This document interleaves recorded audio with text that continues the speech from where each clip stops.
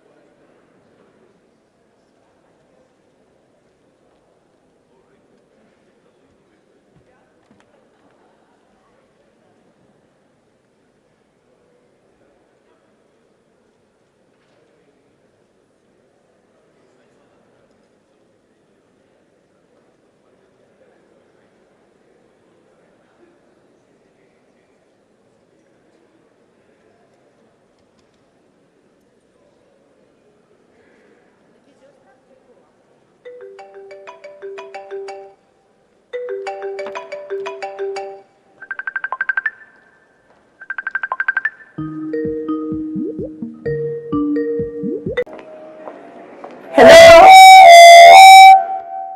There's a call coming in. Hello, hello, hello. Yes, yes, this is Ayanda. Yes, I'm at GEO plenary.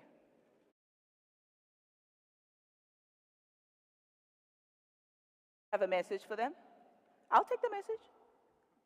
Uh-huh. Oh. Oh, okay, I'll tell them. All right, thank you. Bye. Ladies and gentlemen, good morning. Good morning, everybody. I just got off a call from Earth. And Earth wanted me to tell you that she has a lot to say.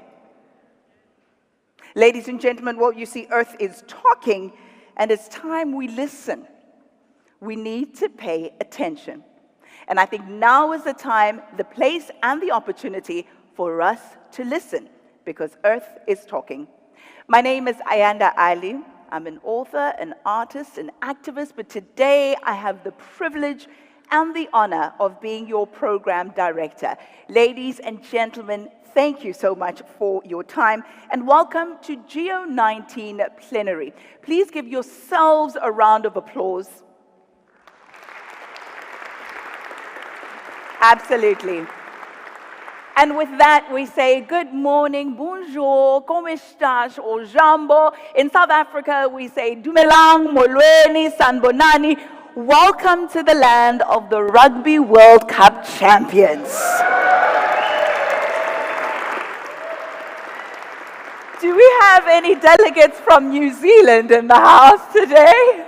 I'm only joking. You are all welcome, one and all, and we thank you for coming. Deputy Minister, co-chairs, distinguished delegates, please consider yourselves welcome, and we thank you. It's going to be an absolutely amazing 2 days because we are going to delve into a diverse agenda featuring discussions and collaborations that will really reaffirm the vision for a world where trusted Earth intelligence is universally accessible, that it empowers society to achieve a sustainable future.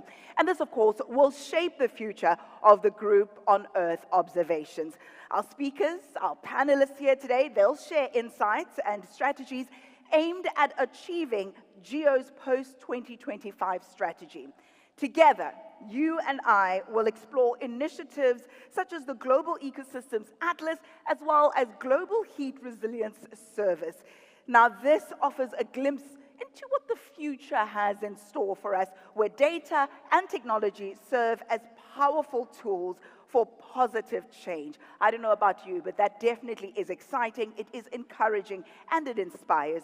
You will unpack GEO achievements and innovative initiatives. We'll also be coordinating between the global, the national, and other levels. Of course, important GEO plenary work will also be underway. So, as we embark on this journey, let's really reflect, let's introspect, let's be inspired by the potential for transformative change.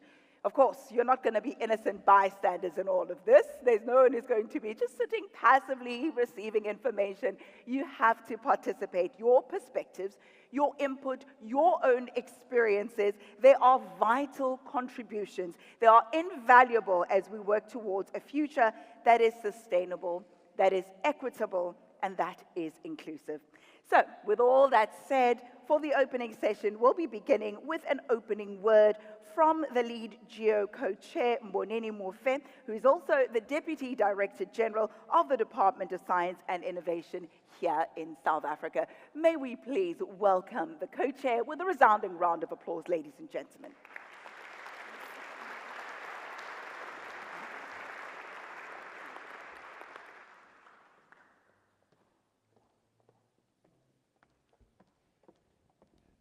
Good morning. I can see people, but I can't hear voices. I understand that the theme of this meeting this week is Earth Talks, but it doesn't mean that you shouldn't respond when I say good morning. Good morning.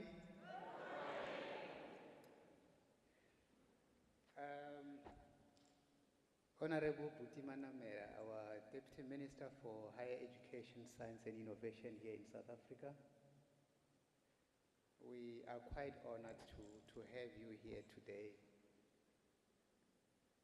It feels like a rehash of Canberra in 2019, where you led our delegation to the Ministerial, where we have made certain promises, which promises today we want to provide an update on in terms of how that has gone. The fellow co-chairs of the Group on Earth Observation, representing the People's Republic of China, the European Commission representing the European Union, the United States of America, the Executive Committee of GEO. We are here today to contract a number of years together in terms of coming to report back to you as the GEO plenary, because you have made us represent you in making sure that the business of GEO during the course of the year before the plenary is actually conducted and conducted properly. So the first aspect is that we are here to report to you on the mandate that you have asked us to carry since Accra, Ghana in 2022.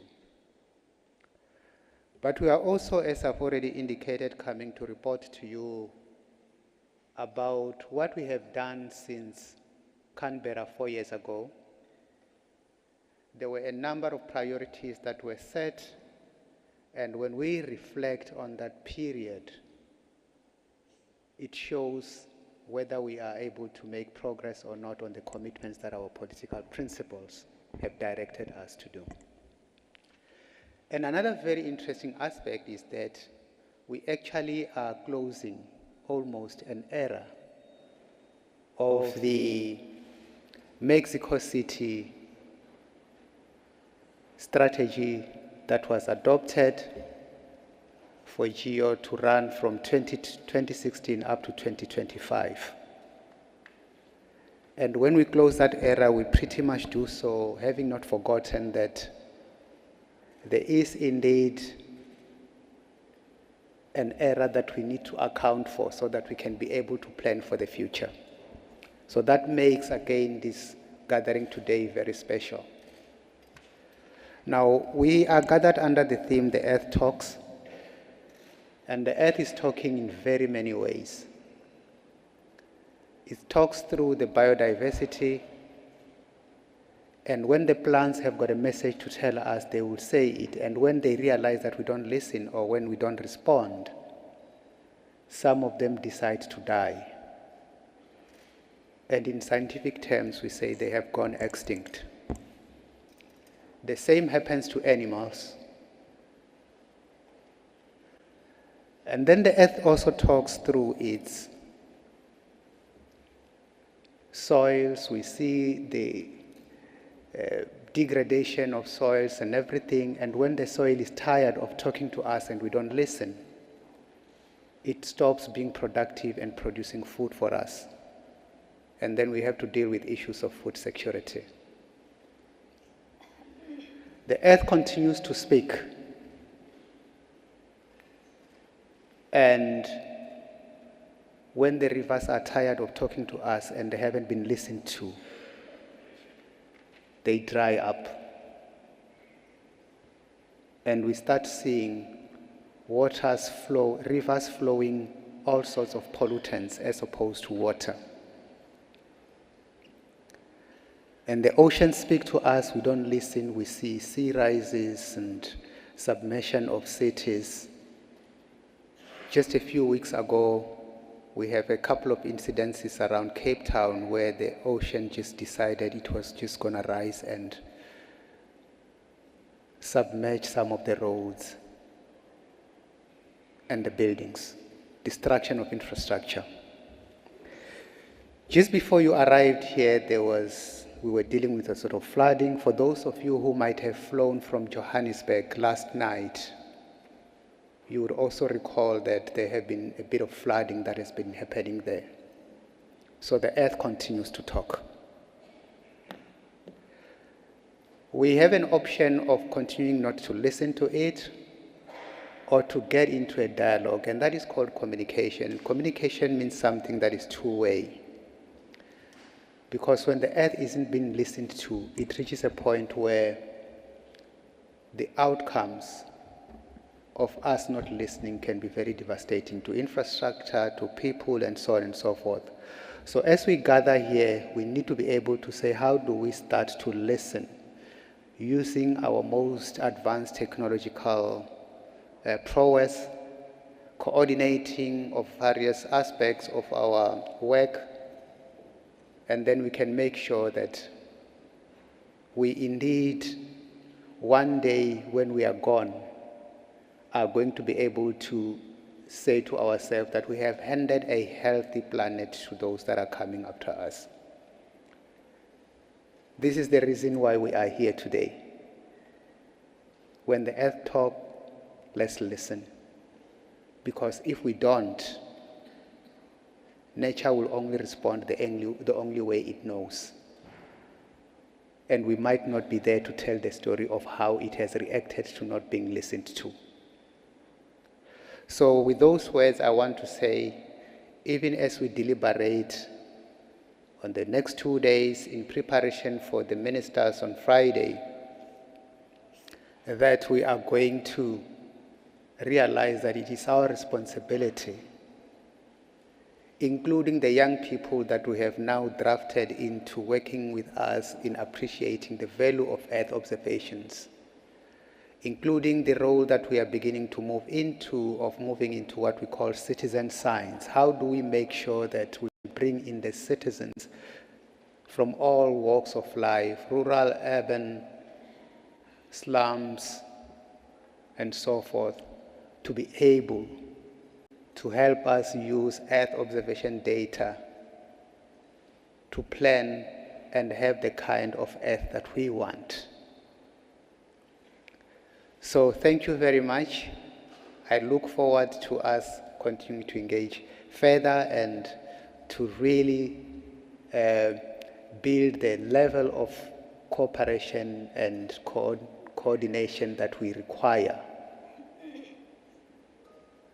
to do all we can to clean what we have done to this earth. Thank you so much.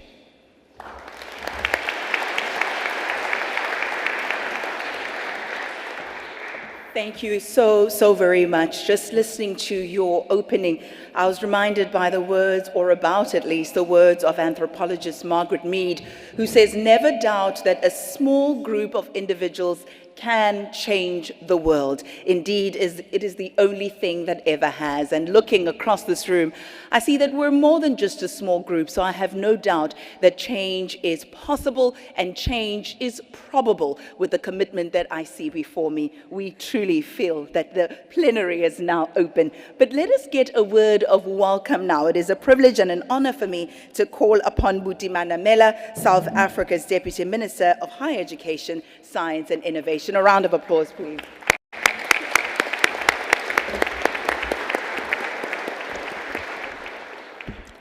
Thank you, Program Director, and to the Deputy Director General, Dr. Mbonene Mwope, who is also the co-chair and GEO principal for South Africa, his fellow co-chairs from the United States, the People's Republic of China, and the European Commission, Dr. Stephen Vols, Dr. Louis Zishun, and Johanna Drake, heads of delegates of GEO member states, representatives of participating and associated organizations, delegates. It is, of course, my honor and privilege to welcome you to GEO Plenary 2023. It was around this time 4 years ago that I addressed this forum in Canberra, in Australia. And I think at the time we had just gotten the better of one of the teams, the English team, in the World Championship in Japan. And today, 4 years later, around the same time, unfortunately, we bloodied our friend's nose, New Zealand, to be crowned again the world champions of rugby. And we are all sitting on the edge of our seats,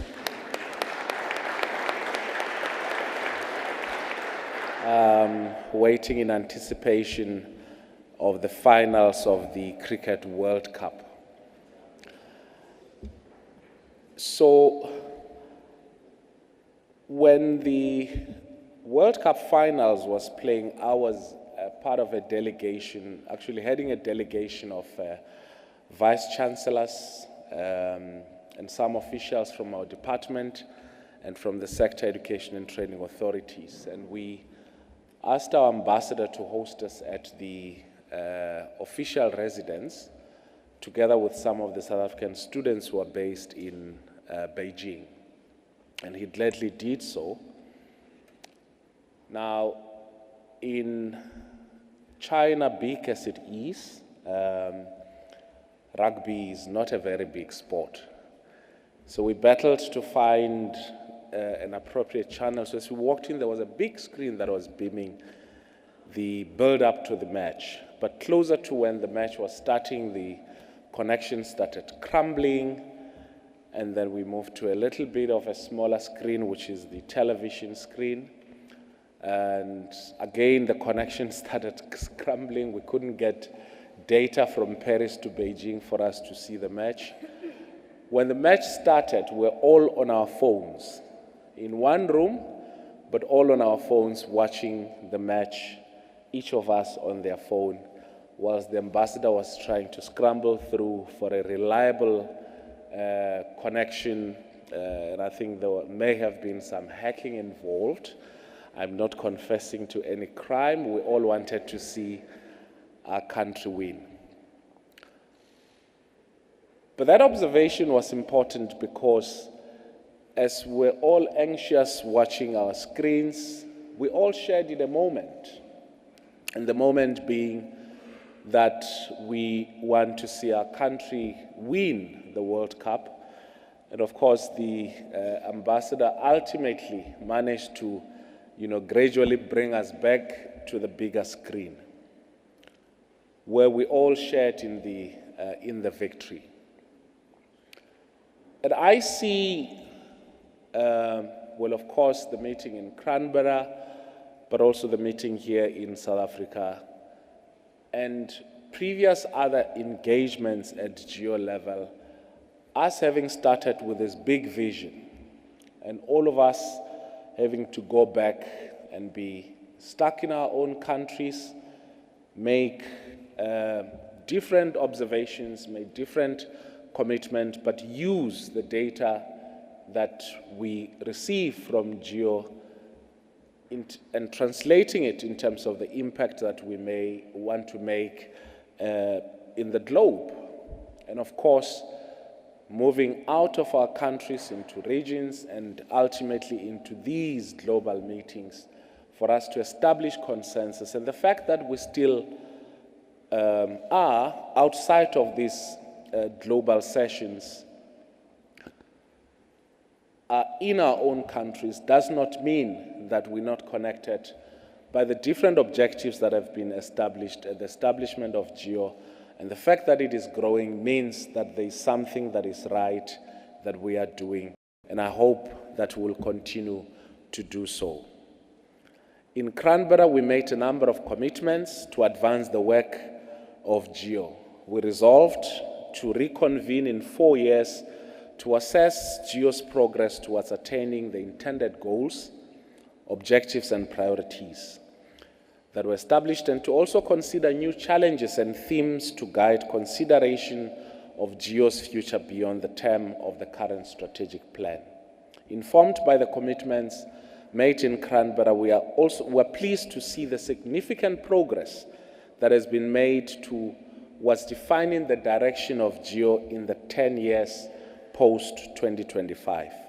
I must also commend the GEO community for the effort and commitment that they have put into creating the new post-2025 strategic direction, which aims to build upon the success of the past 2 decades of GEO's existence. Even more pleasing is the realization that today's GEO looks significantly different from the one that was formalized in 2005. And over this period, GEO has assumed a truly international character that emphasizes representation, inclusiveness, but also accessibility. Towards this end, we have taken the opportunity to strengthen the voices of developing island nations in GEO's governance and its activities. Further to this, regional GEOs have shown and grown and matured, expanding their reach to various marginalized communities and forming cross-regional collaborations. In Canberra, one of the other issues that was emphasized was the role of the private sector, as well as support for and involvement of small, medium, and micro enterprises. This is particularly important for us as the African continent. We're seeing many of our young people leading the rise of small and medium businesses in Earth observation in support of government priorities such as poverty alleviation, employment creation, and economic development. This is why it pleases us that as we move towards adopting the Cape Town Declaration at the end of this week, we would be doing so after having done a lot of work to create a platform for young people to express themselves on issues that are of concern not only to us, but also to them. The highly impressive achievements of young people in this regard demonstrate not only the value of Earth observations, but also the opportunities it presents to modernize various aspects of our economies, assisting in evidence-based decision and policy making and mitigation and response to devastating disasters. Equally impressive is that it is referred to as the incubators that you are introducing, and through such innovations, I'm confident that we will succeed in achieving our goals.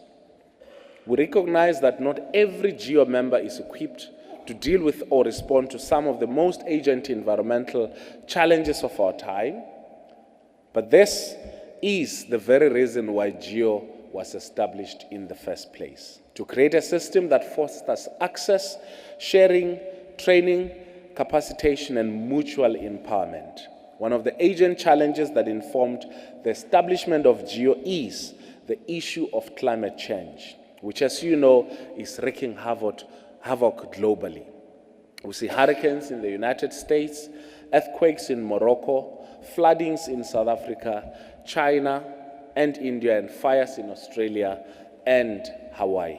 No matter what level of development you define your country as, these are the realities that we all confront, and these are the realities we need to put our heads together in how we are going to deal with them.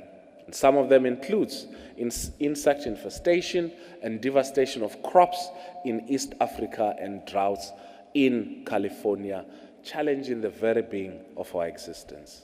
The frequency and severity of these catastrophic events, destruction of the environment, properties, infrastructure, human lives, settlements, and generational disruption of lives, including displacement, is urgently concerning. The most logical response to all these environmental challenges is through coordinated responses, sharing of data, resources, and deployment of capable human capital in minimizing the impact of these disastrous incidents. And for this reason, we need to continue our focus on areas such as land, water, atmosphere, biodiversity, and climate monitoring, disaster risk reduction, and sustainable development. We must focus on relevant and appropriate actions related to the Paris Agreement, the Sendai Framework for Disaster Risk Reduction, and the 2030 Agenda for Sustainable Development. My reference to the success of our rugby team at the beginning of my remarks may easily come across as nothing but bragging, and yes, it is. While there may be some truth in this perception, There are, however, some invaluable lessons that we as GEO community can learn from the sport of rugby. Embodied in the sport of rugby are such elements as teamwork, as camaraderie, as resilience, as perseverance, and as selflessness. This, in my view, are the attributes that must define the character of the GEO community. Thank you for your attention. Welcome to South Africa. Hope you enjoy your stay here. Thank you for listening.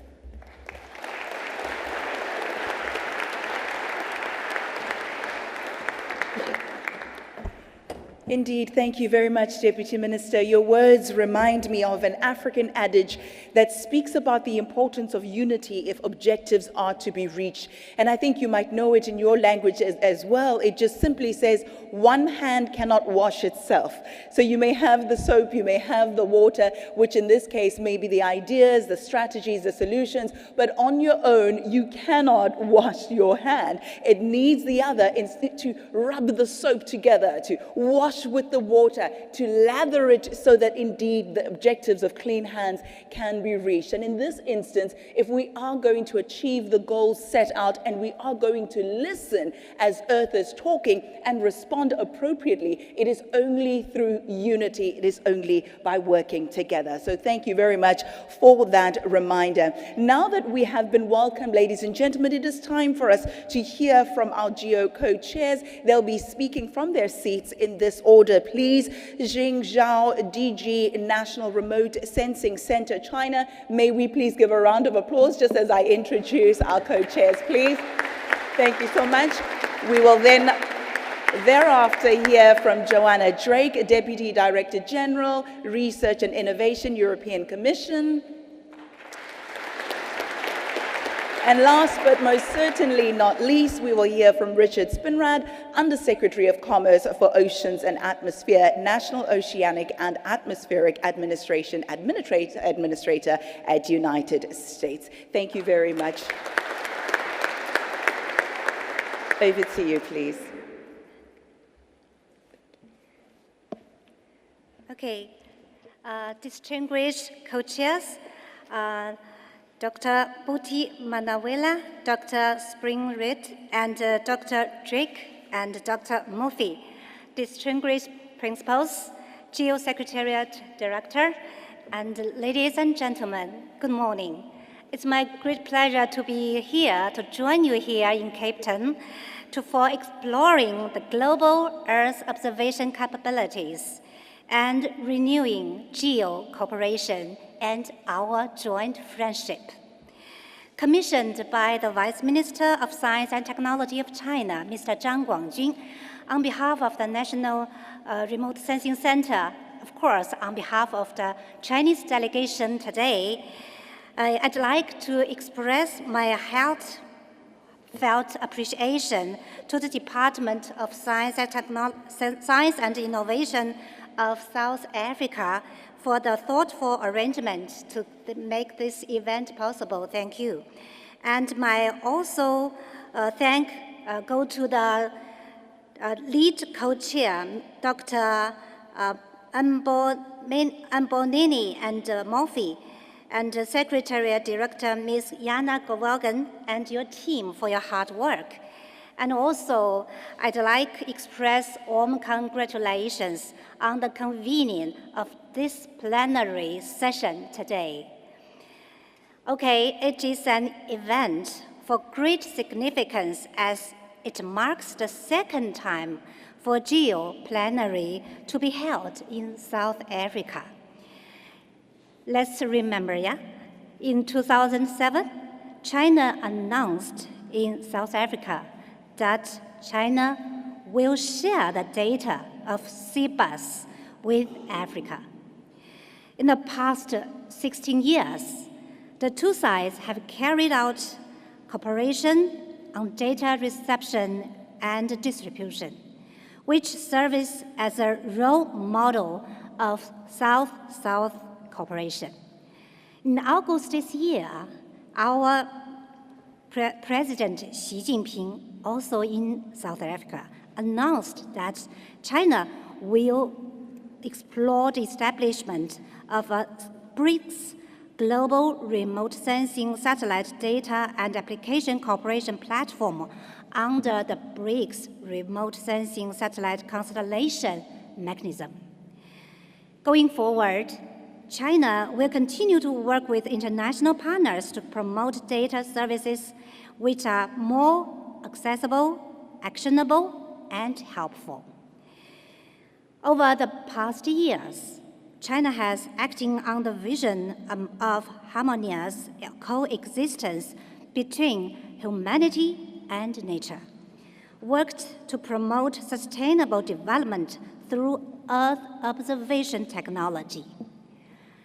We have established China-Africa Cooperation Center on satellite navigation, satellite remote sensing application, and provided nearly 40,000 high-resolution remote sensing images of Chinese natural resources to 23 countries in Africa.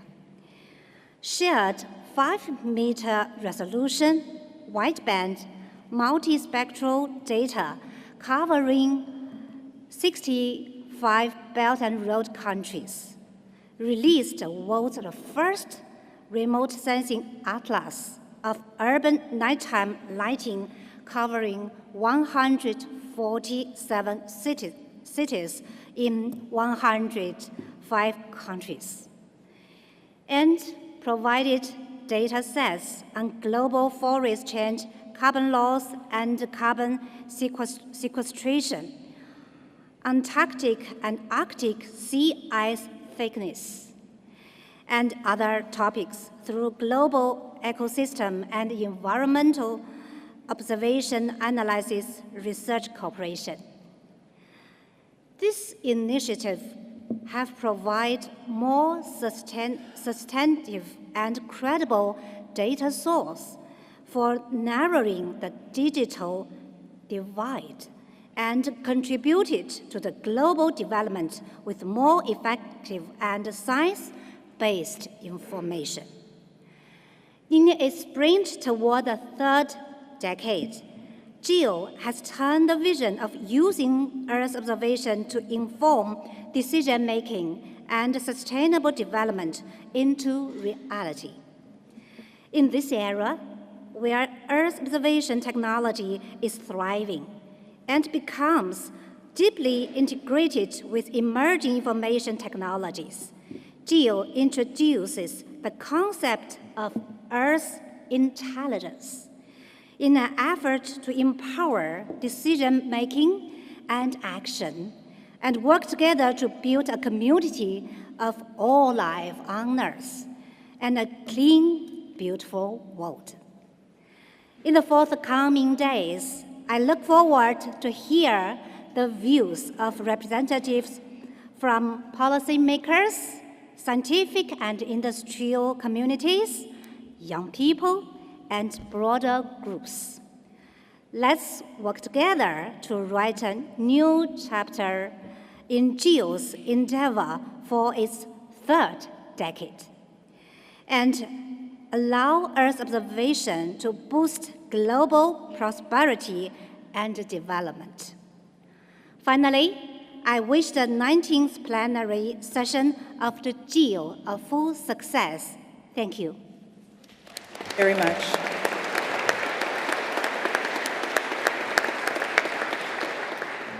Let's hand over to Joanna Drake, please.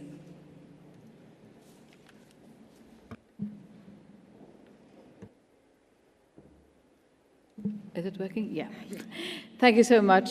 Thank you for giving me the floor. Dear Deputy Minister, Dr. Monemi Imofe, fellow co-chairs, and esteemed GEO delegates, I believe in first things being first. So I want to really congratulate South Africa for their victory in World Rugby. And I think a round of applause again.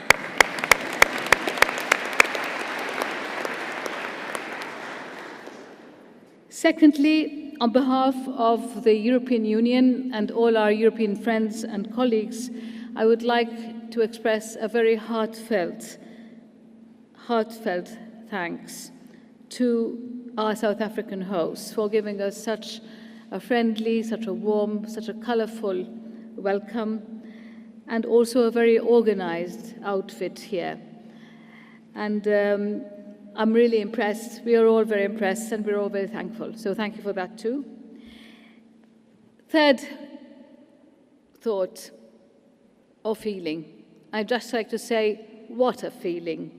In this world that seems to be more and more drifting apart, it is great to be here amongst friends from all over the globe, the US, China, Africa, and so many other countries who are all gathered here. Because GEO, at the end of the day, is a forum for peaceful collaboration, but at the same time, not shying away from using our brains, our data, to benefit the people of the world, of the whole world, and the planet. And we are here because not only the Earth is talking, it's because we want to listen to the Earth, and we want to respond to what it's saying. And that is what joins us up this morning and for the last 20 years. And as my Chinese colleague has just said, for the next decade and beyond. So the European Union fully shares and supports the values of GEO for free and open data sharing of environmental data. We are convinced that this is an important ingredient, I would say a key enabler to support sustainable development. In Europe, we are lucky to have amazing Earth observation infrastructures in place. And we are happy to share the data, the services, and the insights that are produced with the world.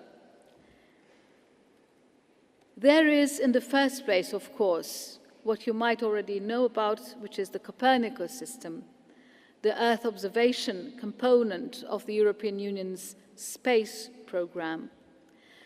Copernicus was conceived, designed, and implemented as the EU's contribution to GEO. With it, free and open data policy, Copernicus data and services have become integral tools in the GEO community. The recent launch of the new Copernicus data space ecosystem marks a significant development for the GEO community. It provides immediate access to vast quantities of open and free Copernicus data, including new and historical Sentinel images, as well as data from Copernicus contributing missions. The data strategy of the European Union will be a game changer in the way businesses and citizens will use data in Europe with global outreach. One component of it will be European data spaces.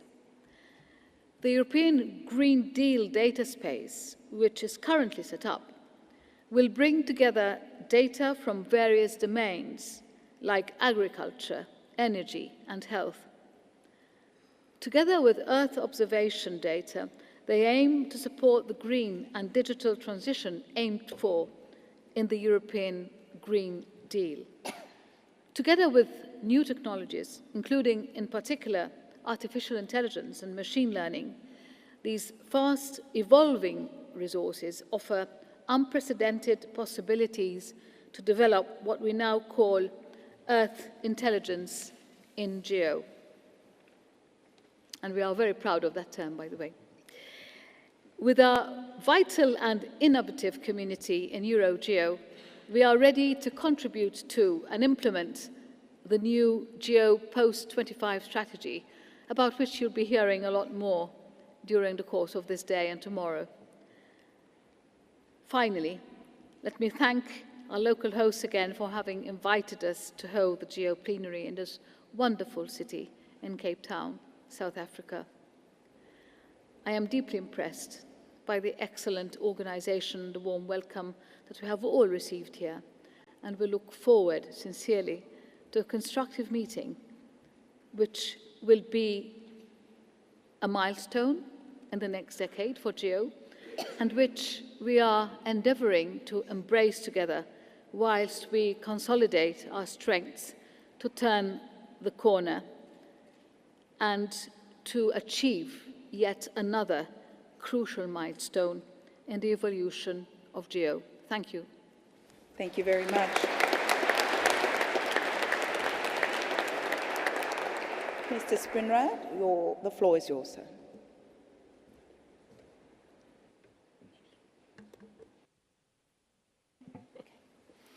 Good morning, Deputy Director General Mwofe, Deputy Minister Manamela, fellow members of the GEO plenary and the wider GEO community. Welcome all to the 19th GEO plenary. Protocol having been established, let me just express and add my appreciation and sincere gratitude to South Africa for hosting us here wonderfully in Cape Town. We obviously greatly appreciate the hospitality and the opportunity to visit your beautiful country. I will tell you, it's been 20 years since I've been to the country, and it's a real treat to be back here. I'd like to take a moment and call attention to a scientific field campaign that's studying patterns of biodiversity going on this month here in the Western Cape of South Africa. And I think as I talk about this, you'll understand the connection to the bigger issues we've described, and hopefully get a sense of how we take the very lofty strategic objectives that we have in the post-2025 strategy and the Ministerial Declaration and bring them to action. The area that I'm talking about around Cape Town, both marine and terrestrial, is one of the most biologically diverse areas in the world. The campaign, which is called Bioscape, is a collaborative effort between South Africa and the United States. And we especially want to thank South Africa's Department of Science and Innovation and the University of Cape Town for their participation and partnership in this campaign, along with numerous other organizations and universities who are contributing. The Bioscape information will support research as well as evidence-based, data-driven decision-making. And all of the Bioscape data products are free and openly available to all. As the GEO community, we have an important week ahead of us. The United States is excited about the GEO post-2025 strategy and the opportunity that it presents to our global community to enact change, to help people, and in many cases, to actually save lives around the world using Earth observations. This new direction for GEO also has great potential for assisting all of us to meet the national contributions to large international treaties and to truly focus on co-development of work activities to assist in the most pressing environmental issues.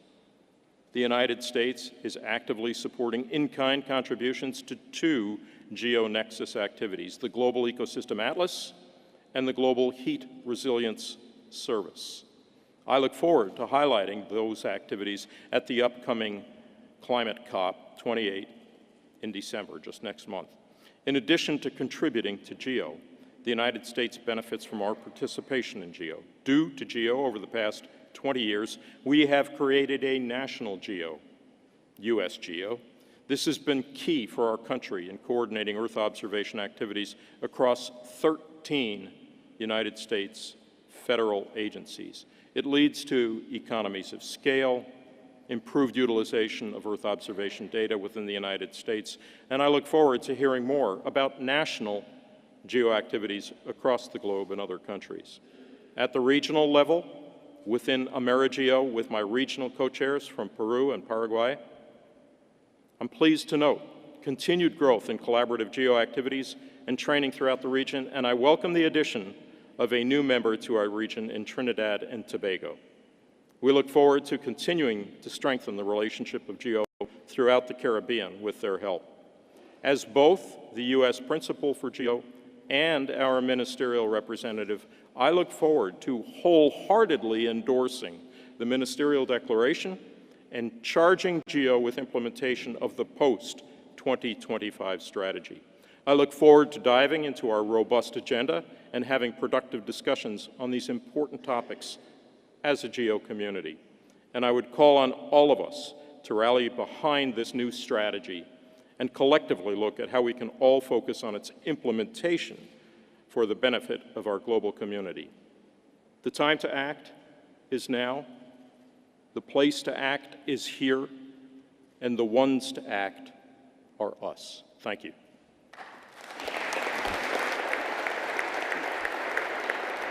My goodness, thank you so much, Mrs. Spinrad. I trust it won't be another 20 years before you next return to South Africa.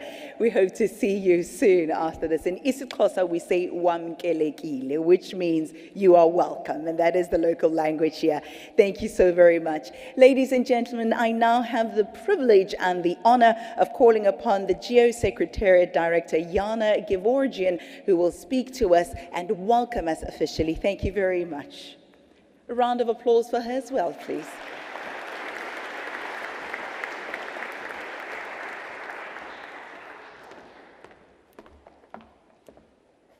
Good morning, everyone. Good morning, Deputy Minister. Good morning, co-chairs and the GEO family. Welcome to the Cape Floral Kingdom. I know some of you have joined us yesterday or the day before and weren't here with us during the opening ceremony. What a beautiful ceremony it was. But really the most precious things for me is that we find ourselves in this precious environment, world's international biodiversity hotspot.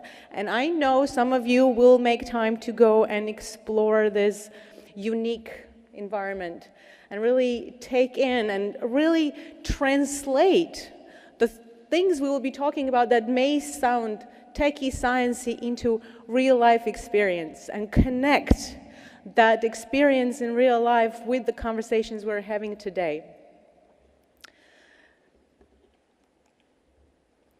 Let's, for a minute, figure out how the slides work. There we go. Where did we leave off last year? Last year, 2022, we were in Ghana, and we all jumped on the bus. It was a bus that started a journey towards post-2025 GEO. Some of you may recognize yourselves on this bus.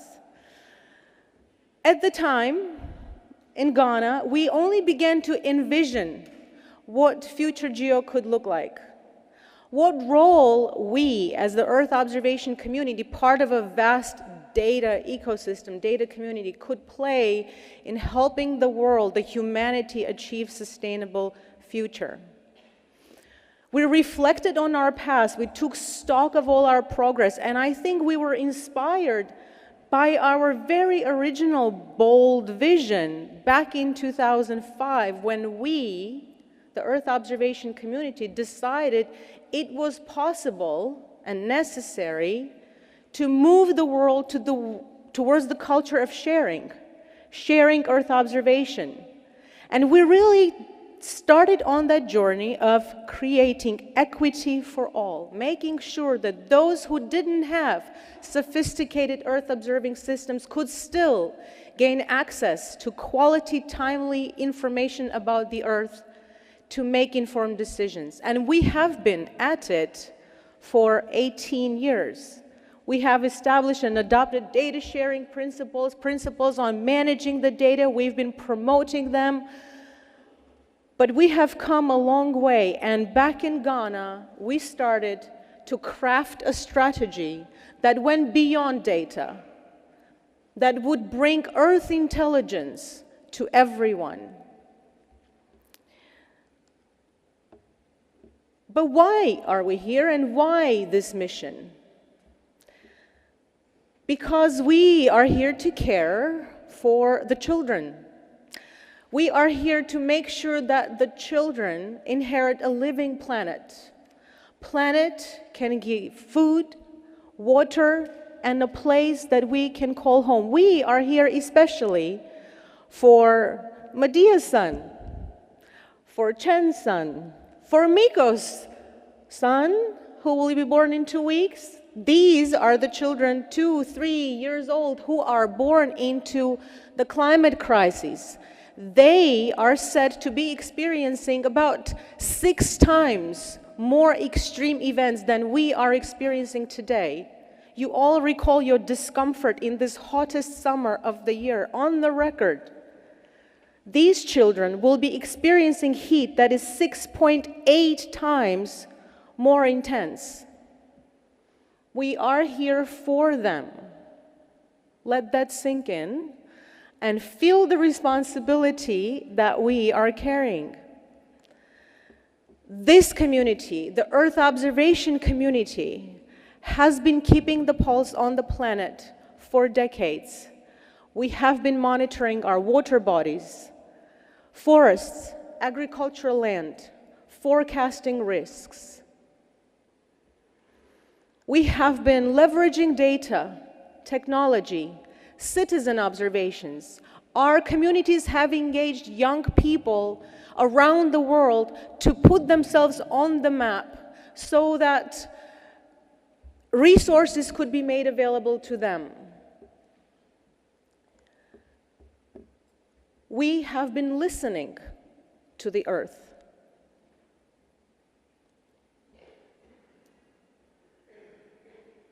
We should be hearing.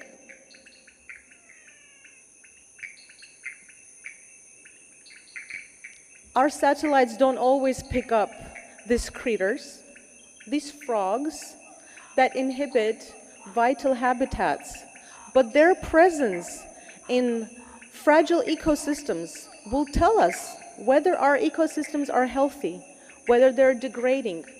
The movement of this sound, its presence or absence, gives us a lot of intelligence and insights about the state of nature. Our community has been leveraging technology to collect the sounds, create libraries of these sounds, soundscapes that we can really use in understanding big changes and small changes in the vital ecosystems that are key to our survival. The efforts and the progress of our community have been on full display over the last 2 days in workshops, in flash talks, showcases, and in the GEO exhibition, which I hope you all have visited. But we cannot stop here. And this is where the post-2025 GEO strategy comes in, ushering in Earth intelligence for all. It's a strategy that calls for transformative programs.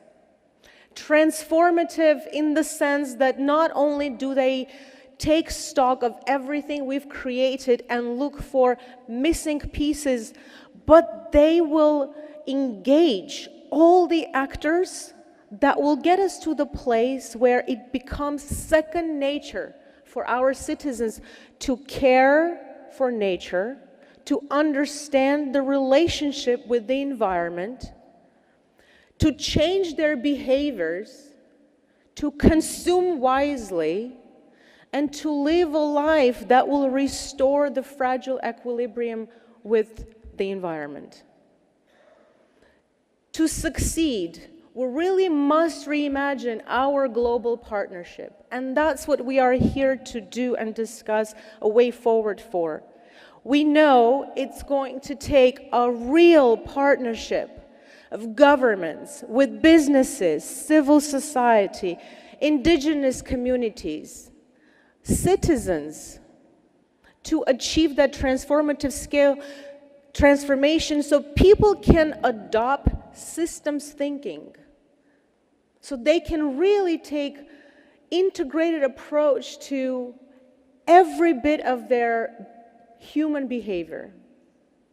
We will be introducing 2 such programs that represent sort of evidence that this is doable and possible and that there is a will.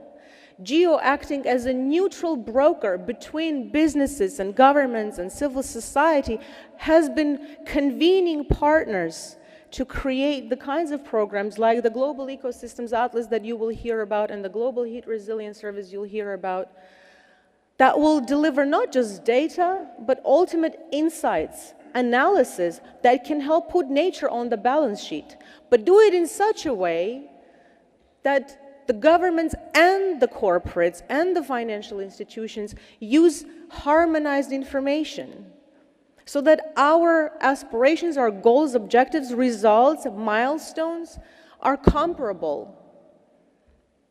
One world, one nature, one vision.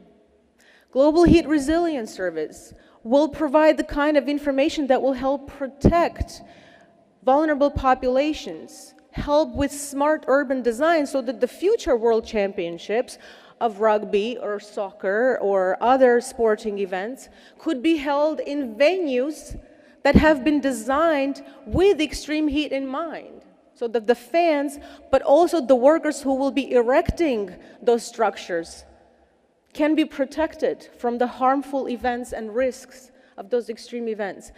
That is the vision of these transformative scale programs, but they will have to leverage all types of data, which means us working with communities outside of Earth observation community. And those communities are just as eager to work with us as we are eager to work with them. I must recognize our partners in the statistics universe, in the geospatial community. We are here to break the silos between different data ecosystems to create and unleash the power of all the data to provide those refined insights and intelligence. We are here to reimagine GEO, and we must face the time to choose. Do we just adopt great words on paper, applaud, have a great plenary, great ministerial, and that's it? Or do we truly commit to invest political capital, financial capital, to realize this vision? We know it takes more than just believing, more than just trusting to make things truly happen. It takes commitment, will, and investment to make things real. And I really hope that by the end of this week, we will establish the principles and the foundation for developing a future implementation of this strategy that will be based on solid commitment of political capital and financial capital. I'm here asking you for that on behalf of the GEO community, on behalf of those whose work is showcased in the GEO exhibit, whose work is showcased in the GEO Highlights report, whose work we are proud to give the GEO brand, the GEO label. Their work must be scaled, must be sustained, because we cannot leave impact on the table. The world is facing challenges. Those challenges are our opportunity. So I ask you, GEO principals, to please commit politically, financially, to turn the GEO strategy that will deliver Earth intelligence for all into a real, implementable, actionable reality. Thank you very much. I appreciate you being here and all the attention you will give undivided despite the Table Mountain calling in the beautiful Cape Town.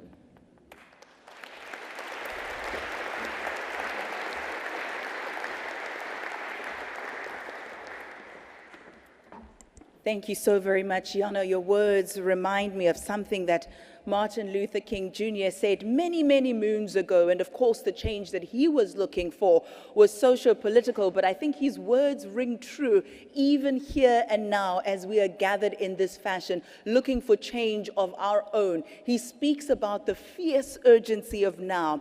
And he says, we are now confronted with the fact that tomorrow is today. We are faced with the fierce urgency of now. And in this unfolding conundrum of life and history, there is such a thing as being too late. So now is not the time for apathy or complacency. Now is the time for rigorous action. So Yana, thank you for driving that point home. Another round of applause, please, ladies and gentlemen. Please allow me to now call upon the lead co-chair to chair the remaining session of this opening session. I'm going to ask that you do so, please, from the comfort of your seat. Thank you very much.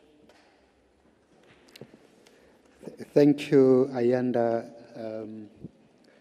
We are now going to just start with the business of the day in terms of just mapping what the whole day prior to this welcoming session is going to look like.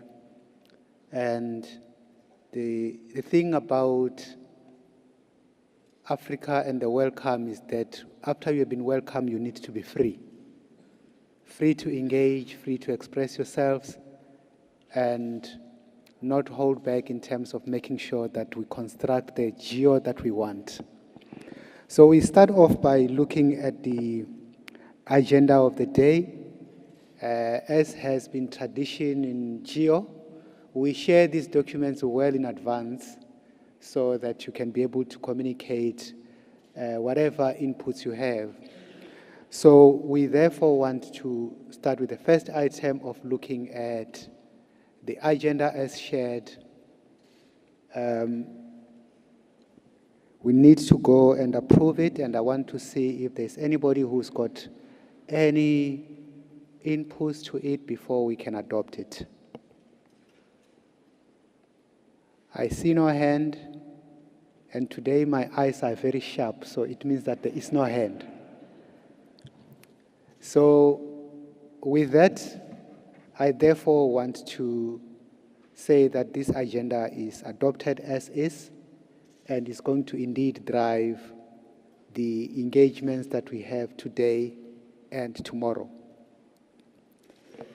The second item in terms of where we started now is the report of the previous plenary, and this is the plenary that we held in Accra, Ghana in 2022, and we call this GEO 18.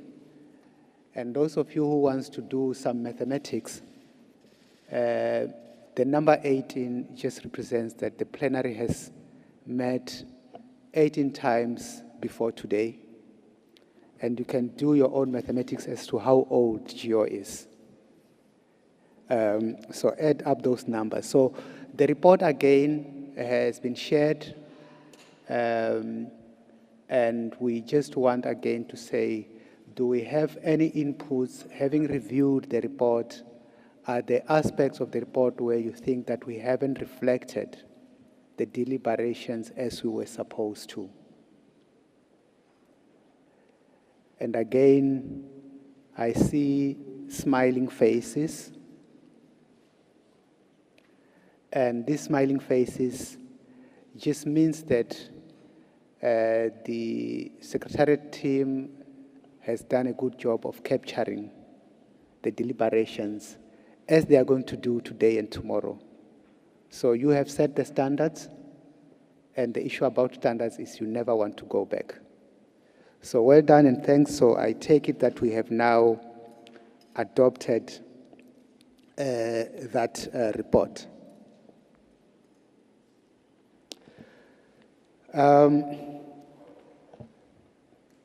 I think when we have been going through the presentation, one of the things we indicated was that the GEO, or the Group on Earth Observation, is completely different to the organization it was in 2005.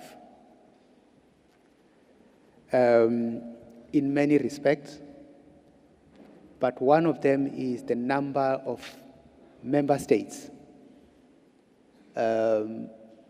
I recall the kind of meeting rooms we used then, and the movement from holding the plenaries outside of the WMO building in Geneva to starting to go into international conference centers.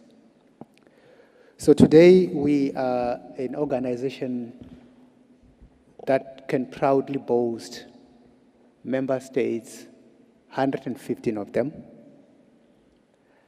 And the last born in this big family is Trinidad and Tobago. So we want to welcome Trinidad and Tobago into the membership of GEO.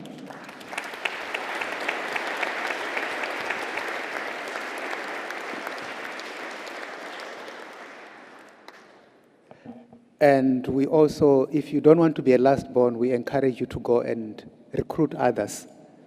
So that is the work firstly of Trinidad and Tobago, but also for all of us to go and continue to talk about the value of GEO. So we are going to let this latest member, and as introduced or highlighted by our co-chair from the Americas, doing a good job.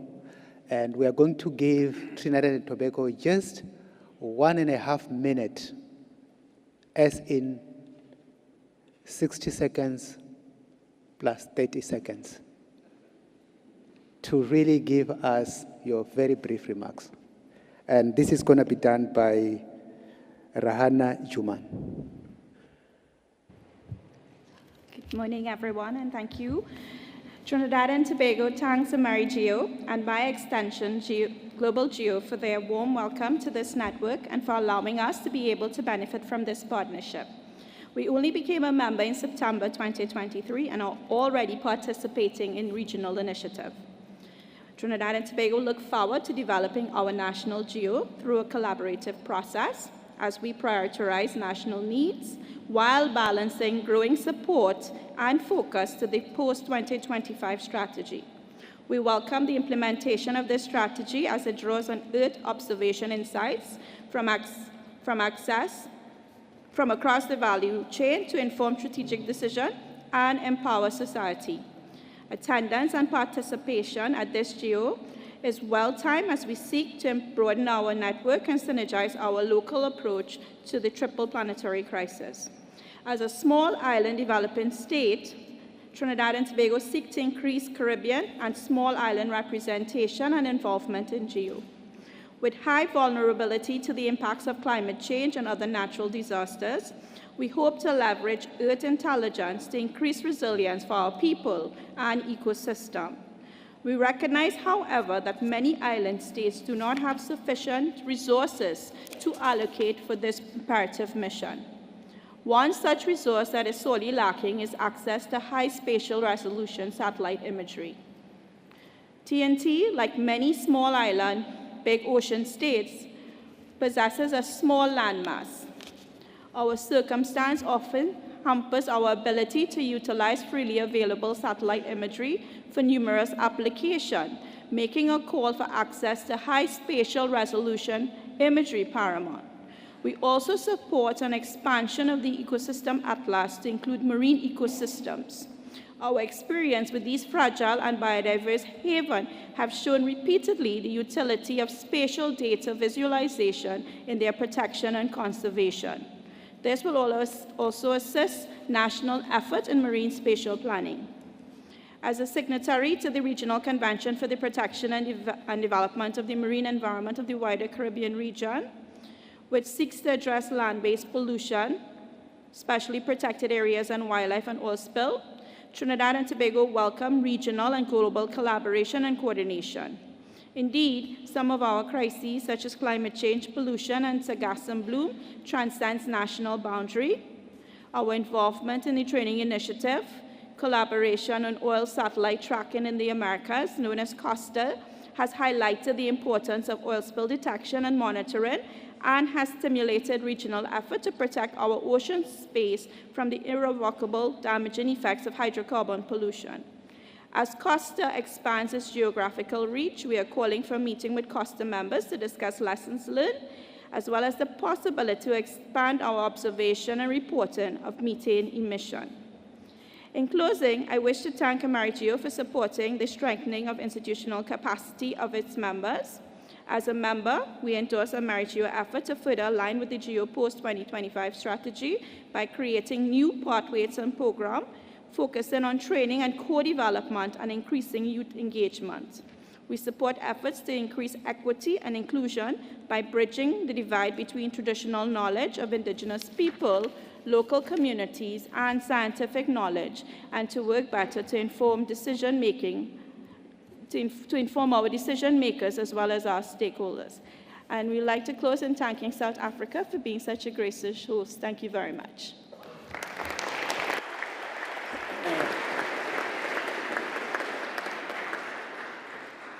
Trinidad and Tobago, you are welcome, and let's give them another round of applause.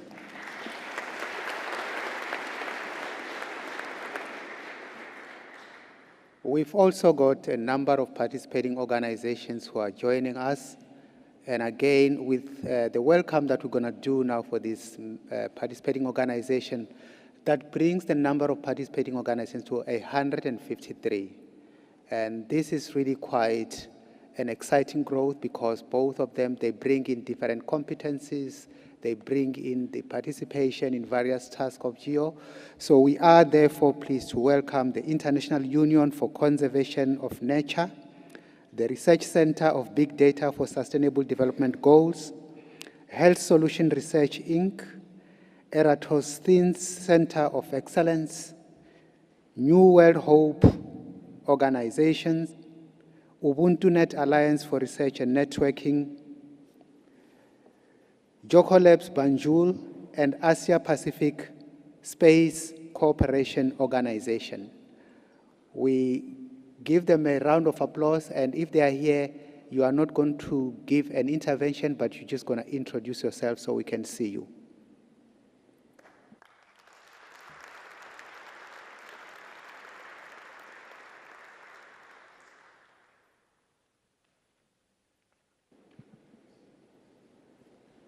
We can start with the IUCN, if you're here.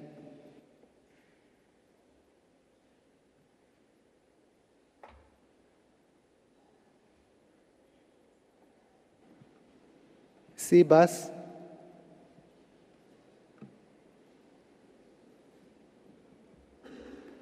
Health Solution Research.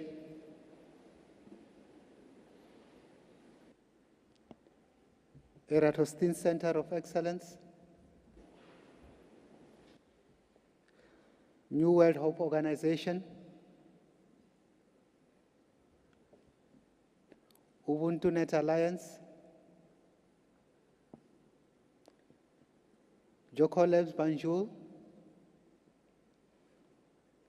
and Asia Pacific Cooperation Organization. So I think somebody's sabotaging all of them because they should be here. But in your absence, we welcome you. This is the home that you're going to have an opportunity to contribute to making a difference. With that, Ayanda, I think I hand over to you. Thank you very much. Ladies and gentlemen, I'm going to ask you to please give another resounding round of applause to our speakers, please.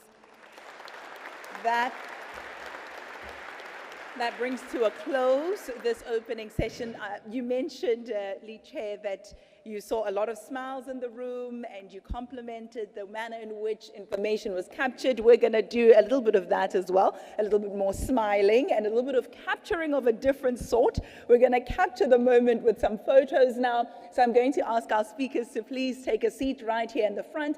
I'm going to call upon our official photographers to please make their way onto the stage so that you can take a group photo of all of us. Who knows, maybe in the next meeting, just as you saw the picture of people in the bus, they'll be seeing pictures of you in the plenary. So let's make sure that all of us are represented, that we are all part of this picture. Yes, please, for the speakers, please do take a seat right here in the front so that we can see you. And the photographers, feel free to make your way to the stage so you can take a picture of absolutely everybody. And while we get the logistics sorted out. I'm going to be reading 1 or 2 announcements, so please feel free to pay attention. I know many of us can multitask, so that shouldn't be a problem.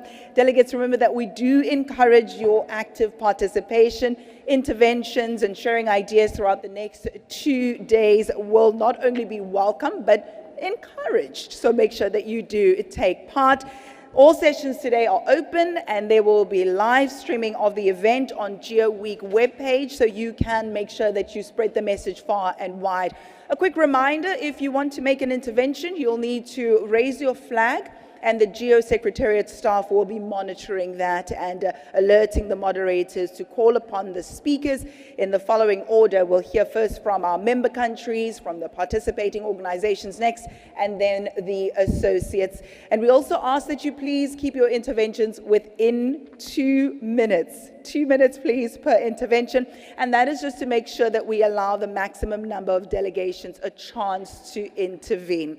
The plenary coverage is being done by the IISD, and today's summary will be available on their website at the end of the day. And also, just speaking about the end of the day, we will be having the GEO Gala dinner this evening. It is by invitation, and invitations will be distributed. If you have not received one already, please do contact Mr. Thabo. Mr. Thabo Mudiba, I believe, is to my left. There he is. Smile and wave, Thabo. Smile and wave. Thank you very much. Thabo will be able to assist you in that regard. So as soon as the pics are ready, I'm told there will also be a 360 degrees camera. And when this camera is ready for us, I'll get a thumbs up.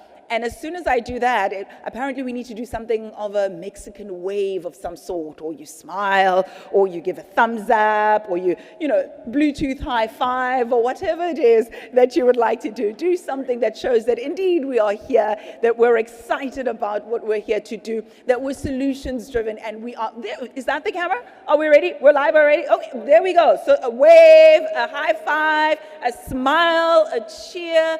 Let the world know that we are excited about what we're here to do today and for the next couple of days, that indeed in this room are people who are eager, who are optimistic, are people who are not only willing but also able to make a difference. So thank you very much. There we go. We got it. We've got it. I love to see it. Thank you so very much. Ladies and gentlemen, we have fast run out of time, right? We're running on African time. And if you know African time, it means we're basically late. So we'll try and redeem the time as much as possible. That means that our tea break is 10 minutes. So please, let's quickly get your refreshments, come back into the plenary, and let us continue. 10 minutes, ladies and gentlemen, please. Thank you very much.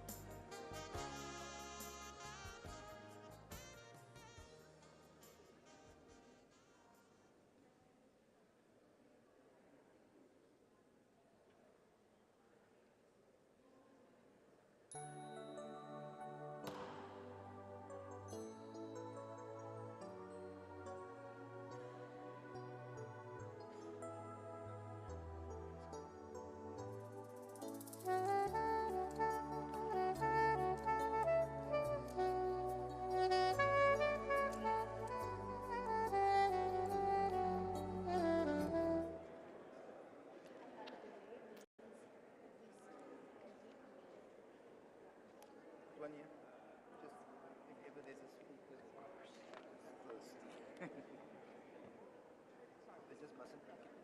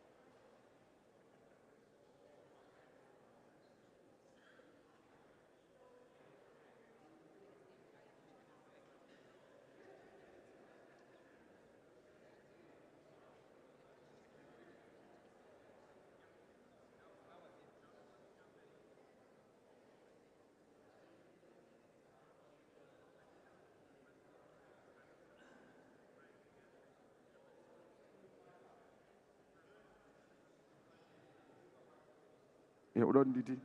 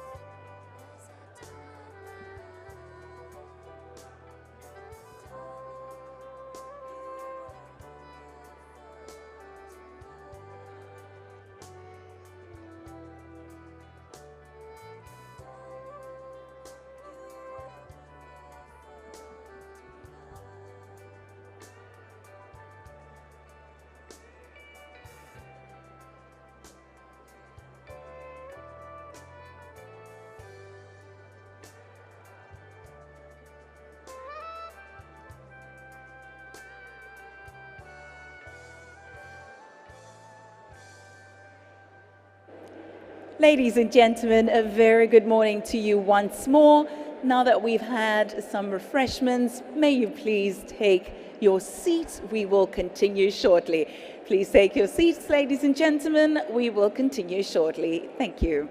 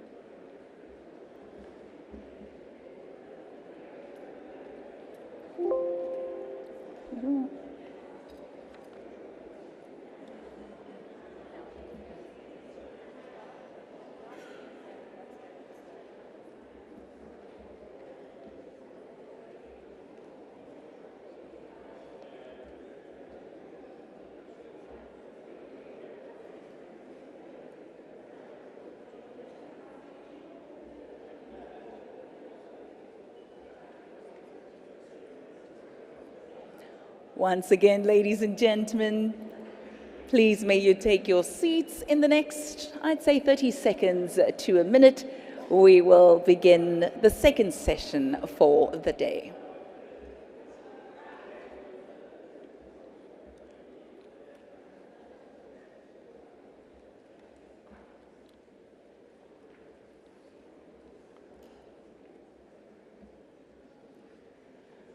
All right, welcome back. I trust you've enjoyed the refreshments and a time to just touch base and connect with one or two people during the coffee break. Thank you very much for making your way back promptly and succinctly. We do appreciate that.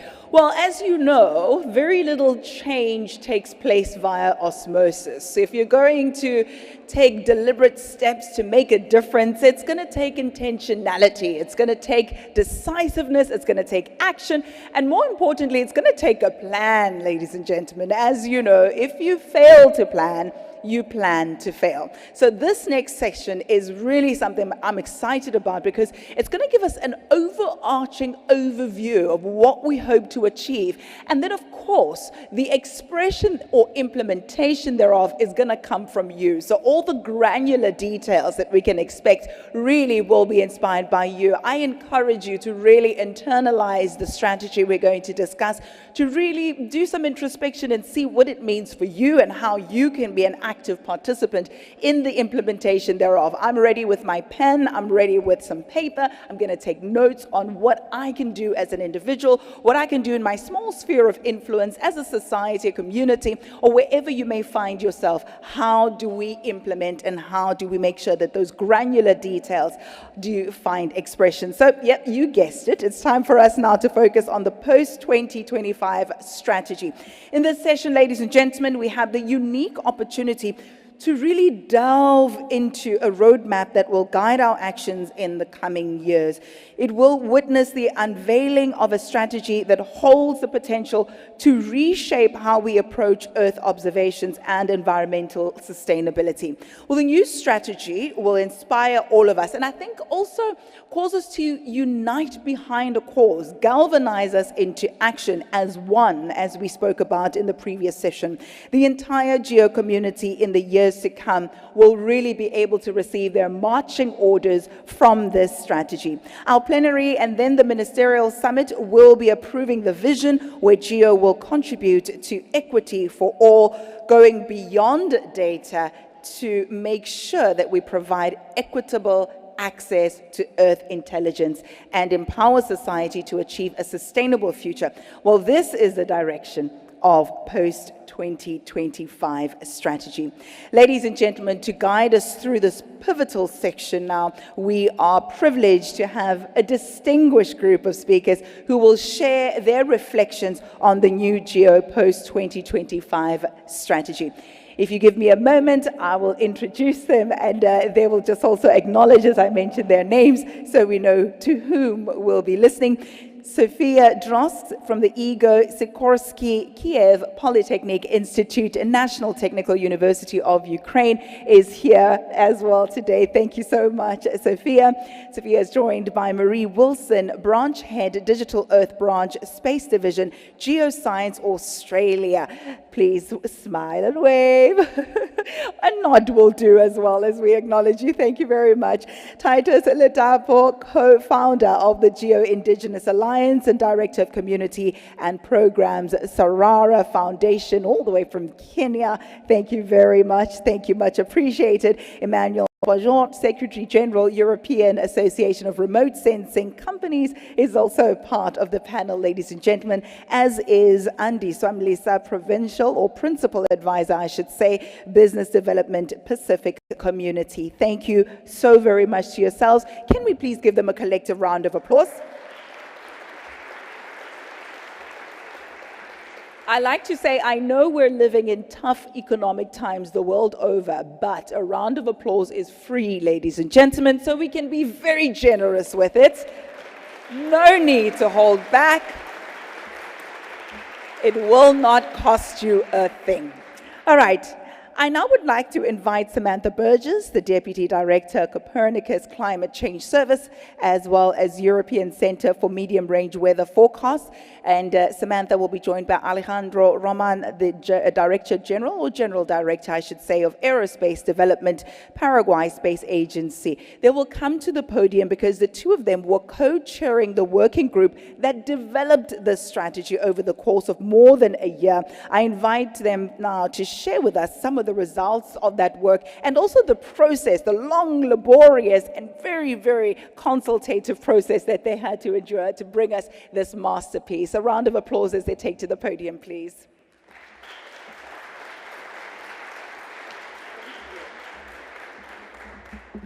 Well, thank you.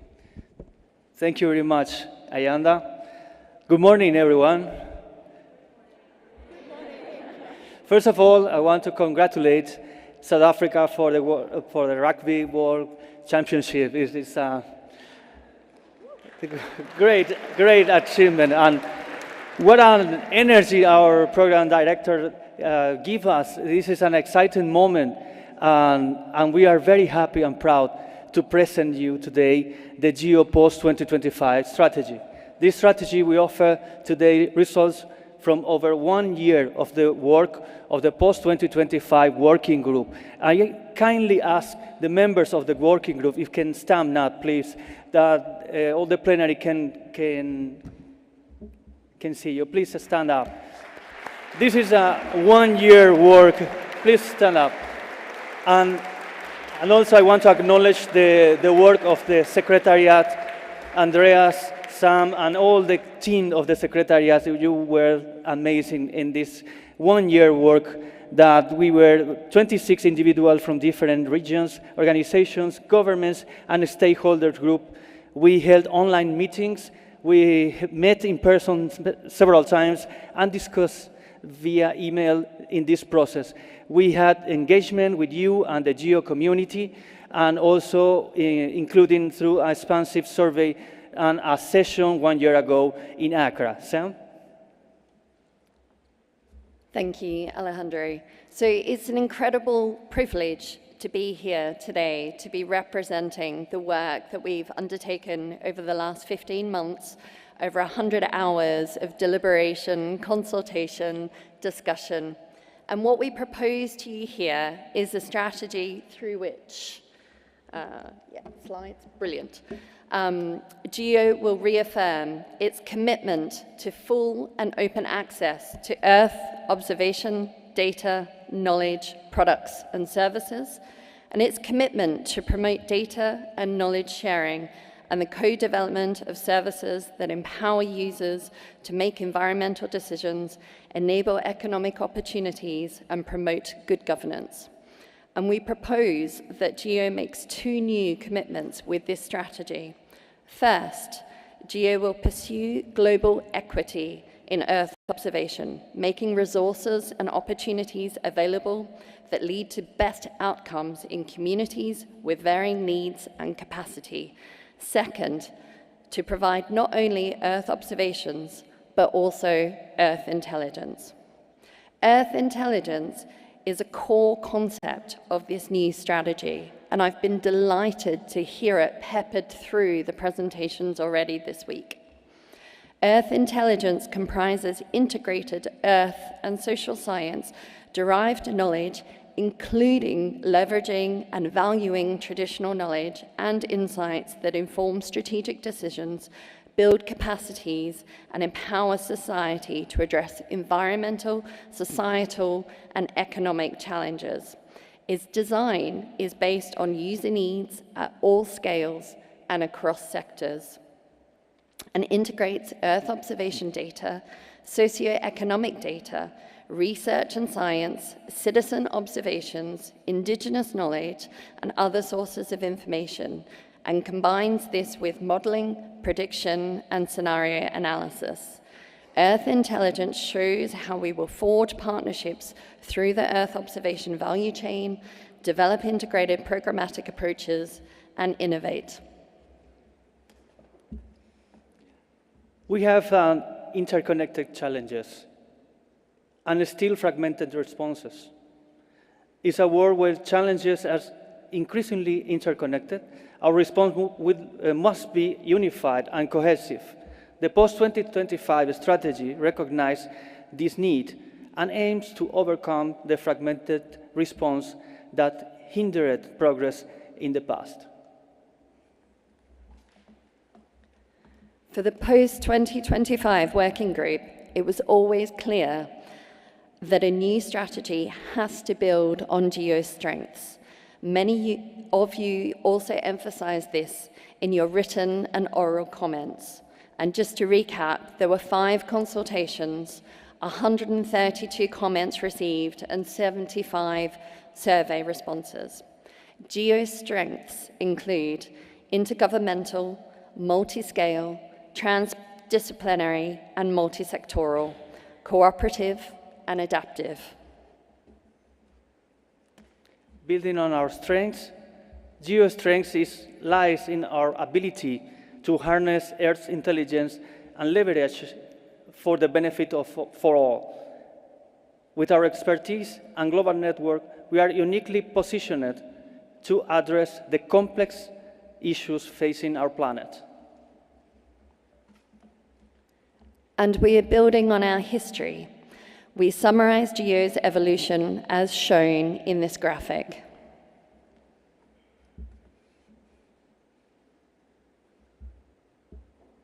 Our evolution went from data for all, service for all, and now we are talking about Earth intelligence for all. The results of our deliberations, reflections, and many discussions amongst ourselves and with the entire community led us to formulate a refined vision for the world to which GEO contributes with its mission. Just to recap on the slide in front of you, the GEO mission is a world where trusted Earth intelligence is universally accessible and empowers society to achieve a sustainable future. Our mission, GEO co-produces user-driven Earth intelligence solutions that inform decisions and accelerate action on global, societal, and environmental challenges, leveraging its unique position as an established intergovernmental body with a strong and inclusive partnership. And the GEO service offer is to empower anyone to use and contribute to Earth intelligence to make decisions, better decisions, for people and planet. A new direction from 2025, Earth Intelligence for All. Looking ahead, our vision is to make Earth Intelligence accessible for all. By democratizing access to data and knowledge, we can empower individuals, organizations, and governments to make informed decisions and take effective actions.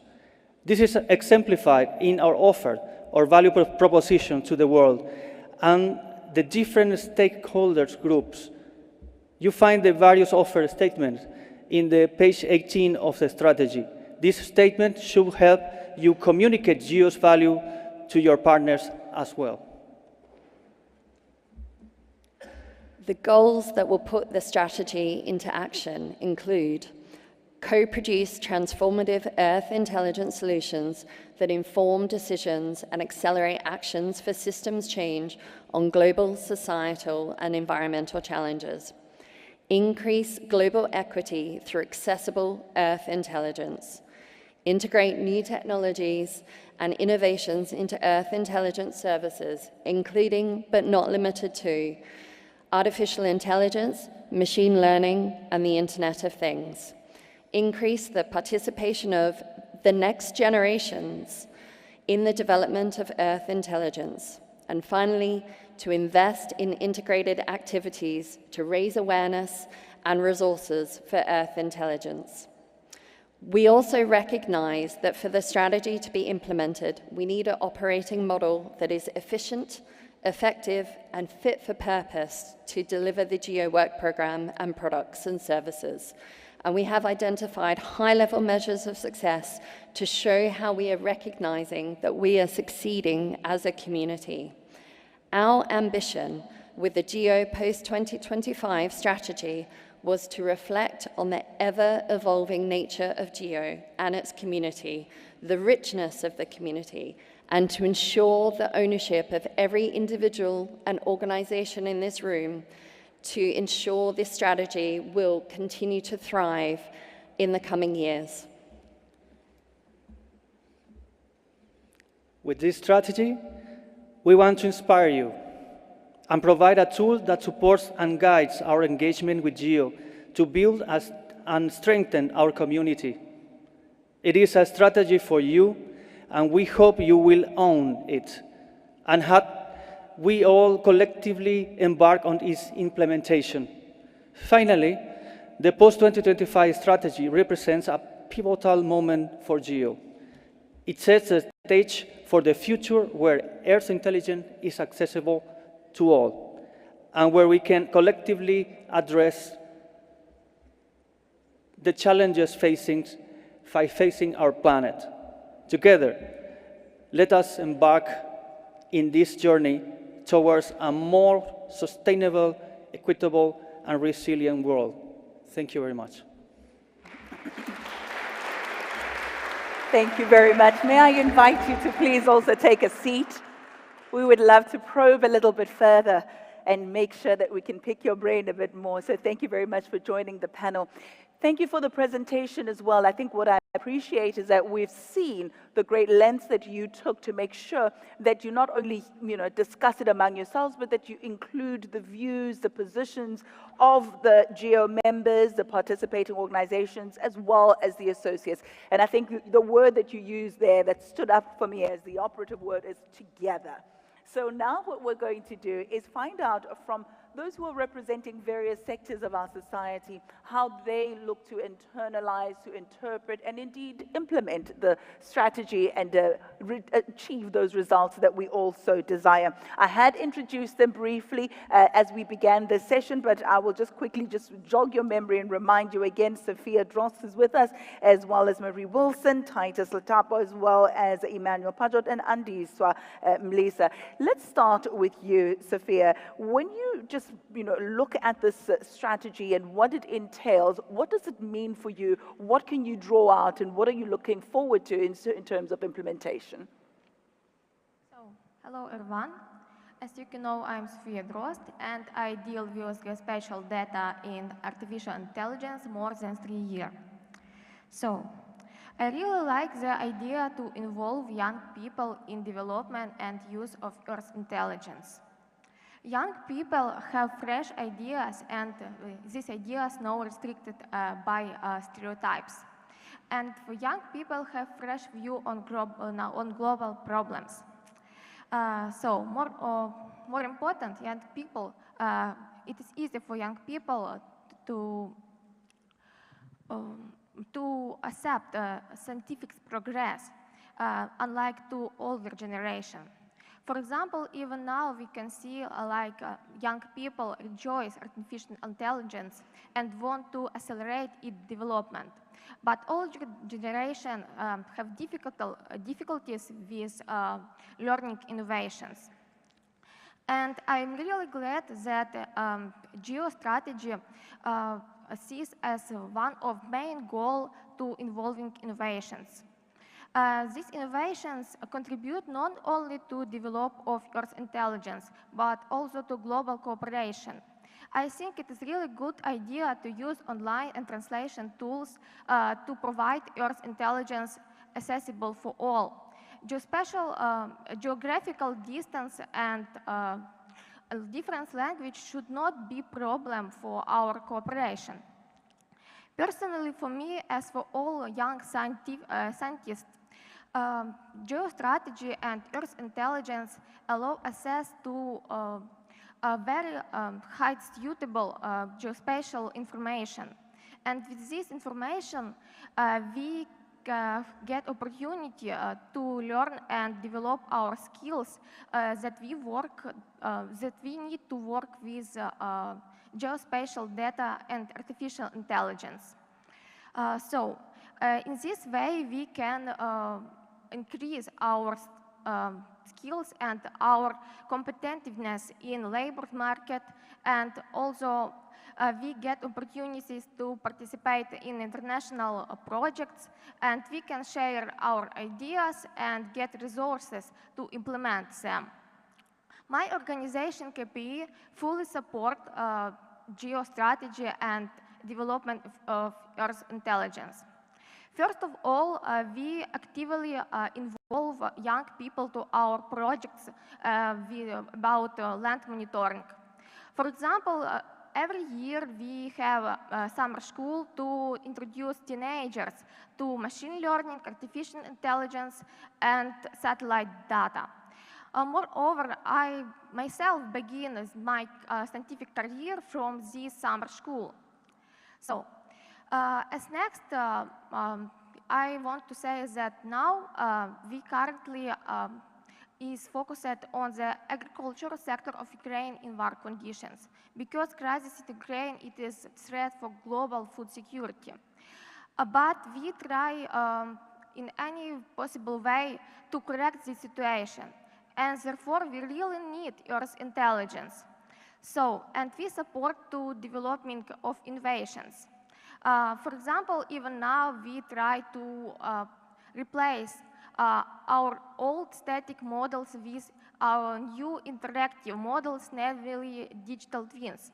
These digital twins allow us not only monitor what is now, but also we can predict how war affect to land, yield, crops, and even pest population.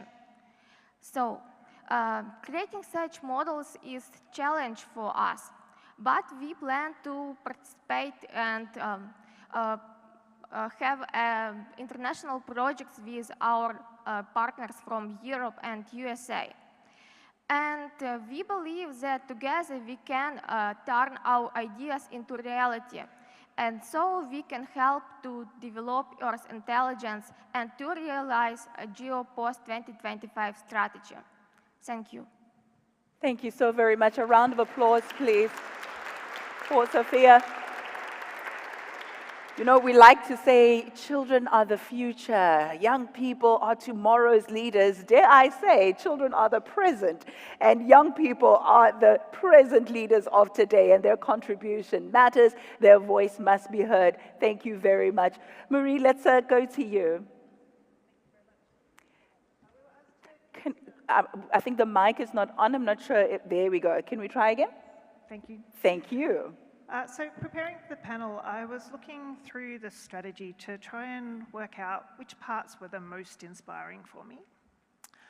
Reading through, it's so comprehensive. There are so many aspects that are covered in it, and a lot of the strategy resonated with me. So trying to figure out one inspirational part, I actually decided that it wasn't in the strategy, it was about the strategy, which was the fact that it's been developed by this community. So the broad consultation that Alejandro and Sam mentioned before, and the fact that everybody has put forward their views, we've been able to bring forward some divergent views to really come up with a strategy that's fit for the next decade is the most inspiring thing about that strategy.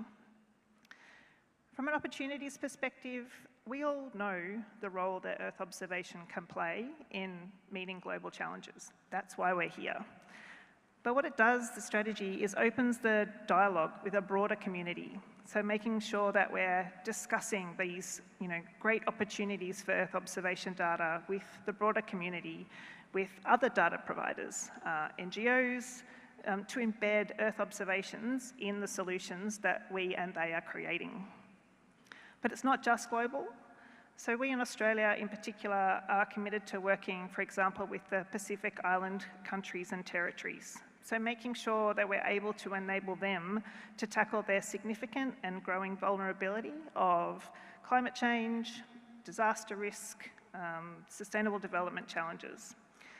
So how we can help them is by making sure that they have access to the data, to the insights, so that we can help to deliver Earth intelligence for all. So Australia is committed and keen to respond to the call for action that we heard this morning. So the development of the implementation plan for the strategy is critical. It's not going to be easy, but we are really committed to making sure that we are part of that conversation. We're really appreciative of the Program Board of GEO, who are already looking at new and ways that the current activities can feed into the new strategy and how they're going to map against that. and opening up new opportunities for new activities as we work through all of those really complex aspects of the strategy as we have. Thanks. Thank you. You know, you speak about the challenges that will no doubt be experienced, you know, as we put together implementation plans, but it reminds me of the words of Dad Nelson Mandela, and he says, "I never lose, I either win or I learn." So even in the midst of those challenges and the setbacks that we'll no doubt experience, you know, those teething problems that every new plan has, we always have to keep a mindset of this is either a win or a learning opportunity. And with that positivity and that inspirational, I have no doubt that the challenges will not be insurmountable. Titus, let's hand over the mic to you, sir. Yeah, thank you very much. Yeah, thank you very much. My name is Titus.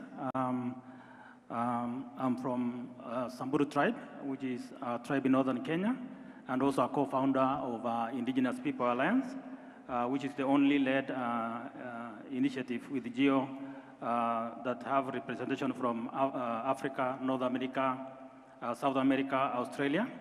The Alliance acts as a vital bridge between indigenous people and the wider GEO community, recognizing the critical role that indigenous people play for climate action. Despite making up less than 6% of the world population, indigenous people are, are responsible for conserving over 80% of world biodiversity.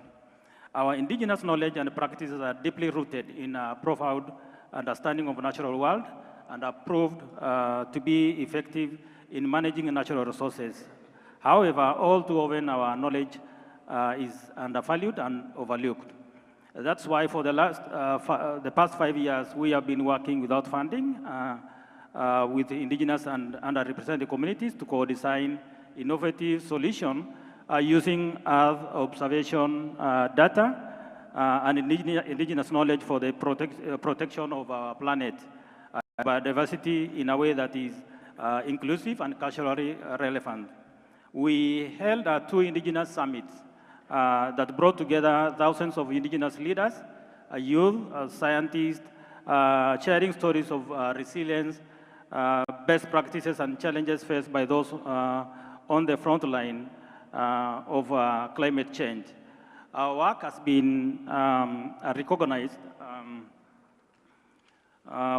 international level. We have been invited to present our work at COP26, COP28, World Expo Dubai, and various other international events. Yet we still face obstacles such as access to internet, lack of resources, and lack of political will. That's why for us, the GEO Post-25 strategy is critical, a tool to enable us to further advance our work and receive financial support for the important work we are doing.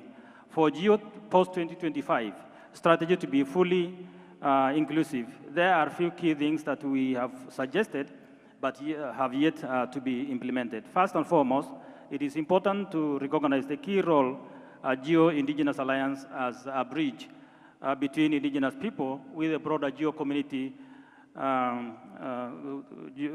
Failing to implement this recognition will sustain our marginalization, sideline our voices, and impede our access to critical funding. Secondly, understanding the significance of Earth observation data and its potential for misuse. It is crucial to protect the rights of indigenous people to provide free, prior, and informed consent. It becomes essential for the GEO Post-2025 strategy to adopt and implement the United Nations Declaration on Rights of Indigenous People and prioritize our participation and inclusion decision-making process regarding access and utilization of Earth observation.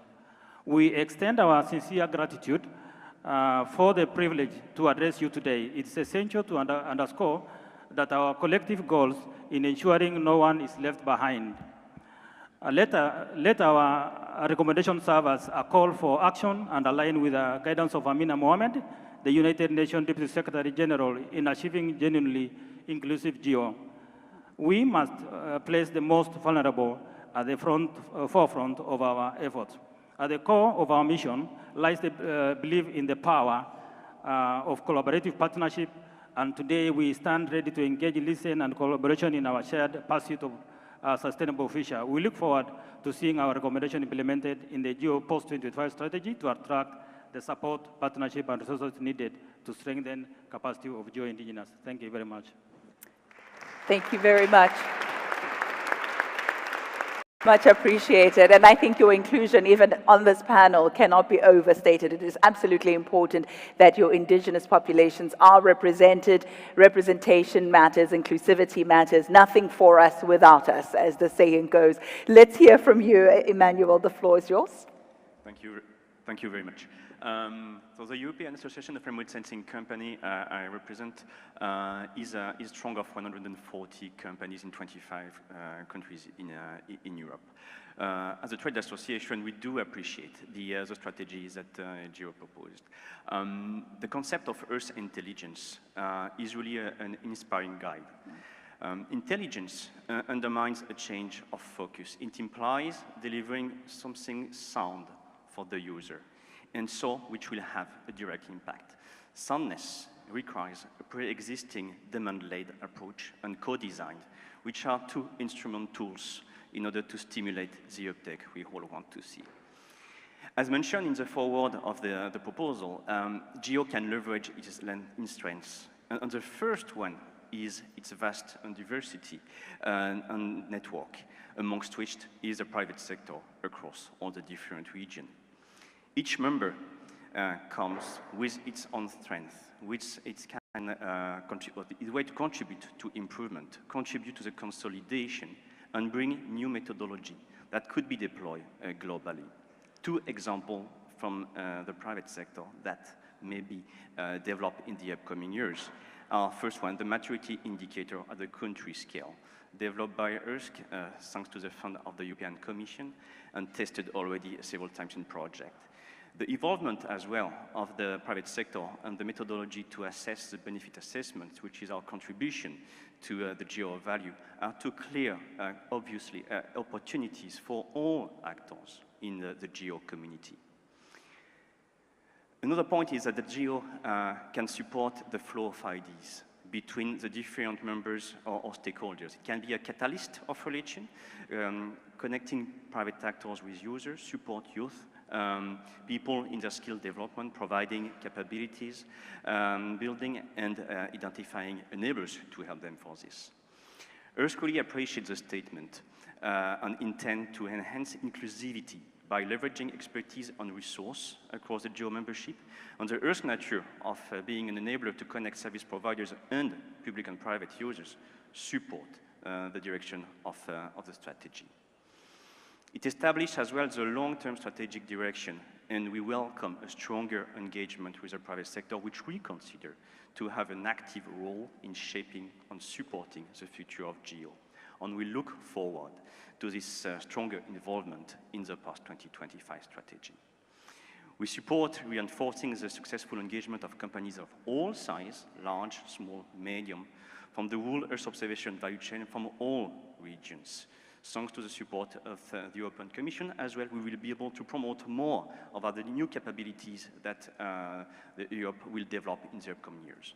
Last item will be a call for action. If we want all this to be alive in the upcoming years, we need to make sure that all the assets that we have currently are safe. And currently there is a threat on the use of a frequency, the 10 gigahertz frequency, for non-EO use. In the upcoming World Radio Conference event that will take place in Dubai in November, the GEO community has a capability to stop this. Thank you very much. Sure, thank you very much. Much appreciated. Andusa, we'll let you also give us your contribution, please. Thank you so much, Ayanda. I would like to first say congratulations to the post-2025 working group for on putting the work in. I am sure that it was a walk in the park, converging all the diverse views and contributions of this global community. It is my honor today to share thoughts from the Pacific community. SPC serves 22 countries and territories within the Pacific. Our perspective on the GEO 2025 strategy, post-2025 strategy. Firstly, we welcome the fact that it embodies the embodiment of equity and inclusive Earth intelligence. This carries immense potential for global transformation. As we'll delve into the heart of this dynamic approach, we discovered 3 avenues that promise to revolutionize the way we approach global challenges. Firstly and foremost, GEO's commitment to pursue global equity resonates deeply with the Pacific community. And I would also like to say it resonates deeply with me personally, as having been part of the EDI subgroup that developed the GEO EDI statement, and to see that statement being lived in the strategy is heartwarming. This emphasis on equitable representation and access to Earth intelligence ensures that the voice of small islands and development states are not only heard, but are integrated into the fabric of decision-making in GEO. Equity in shaping outcomes is a fundamental step towards fostering an inclusive global community. Secondly, the integration of new technologies and innovations into Earth intelligence services heralds a new era of possibilities. For regions like the Pacific, embracing cutting-edge technology, as we've seen with Digital Earth Pacific, is not just an opportunity, it is a necessity for survival. The strategic focus on this integration promises to usher in a transformative phase where advanced data analytics and Earth observations technologies become our allies in the fight against climate change, food insecurity, biodiversity conservation, and other pressing global challenges. Lastly, the strategies intend to invest in integrated activities of Earth intelligence amplifies the scope for collective action. By exploring catalytic and innovating funding mechanisms, GEO could open the door to unprecedented opportunities for collaboration. This move transcends traditional government funding mechanisms and lays the groundwork for robust partnerships that can truly make a difference in the lives of the most vulnerable communities. The SPC shares the GEO ambition to diversify funding sources, and we welcome collaboration and knowledge sharing in this regard. For the Pacific community, this strategy holds immense implications for our engagement with GEO. We envision strengthening collaboration through co-development solutions and tailored practices that reflect the unique challenges of our region and the opportunities that it has for the global community. Our commitment to this strategy aligns with our ongoing efforts in addressing environmental concerns, promoting sustainable development, and fostering knowledge sharing across the Pacific countries and territories. Thank you. Thank you very much. Much appreciated. Ladies and gentlemen, we are going to give an opportunity for you to make interventions, and just a quick reminder, we are limiting those interventions to 2 minutes, please, so that we can hear from a wide array of the members from the participating organizations, as well as the associates. So please, if you do have an intervention you would like to make, raise your flag, raise it nice and high so that the Secretariat will be able to acknowledge you and that we can take your input. But in the meantime, while we are raising those flags, I'm going to let Sam and Alejandro just maybe give us some feedback on what you've heard from our panelists, the input that they've made from their position, their experience, and from their neck of the wood, as it were. They've made comments, suggestions, advice, input that I think came from a very solutions-driven perspective, which is something I admired greatly, to say, here's how I think we can bring about implementation. So maybe just by way of response, you can pick one or two, or even respond to all of them very briefly. What were your thoughts listening to the feedback?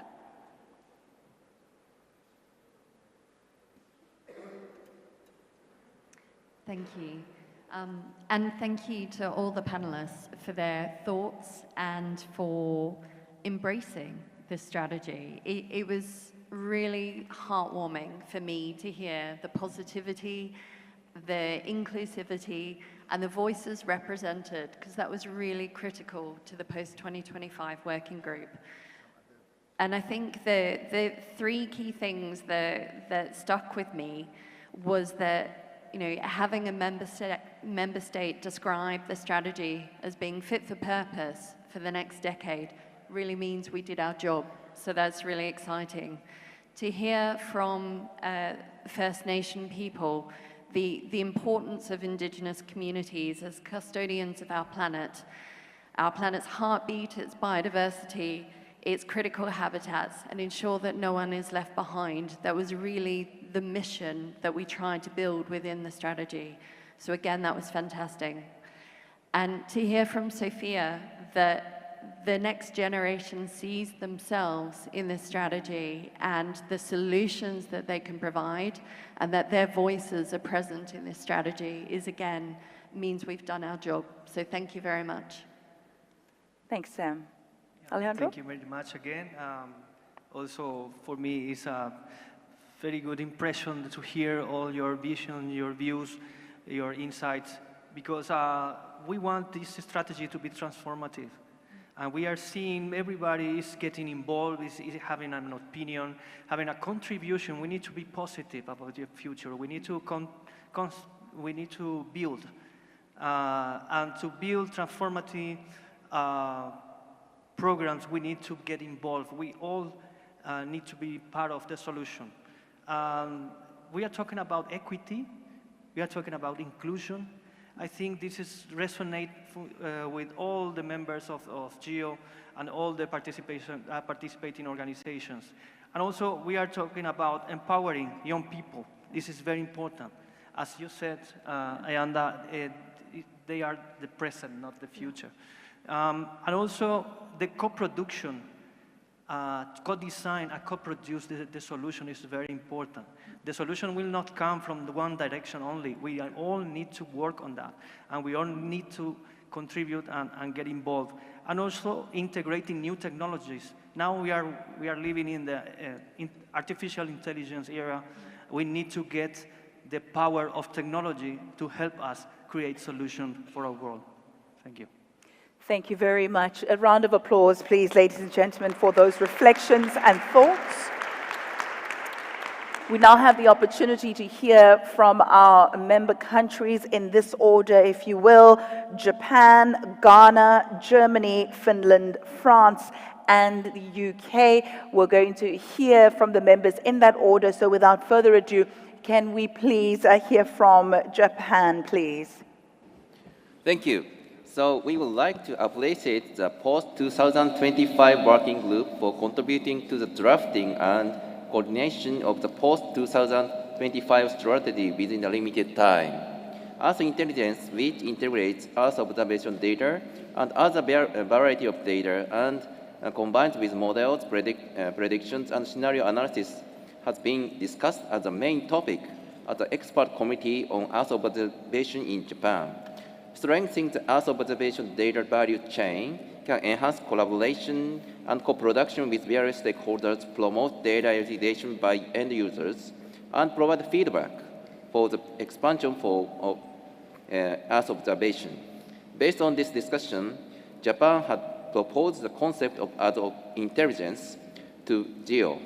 We welcome that the post-2025 strategy has been endorsed with the theme of Earth intelligence for all.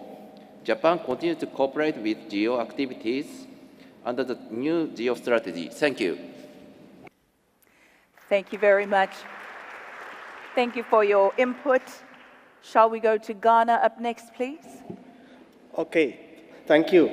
So Ghana sees the whole theme of Earth intelligence as a movement for jobs, in Ghana and in Africa. I think this is where I want to push, as a movement for jobs. Very important, because we have a lot of youth who need jobs. Once they have jobs, they will recognize the need for us to protect our lands. Land degradation in Africa, in Ghana, is a critical issue. It's really causing a lot of damages, and I think the movement in this direction is very important. Ghana wants to recognize the fact that there are a number of initiatives that are supporting this direction. We have the GEO-GLAN, we have the GEO-LDN, and we have several other programs from South-South cooperation, like the CASA program of China, the CBAS forums that they organize annually. I think what we are talking about here is that it's a movement for us on a daily basis to see EO in everything we do. I think this is where we want everything to go, that we want to see that on a daily basis there is that movement for us to see that our future generation will need the food. The food security becomes very important. It means we have to think about how best we can partner in order to address some of these issues. And lastly, I just want to say that in this strategy, one thing which has also come out very important is the indigenous communities. Sometimes we forget. Ghana has a coastline. We are hosting the African Free Trade Zone. It means that communities are going to be displaced. What do we do about this? How do we engage them? So Ghana recognizes the fact that the Geo-Indigenous Alliance is a critical one for us to be able to cement our ideas and move towards with that inclusivity and ensuring that we don't leave anyone. Thank you. Thank you very much. Absolutely.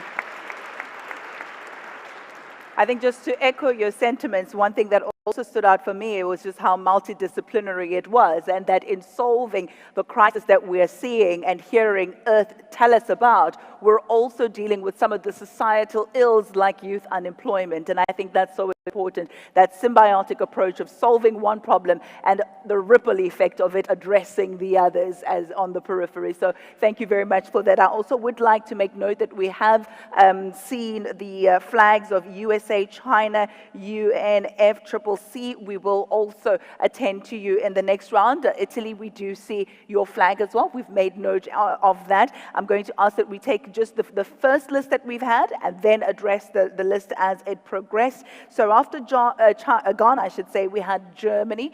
Could we please hear from Germany? Thank you, Madam. Germany welcomes the post-25 strategy and its ambition to further develop GEO. But furthermore, I'd like to stress, besides all these good news and initiatives, GEO should also continue with the activities that are relevant and successful today. Especially free and open Earth observation data from public institutions should further be promoted, and the existing GEO flagship initiatives needs GEO support also further in the future. Thanks.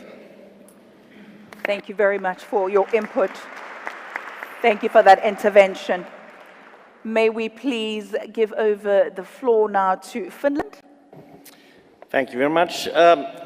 Finland is super happy about this strategy. And we very warmly support it, especially when we pay attention more to the youth and indigenous matters. I think that is super good direction, and we welcome it very much. In Arctic GEO's initiative, we already work in the Arctic region with indigenous people, so they are called Sami in northern Europe, for example. And the experience from there, where we have been doing shared Arctic variables, has been really empowering for us as doing Earth observation. But it's really important that we start there always from their point of view first. So they define what needs to be done or what is the challenge that they have. And then we get really good success and a nice collaboration with these people, and especially the youth in these indigenous, let's say, communities is, I think, particularly good target. For Earth intelligence, I think it's a really nice term for the GEO strategy, but we would definitely hope that we don't rebrand Earth observation with this terminology. So our community understands it well, but the outside world is now understanding finally what Earth observation is, and we should ride with that wave and not make another one, which is smaller, at least from the beginning. So let's ride the big wave, please. Then, because I think it is also for new funding opportunities much easier to go with Earth observation. There's already then much available the new terminology, you would need to work force with funders. But that's why, thank you very much. This is good. Let's go. And especially let's go with the young indigenous persons in this world. Thank you. Thank you so much. Let's go indeed. Shall we go to France? You hosted us so generously for the World Cup. It's a privilege for us to return the favor this time around for the GEO plenary. France, can we get your intervention, please? Thank you, Madam. The French delegation supports this new strategy, Earth Intelligence for All, and thanks to the GEO Working Group and the Secretariat for their investment in the negotiations that led to this text. This strategy confirms that the GEO is a government-led group, support international agreements as priorities for engagement, and adds more cost-cutting team, including biodiversity. We appreciate these objectives are supported by an open and free data policies and by greater diversity and inclusiveness. We are also ready to get involved in preparing the implementation plan so that together we can achieve its objectives. Thank you. Thank you so much. Merci. Merci beaucoup. Let's hear from the UK now, please, ladies and gentlemen. Thank you. Together with fellow member countries who have just spoken, the UK also welcomes the strategy very warmly. I want to thank the working group, the GEO Executive Committee and Secretariat for their very hard work to develop such an intelligent, equitable and inspiring strategy. We welcome GEO's inclusive approach, bringing in members, participating organizations, associates and regional caucuses. This diversity makes GEO uniquely placed to bring Earth intelligence to everyone. Earth observation is a strategic priority for all of us. And this week we're hearing the incredible range of global challenges that Earth observations can help resolve. We also welcome the establishment of the implementation group, which is critical to making the strategy a reality. We look forward to working together to bring it to life and ensure that it evolves to meet challenges of the future. We encourage other GEO members, participating organizations and associates to support it as well and help drive GEO forward into a better future together. Thank you. Thank you very much. USA, the floor is yours.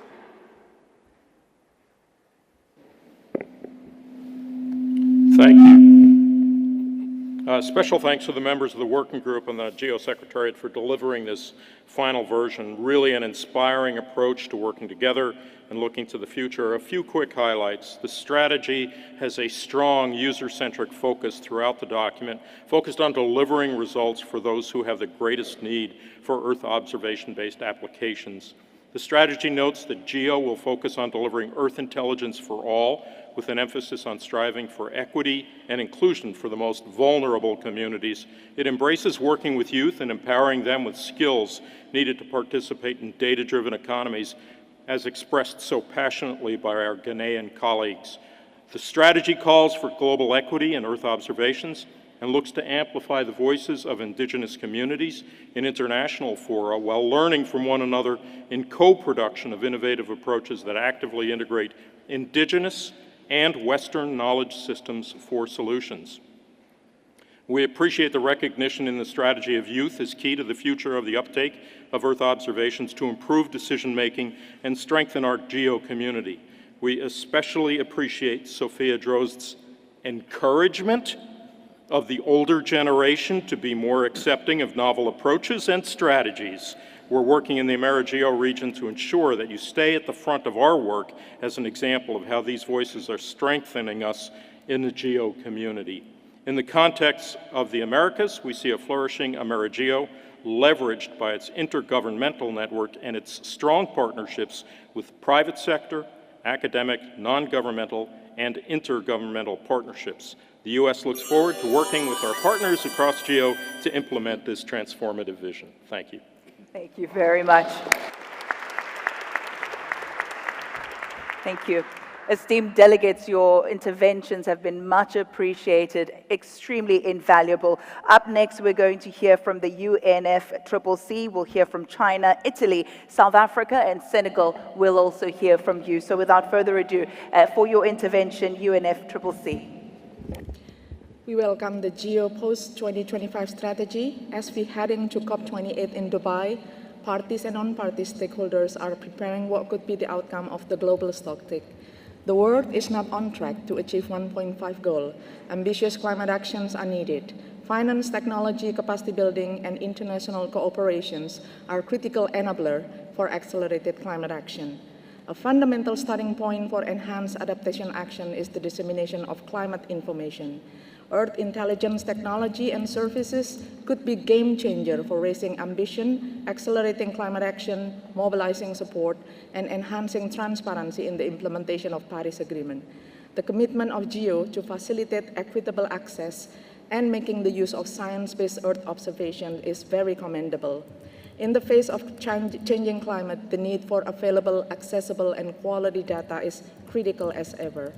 The technology needs assessment process, Santiago Network on Lesson Damage, national adaptation plans, global goal on adaptation, and biennial transparency reports on the Paris Agreement are among key areas where the Earth intelligence could move the needle.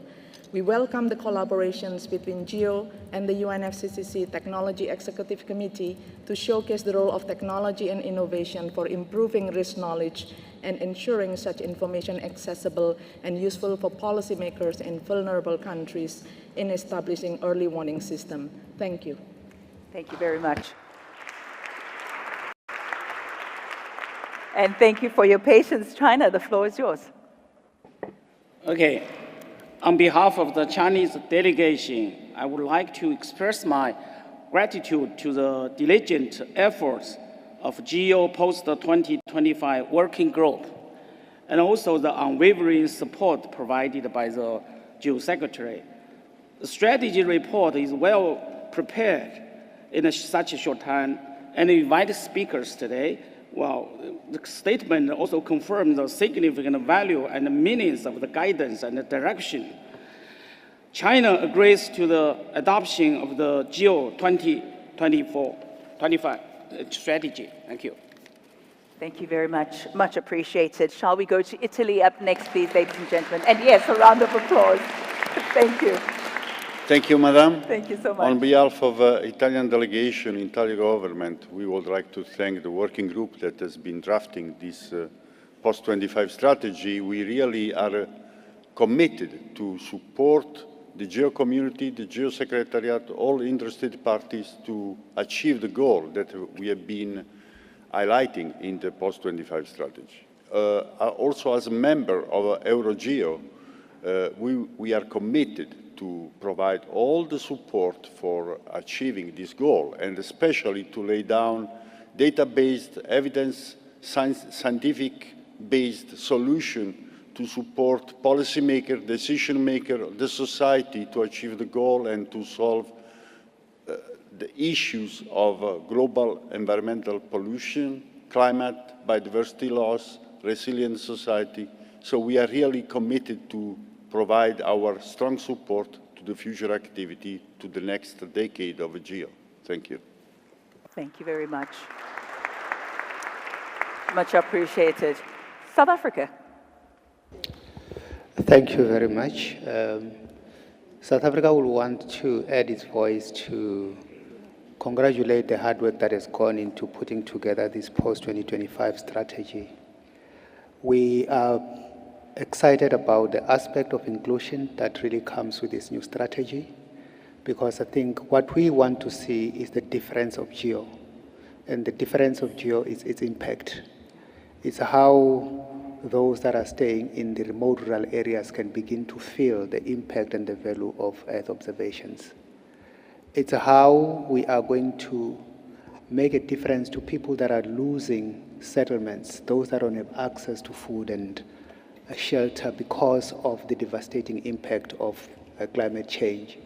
So we therefore want to say one of the things that we really appreciate about this is us beginning to appreciate that the bulk, or many of us that are here, are probably having very limited borrowed time on Earth, and as a result, we need to bring on board young people. So the whole concept of starting to, even in planning for this event, embedding the so-called the GEO Youth Summit begins to build into what we see as the future of GEO post-2025. It is a future that we're going to co-create. It is a future that we're not going to create for others without their involvement. So for us, that aspect of inclusion is quite crucial and is one that we'll continue to support and sponsor. So we thank you, the team, for the good work, and that the kind of teamwork that we have shown during this short period of time is exactly what we will need when we move from strategy to implementation. Thank you. Thank you very much. Absolutely. How the strategy deals with bread and butter issues on the ground. Absolutely vital. Shall we go to Senegal up next, please? Thank you, Mr. Chair. Senegal would like to emphasize the congratulations that all delegates made to the committee who wrote the strategy. And I think it's heading us to a great momentum for mobilizing data to address global challenges. The three big ones of those challenges being air pollution, climate change, and biodiversity. And I really support the statement by UNFCCC for COP28 coming upward on Dubai, which is midway to the end point to Paris Agreement, though the importance of the global stocktake. And we have a good role to play into bringing all GEO information into that global stocktake. But this leads to the point that Senegal delegation would like to make is how do we value what we already have, GeoGlam, GeoBlue Planet, GeoBorn, and all those kind of good information that is laying out there, but which does not embrace the bottom-up approach whereby countries use those information to address the targets into biodiversity, air pollution, and climate change. So there's a lot of work to be done to value that set of information which is already there before we head to the new era of data and information that we are planning to do in the years coming. So thank you so much for the great work and looking forward to fruitful cooperation. Thank you. Much appreciated. Thank you so much. Russian Federation, let's hand over to you.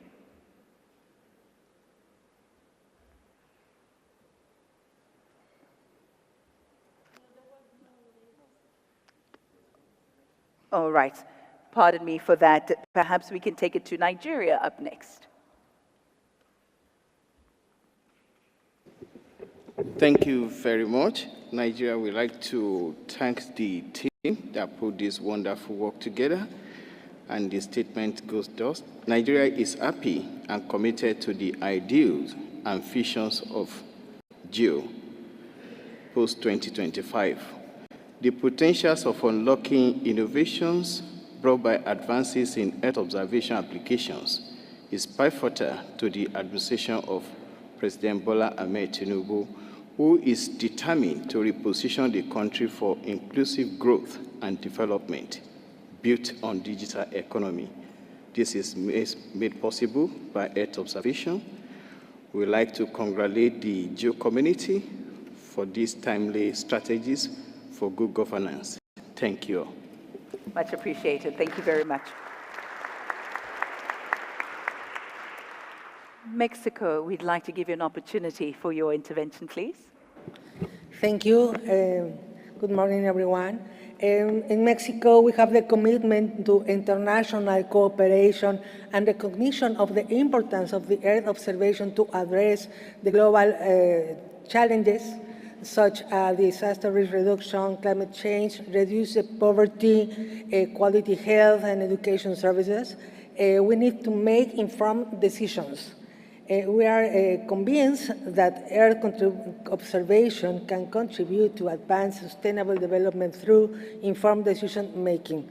Mexico supports the adoption of the post-2025 strategy and reaffirms its commitment to continue participating in the thematic GEO initiatives, as well as to contribute with knowledge, capabilities, and leadership in the region through AmeriGeo initiative, of course, to implement implementation processes which we will require a joint effort to ensure equity, inclusion in our diversity region. And I want to stress the importance to work together with youth initiatives and Indigenous Alliance. Thank you very much. Thank you. Thank you very much.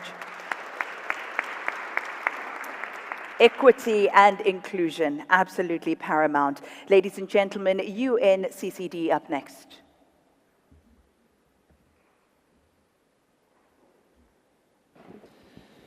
Thank you, moderator.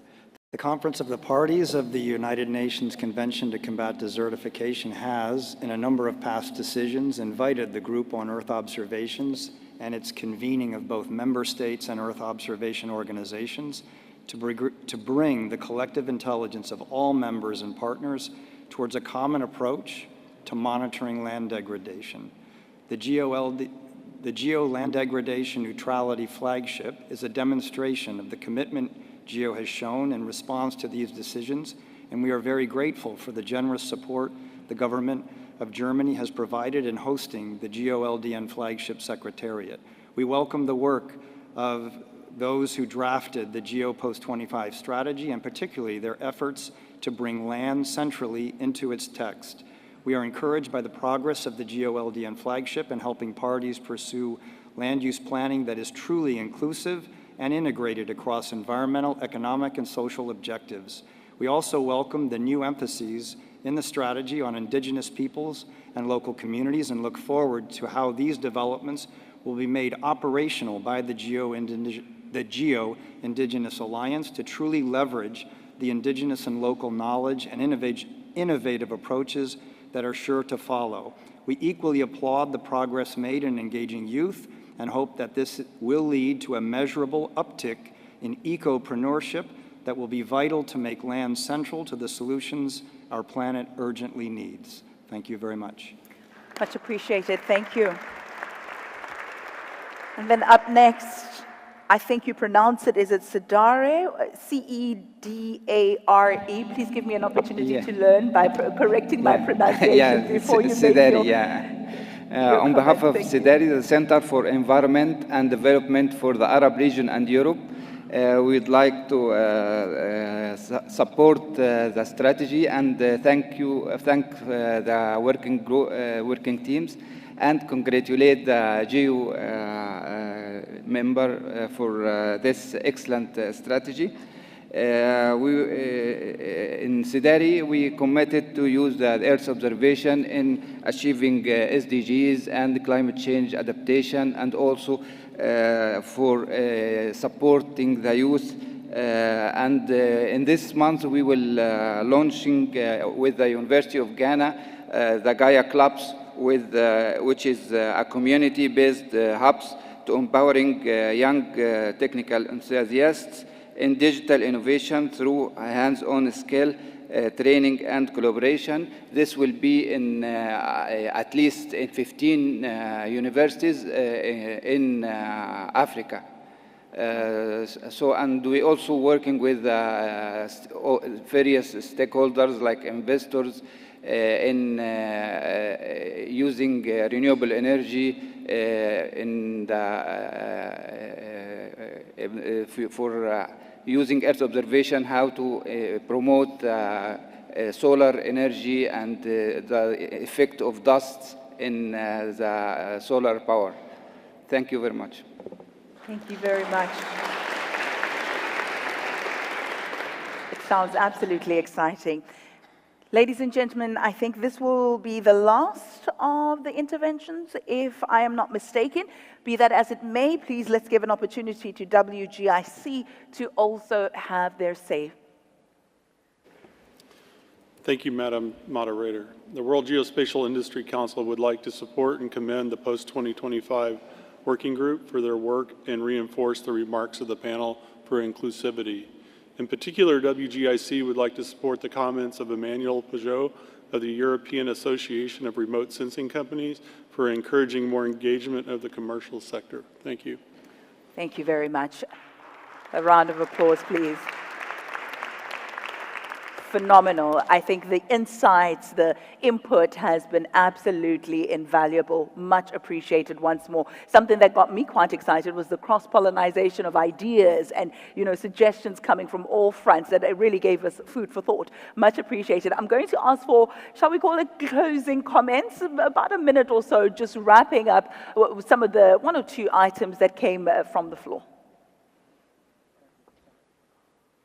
Thank you.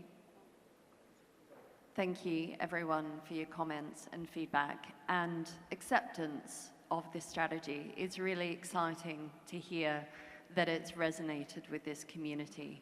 And thank you also for the sobering reminders of the challenges that we face of the triple planetary crisis and how GEO as a community can tackle solutions towards the triple planetary crisis. And I think most of all, I'd like to thank you, the passion that we heard from the Ghanaian intervention to remind everyone that we need this passion to drive solutions.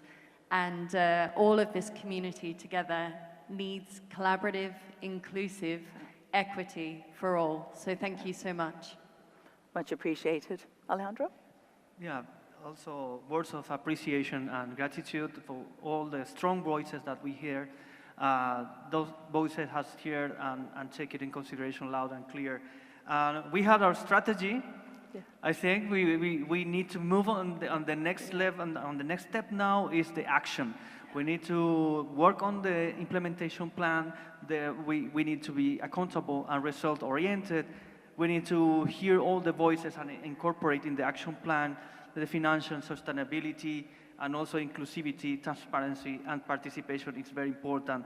And we need to measure our success. We need to incorporate key performance indicators in our work in order to measure the impact of what we are doing. Thank you very much to the working group, all the insight and the passion and the knowledge, the experience, and the wisdom you have put in this document. Thank you very much.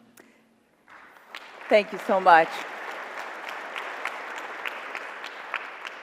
All right, so now, with the strategy adopted and recommended to the Ministerial Summit for endorsement, indeed we have our work cut out for us, and we look forward to that implementation. Ladies and gentlemen, we are going to now take a lunch break, but once again, thank you, and thank you for your interventions. Please give yourselves a round of applause, please. With that said, please, the gala dinner invitations, remember right at the back there you can find Thabo for the invitations, and we are now going to break for lunch. We will see you 2 o'clock sharp this afternoon. Thank you once again. Thank you to my panelists. You have been amazing. Thank you. Thank you. That was great.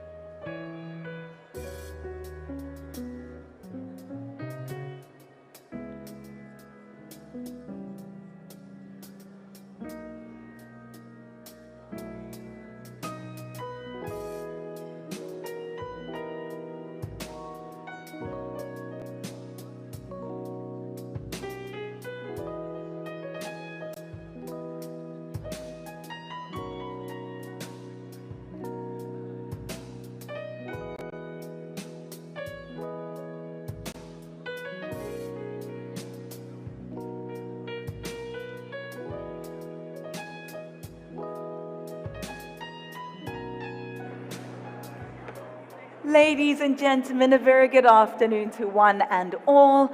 May I please request that we take our seats. The next session will be commencing shortly. Thank you.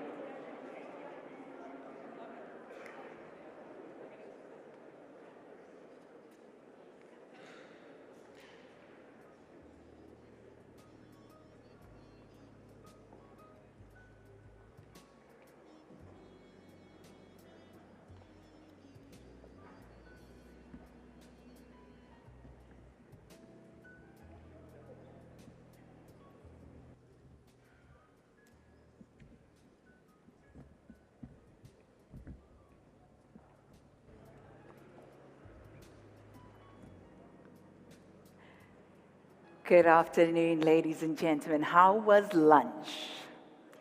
Was it not amazing?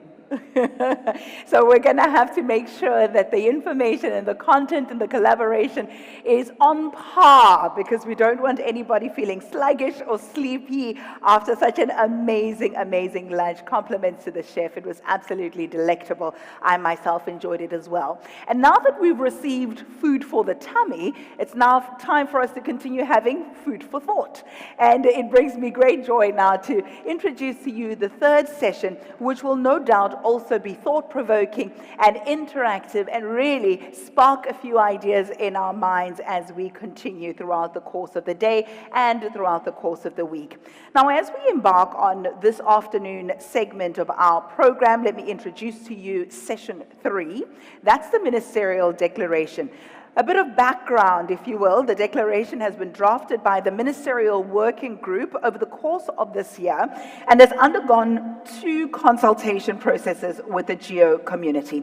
Well, the declaration has been shared with the plenary for information, and the objective of this session really is to introduce some highlights from the declaration to the GEO plenary before it is presented to the ministers for adoption at the Ministerial Summit. And as you know, that will take place on Friday. So I'm pleased to introduce our speakers, Yasko Kasai from COSPA. We have Humbulani Mudau from the South African Space Agency, as well as Lawrence Friedel from NASA. They say ladies first, so maybe I should be stereotypical and ask Yasko to come and join us and give her presentation, please. Hand clap, round of applause, ladies and gentlemen. Thank you. So good afternoon, everybody. So we will try to introduce the Ministerial Declaration to you before it's shared with the ministers for adoption on Friday. The declaration was prepared. Next slide, please. Okay. So the declaration was prepared by the GEO Ministerial Working Group, which represented 4 out of the 5 regional GEO caucuses and several participating organizations, and was led by the self-nominated co-chair teams. Could you stand up, the working team?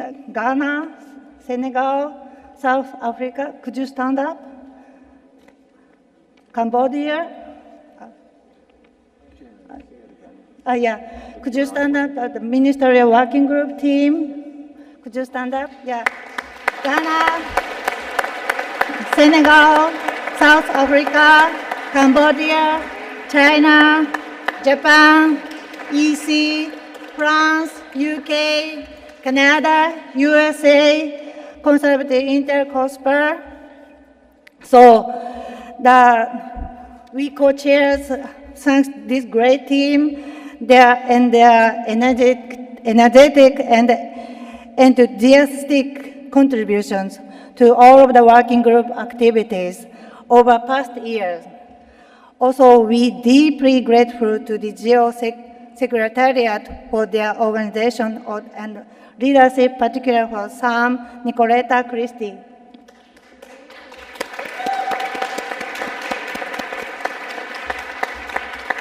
So now I pass the podium to my colleague, Lawrence, please. Thank you, Yasko. Thank you so much. And So one thing I've actually learned this week already is that I think GEO needs a rugby team.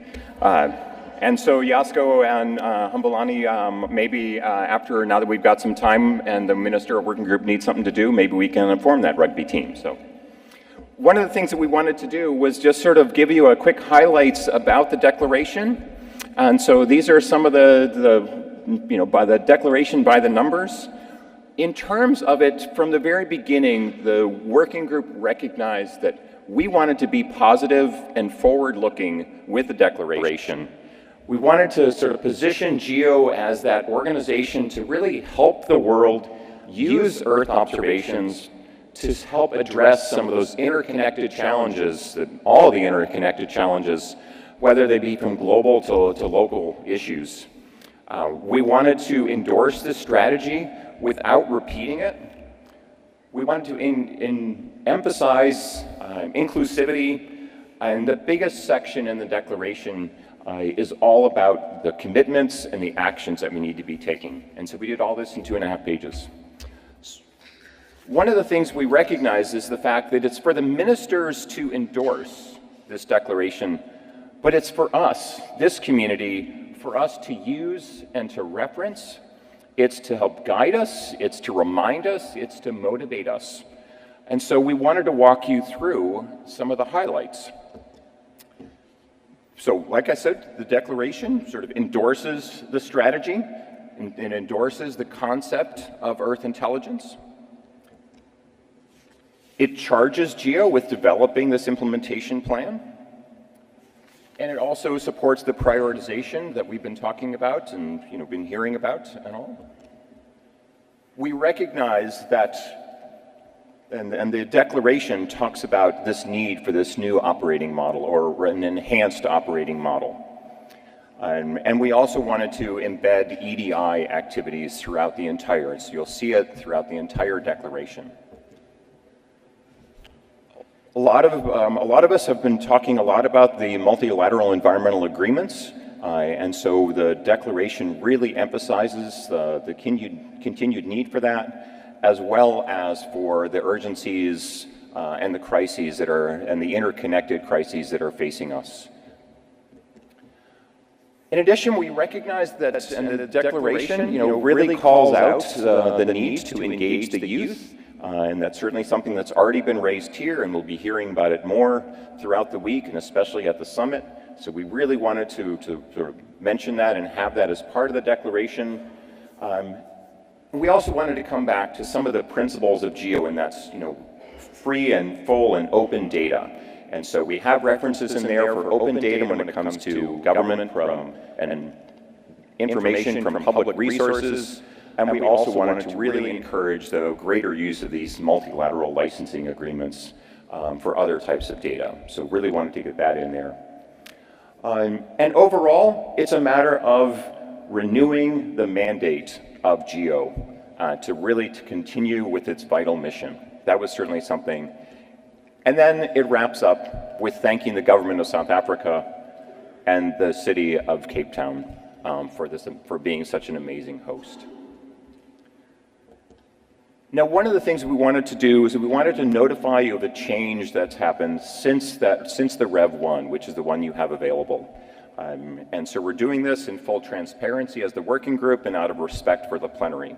So it's a very small change to paragraph 1. You can read it here on the screen. We changed the language from endorse to renew the mandate, and we also eliminated the time frame. And so we recognize that time frames are more for a strategic plan, and they're not for GEO as an organization. And so this declaration sort of does that. So with that, we wanted to turn our attention to the summit, and for that, let me pass it over to our co-chair, Humbulani.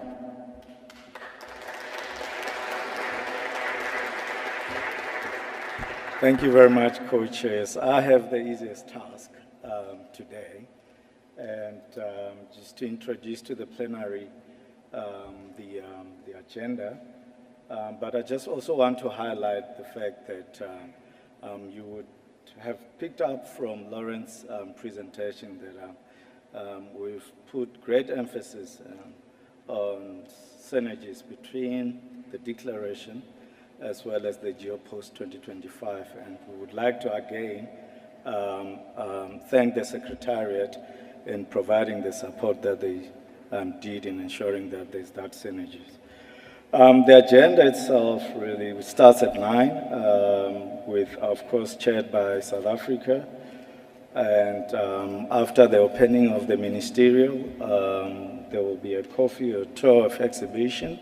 And we hope that all the exhibitors will be ready between 10 and 11 to showcase and demonstrate the work that we've been doing in the last decade.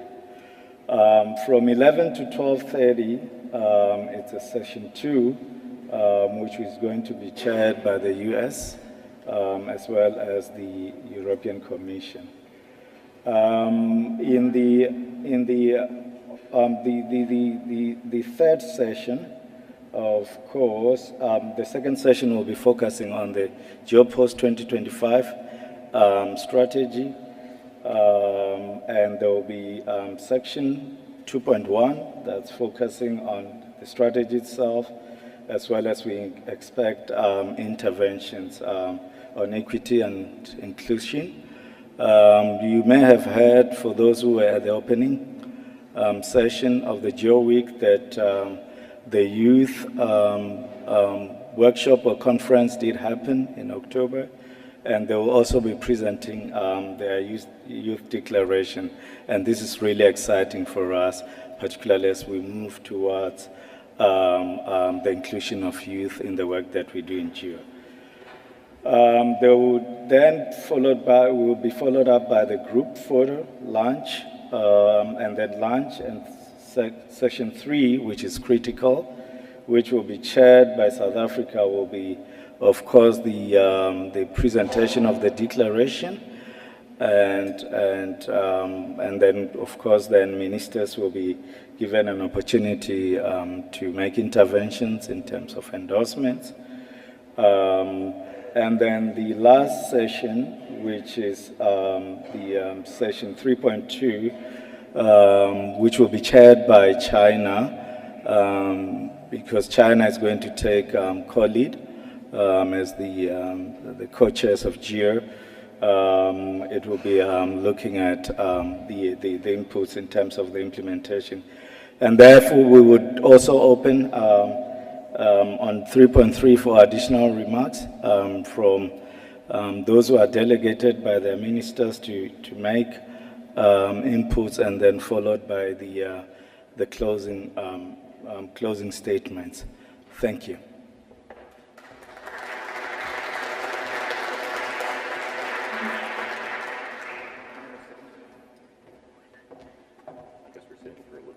Thank you so very much. Much appreciated. Could we please also give a generous round of applause?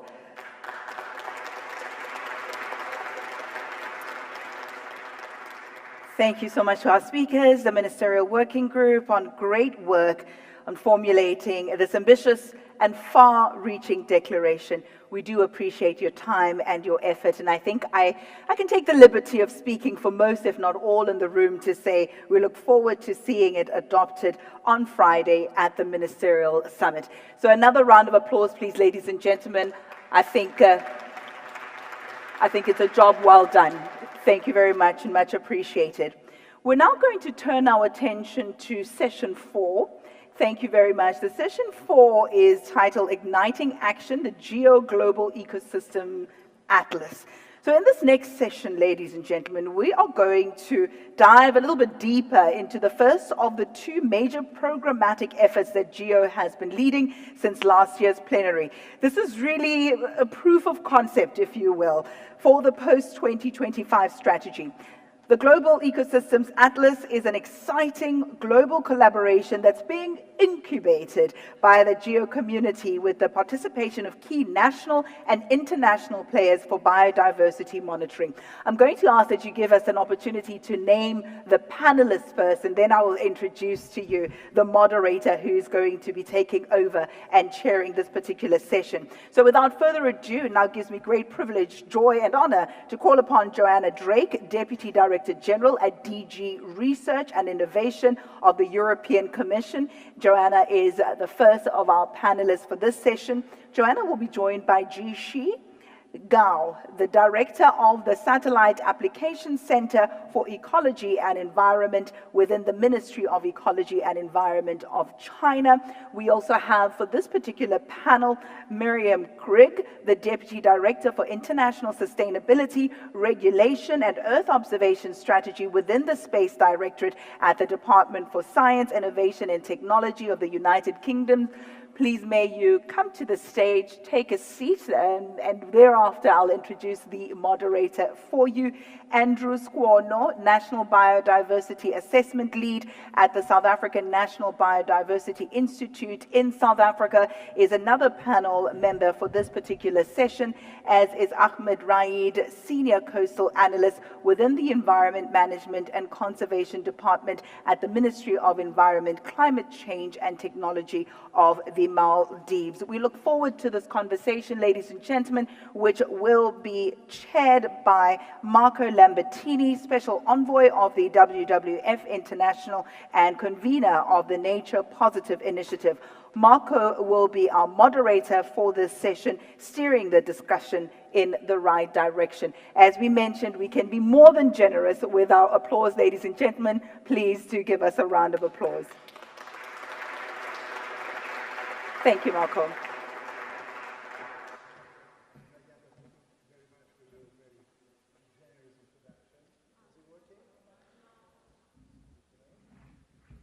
Yes. Ayanta, thank you very much for your introduction. And ladies and gentlemen, it's an absolute pleasure to be with you. This is a bit of a new audience for me, but super excited. And I attended the whole session this morning. You already started on a very positive and exciting note with all your deliberation and the declaration just summarized in a minute. Today, we are going to talk about the Global Ecosystems Atlas, one of the flagship projects that you're all aware of.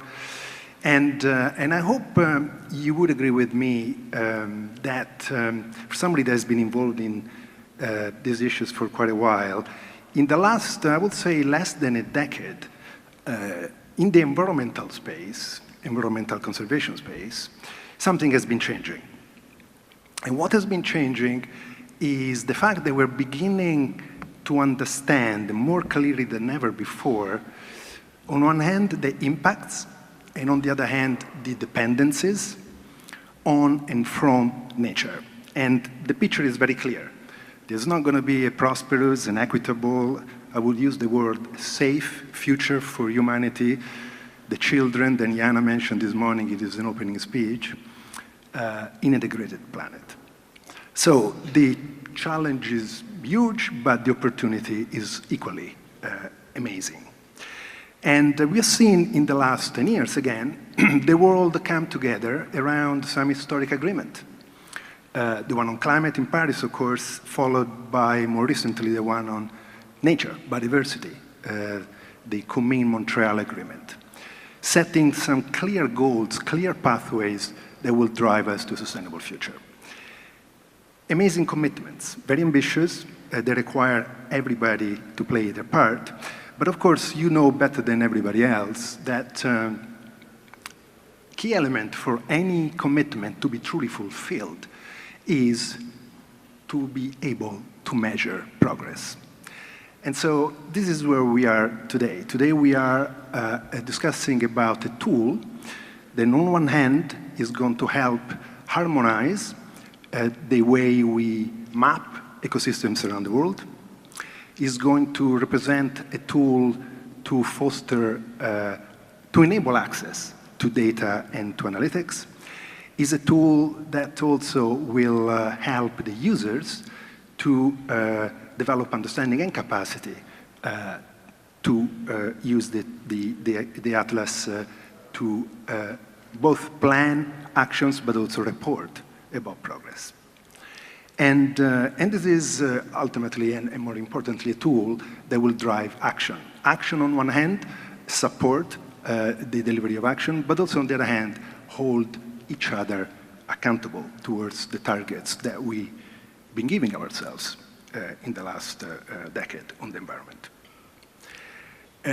The GEO Secretariat has convened already a very active discussion about the Atlas. 2 workshops have been held, and the discussion is very advanced. There is a commitment, there is a plan to develop a beta project, a beta version of the Atlas before COP16 UN CBD, the Convention on Biological Diversity, COP16 next year.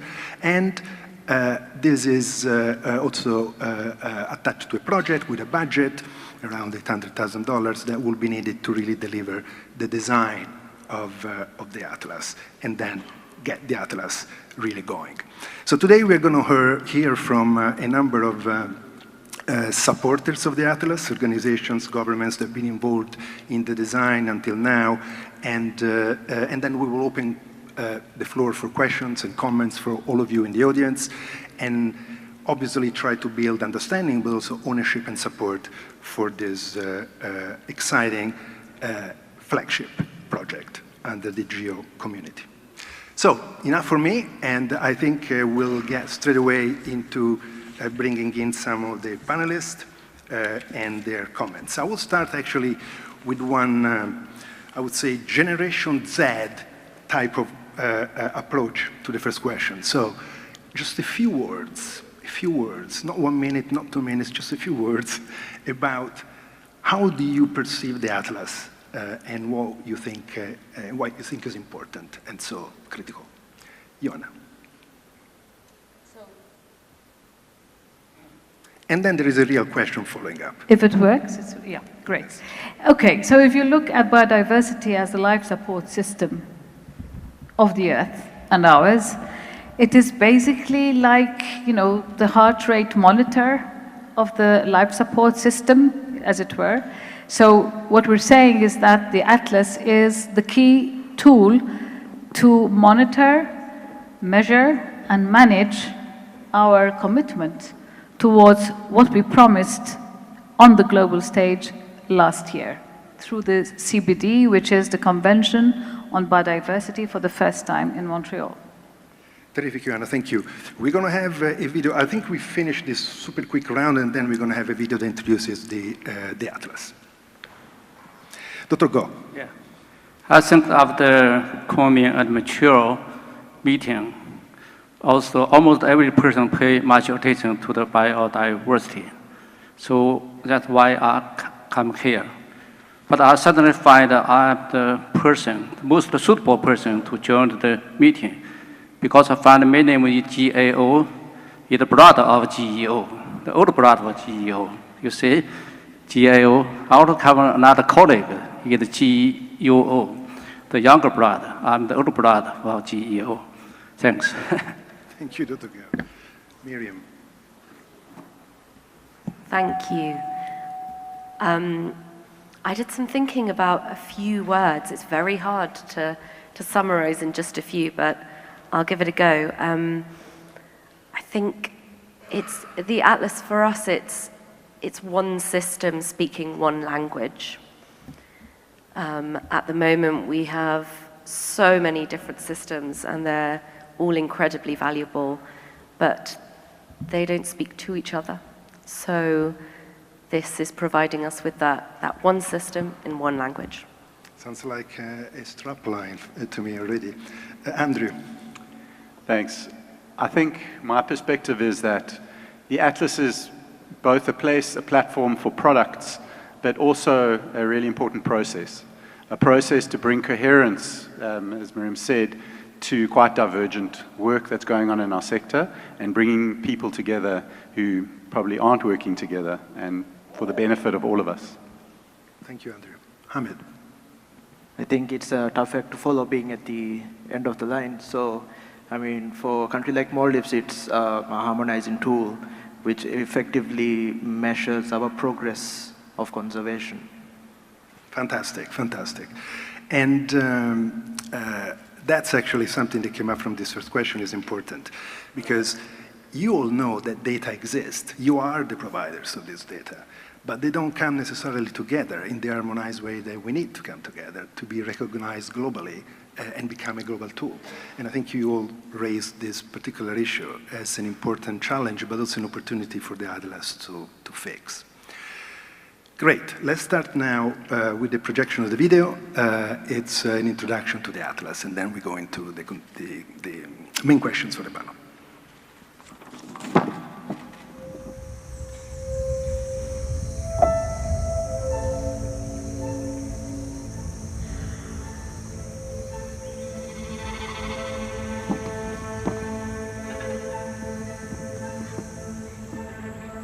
It is really quite important for us to begin to have this focus on ensuring that we collect as much as we possibly can around the global ecosystems. You want to be able to manage, you want to be able to protect, you want to be able to preserve. And you can't preserve or protect or manage what you don't know.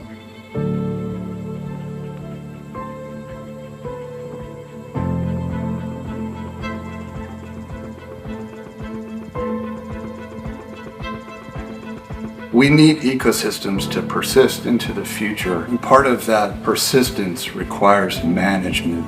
And to manage ecosystems, we really need to know what they are. And the GEO Global Ecosystems Atlas is going to be a digital compendium where all that information about ecosystems comes together in one place to serve society.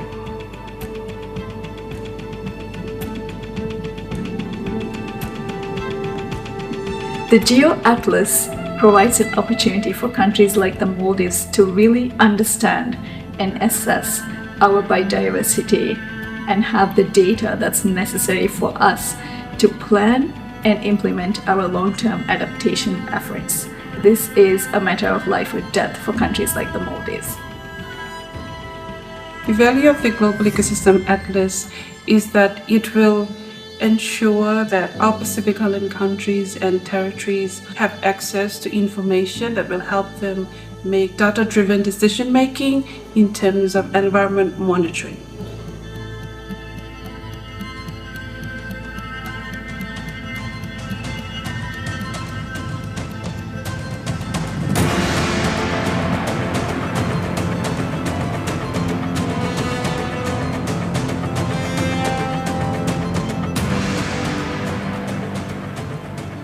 Atlas is bringing together an incredible experience and expertise from geospatial, remote sensing, conservation, ecological perspectives, but also national and global perspectives of different types. And that together allows us to map the extent, the distribution, and in time also the quality of the world's ecosystems.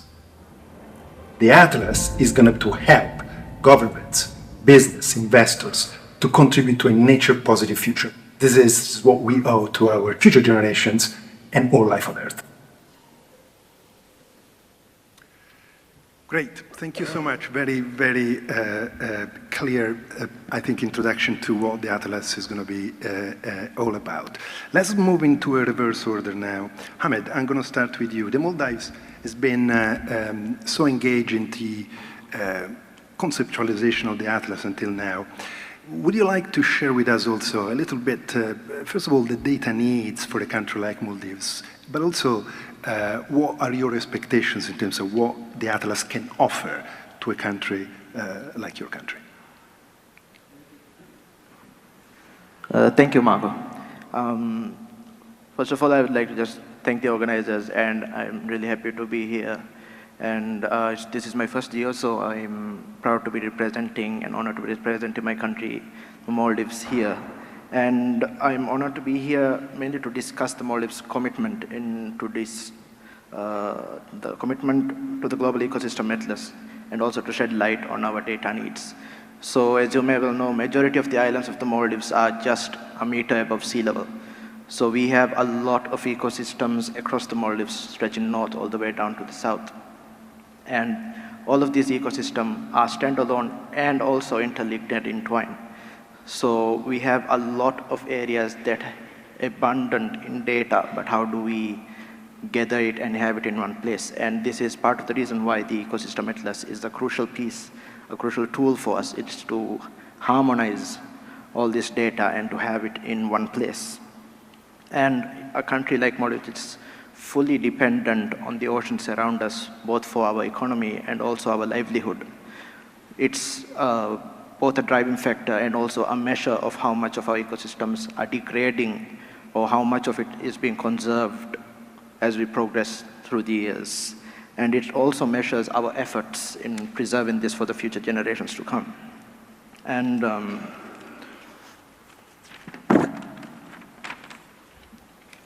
And this holds an immense value for us, mainly because it understands the baselines of our ecosystems and we can track the changes. It helps us adapt our conservation efforts and also aids us in data-driven decision making. And with a clear understanding of the current state of our ecosystems, it also enables us to measure the efforts of conservation and fulfill our commitments under the National Biodiversity Strategies and Action Plans, NBSAP, and also the Global Biodiversity Framework more effectively. And in identifying ecologically and biologically significant areas, the Atlas aids us in recognizing key biodiversity areas that need special attention. So across the Maldives, we currently have 89 protected areas. And out of that, we have 5 areas with management plans. So put this into perspective, it's a large area, and we still need to properly understand our ecosystems and to know just what we are protecting and to how much protection is required.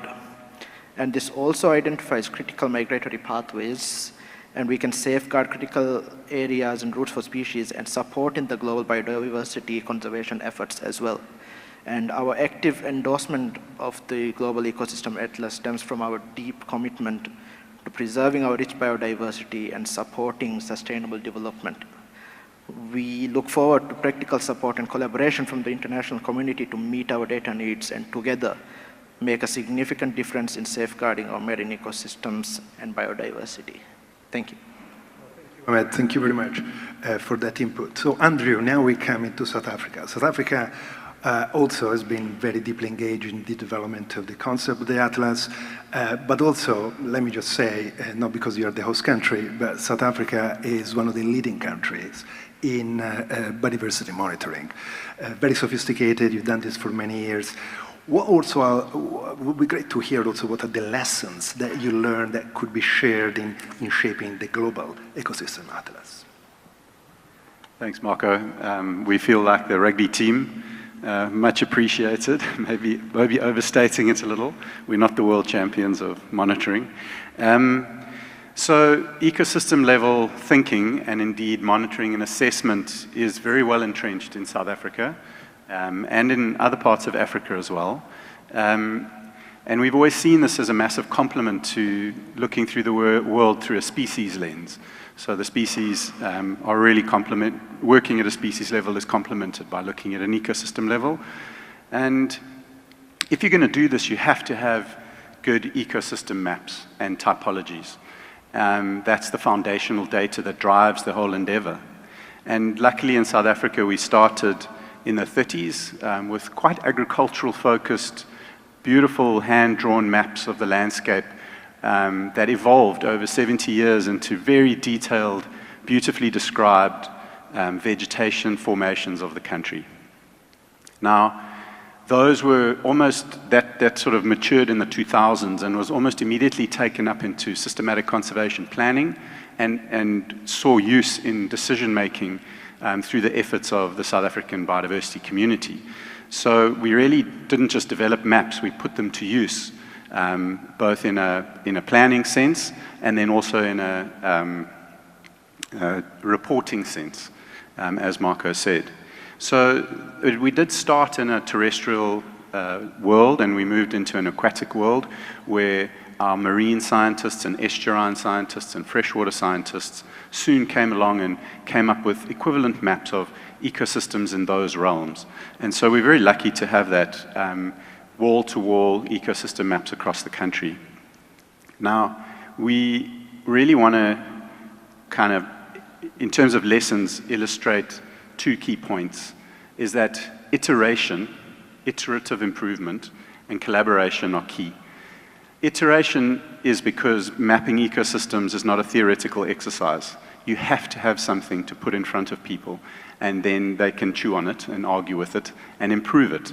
And then you can iteratively improve over time. And that, we have been the beneficiaries of that. So that's a big lesson that we would share.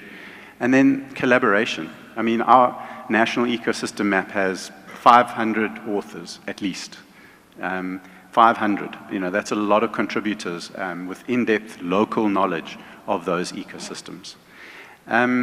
So we've seen the value of this ecosystem approach. We are very excited by this because it almost validates our efforts on ecosystem level work. We've been interested in this approach. So to see this potentially happening at a global level is extremely exciting.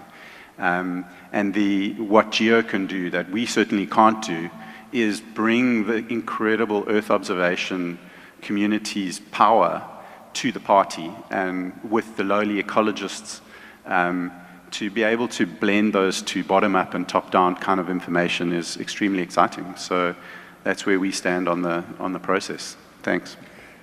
Brilliant, brilliant, Andrew. I think the global to local connection is absolutely critical, but also I love your point, which I can paraphrase as, let's not make the perfect enemy of the good, and let's improve as we move forward. This is coming from experience, I can tell. Miriam, you're representing the UK, another country that has been truly a champion for biodiversity conservation over the decades. I have to say, you probably are the first country to have promoted this concept of nature positive legislation, regulation to really drive transitions towards sustainable practices in society and your economy. How do you see the Atlas contributing both to your domestic ambitions, but also to the way you support internationally many countries around the world?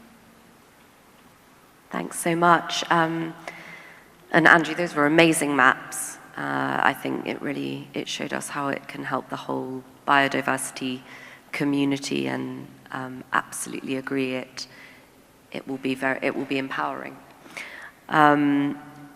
As you say, biodiversity is really important to the UK, to the government, also to our King, and this is the first international collaboration of its kind to agree on standards and integrate the existing maps, generate new data, and give us a harmonized tool which we really need to handle the challenges ahead. We are very excited to announce that the UK will be providing funding of $180,000 towards the Atlas. And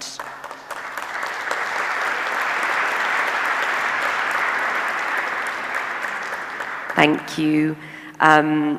We're really pleased to say that. We want to support it fully, and we encourage other countries to follow our lead and do the same. We absolutely want to use it for both domestic but also our international policy objectives to ensure that our experts can feed into the design of it and certify that it complements what we're doing domestically, but also monitoring our domestic work to monitor ecosystems, and as you said, our nature positive laws, which it will really assist, as well as our wider natural capital programs. We also want to make sure there's greater integration internationally. So one thing that we'll use it for is better monitoring of our UK overseas development aid investments. For example, our Blue Planet Fund, and it will make sure that what we are spending through those funds is smarter, more targeted, and more efficient. So we see it as a really valuable tool that we're going to use in many different ways. Thanks. No, thank you, Miriam, and thank you for your announcement and the support. I was about to ask for an applause. It was unprompted, and now you got a second one. Thank you. Thank you very much for that. Dr. Go, I think coming to you now. We have here another champion of biodiversity, not only because you were behind the whole concept of the redlining in China that started to define key areas for biodiversity that should be conserved and protected and sustainably managed.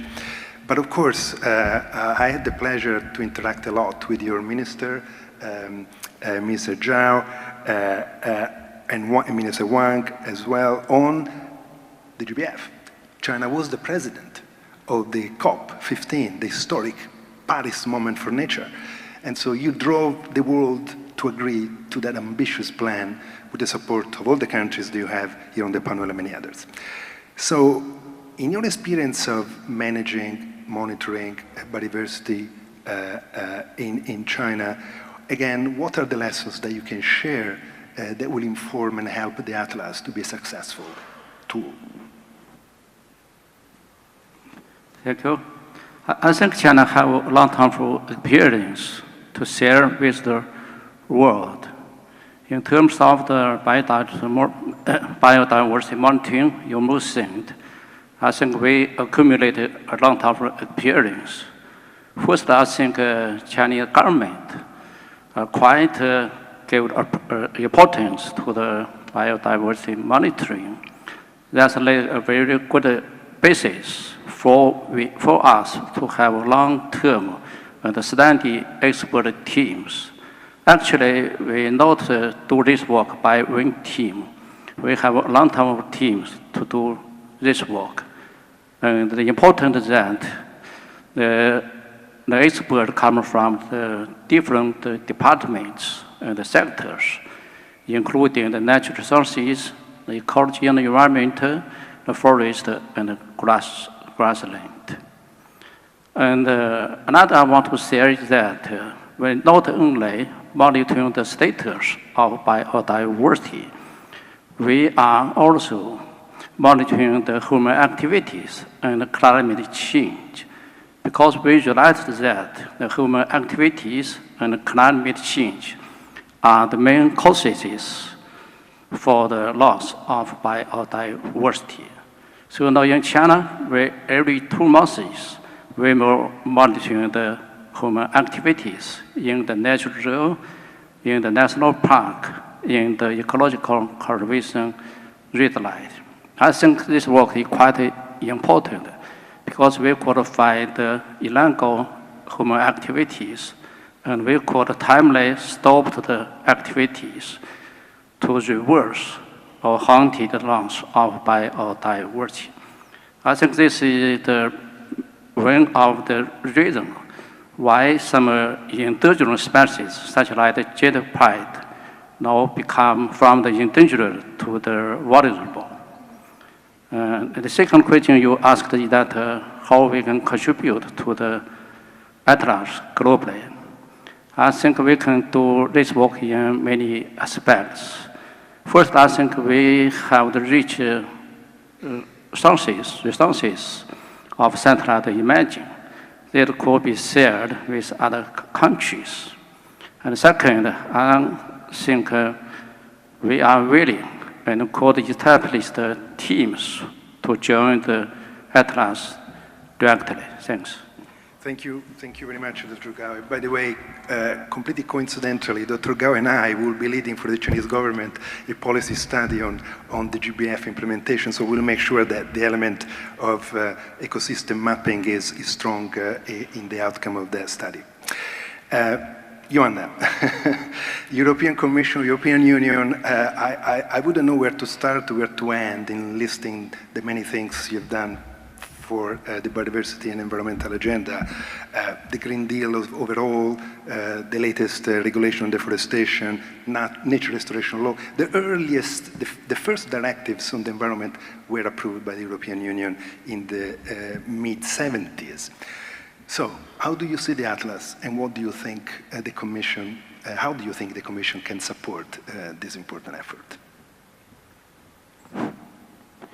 I'm really happy that a year after the Kunming summit, COP rather, on biodiversity, we are actually sitting here in the context of GEO and actually discussing of making an ecosystem of ecosystems, actually, for monitoring and for reporting on the Kunming promises and parameters that that were agreed to in Kunming. I mean, this was a far cry. One has to put things in context. You mentioned the 1970 directives coming from the European Union. The CBD, the Convention for Biodiversity, it was at least going on for 20 plus years. Nobody had thought that the Paris moment for biodiversity would actually be in Kunming. But I'm really proud to be sitting here with my colleagues and all of you in the context of GEO, and we're actually talking about a tool that is actually wanting to be the tool of the tools, to be more effective on the ground. And I think this is exactly what we are trying to do together here. Now, your question is, how are we going to help that? What I'm trying to say, first of all, is that we welcome very much the efforts to create the concept of Atlas, number one. Number two, of course, as European Union, in the same way that we have been pioneering many environmental international obligations and also targets, we will also be looking at ways of how we help the implementation of Atlas and give it the momentum in which it was born. So I would mention here not only Copernicus, of course, but so many other networks, platforms, data efforts, scientific knowledge and scientific support services for biodiversity that already exist. And I mentioned GKSSB, for instance, or IPBS, which are very well known. And I do mention them here with the intention to say, let's build on what already is there and give therefore Atlas an even faster speed to be effective worldwide. And I would encourage GEO also to make use of these outputs from the different platforms in order to ensure that it starts really, hits the ground running, as they say. Because this is the moment.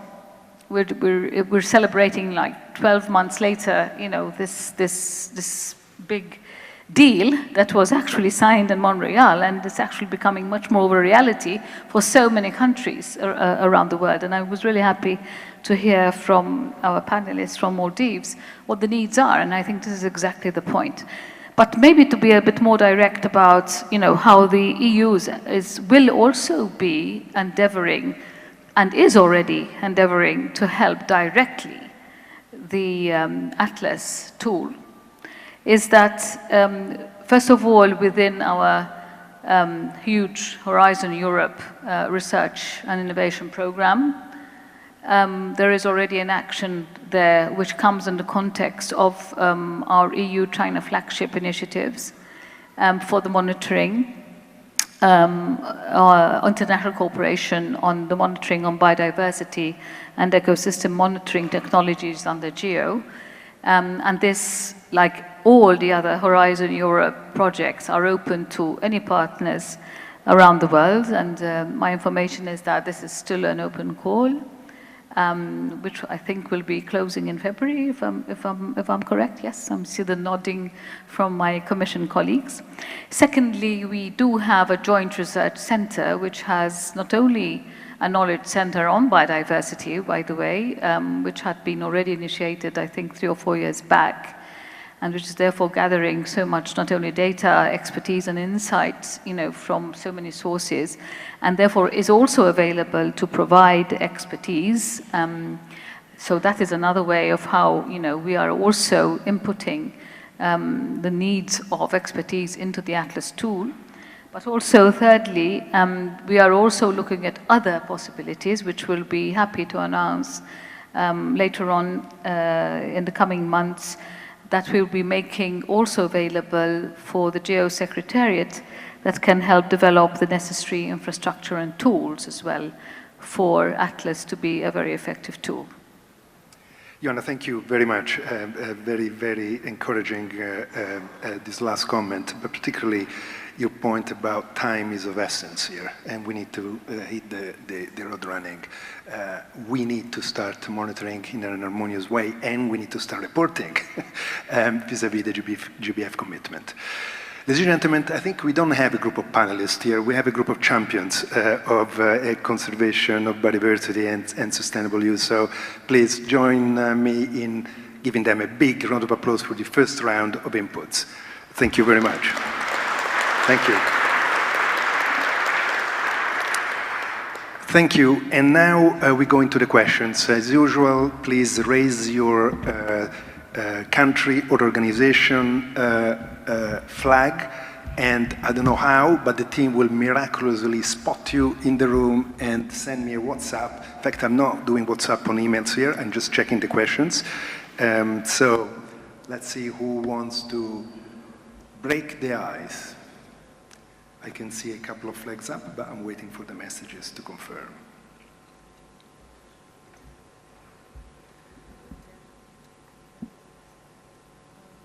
South Africa is the first country, and Canada to follow.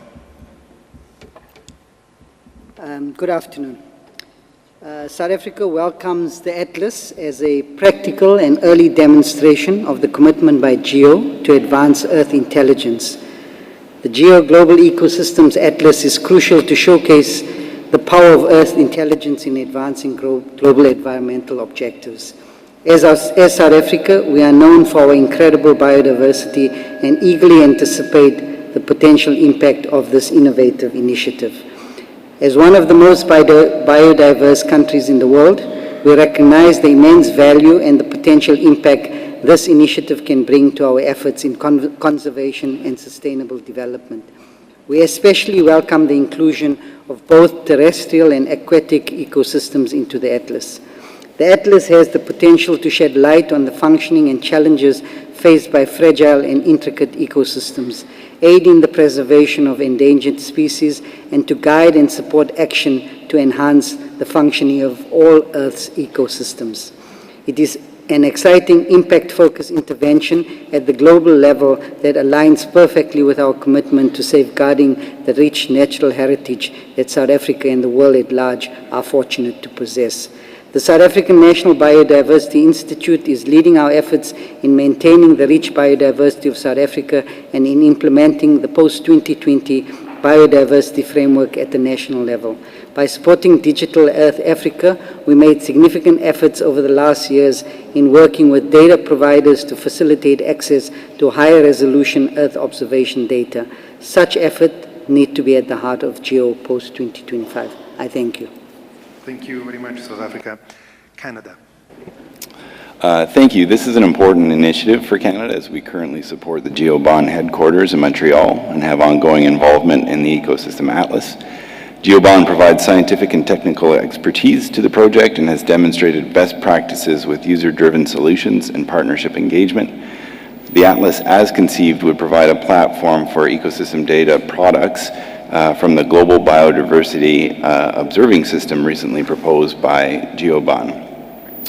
Canada acknowledges that existing biodiversity observation networks in several member countries could also offer data and technical support to the Atlas project, and we look forward to seeing the Atlas enable the detection of temporal changes and ecosystem extents arising from both natural and human drivers.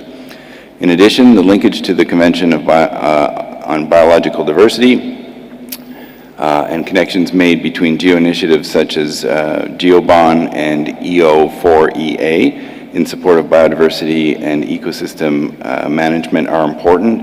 The EO4EA initiative is important for ecosystem accounting and measuring nature's value to society and to support our efforts to meet the targets of the Global Biodiversity Framework. And strong linkages should be made with the Atlas. Canada will continue to share our expertise and knowledge in support of this initiative. Thank you. Thank you very much, Canada. Netherlands and then France.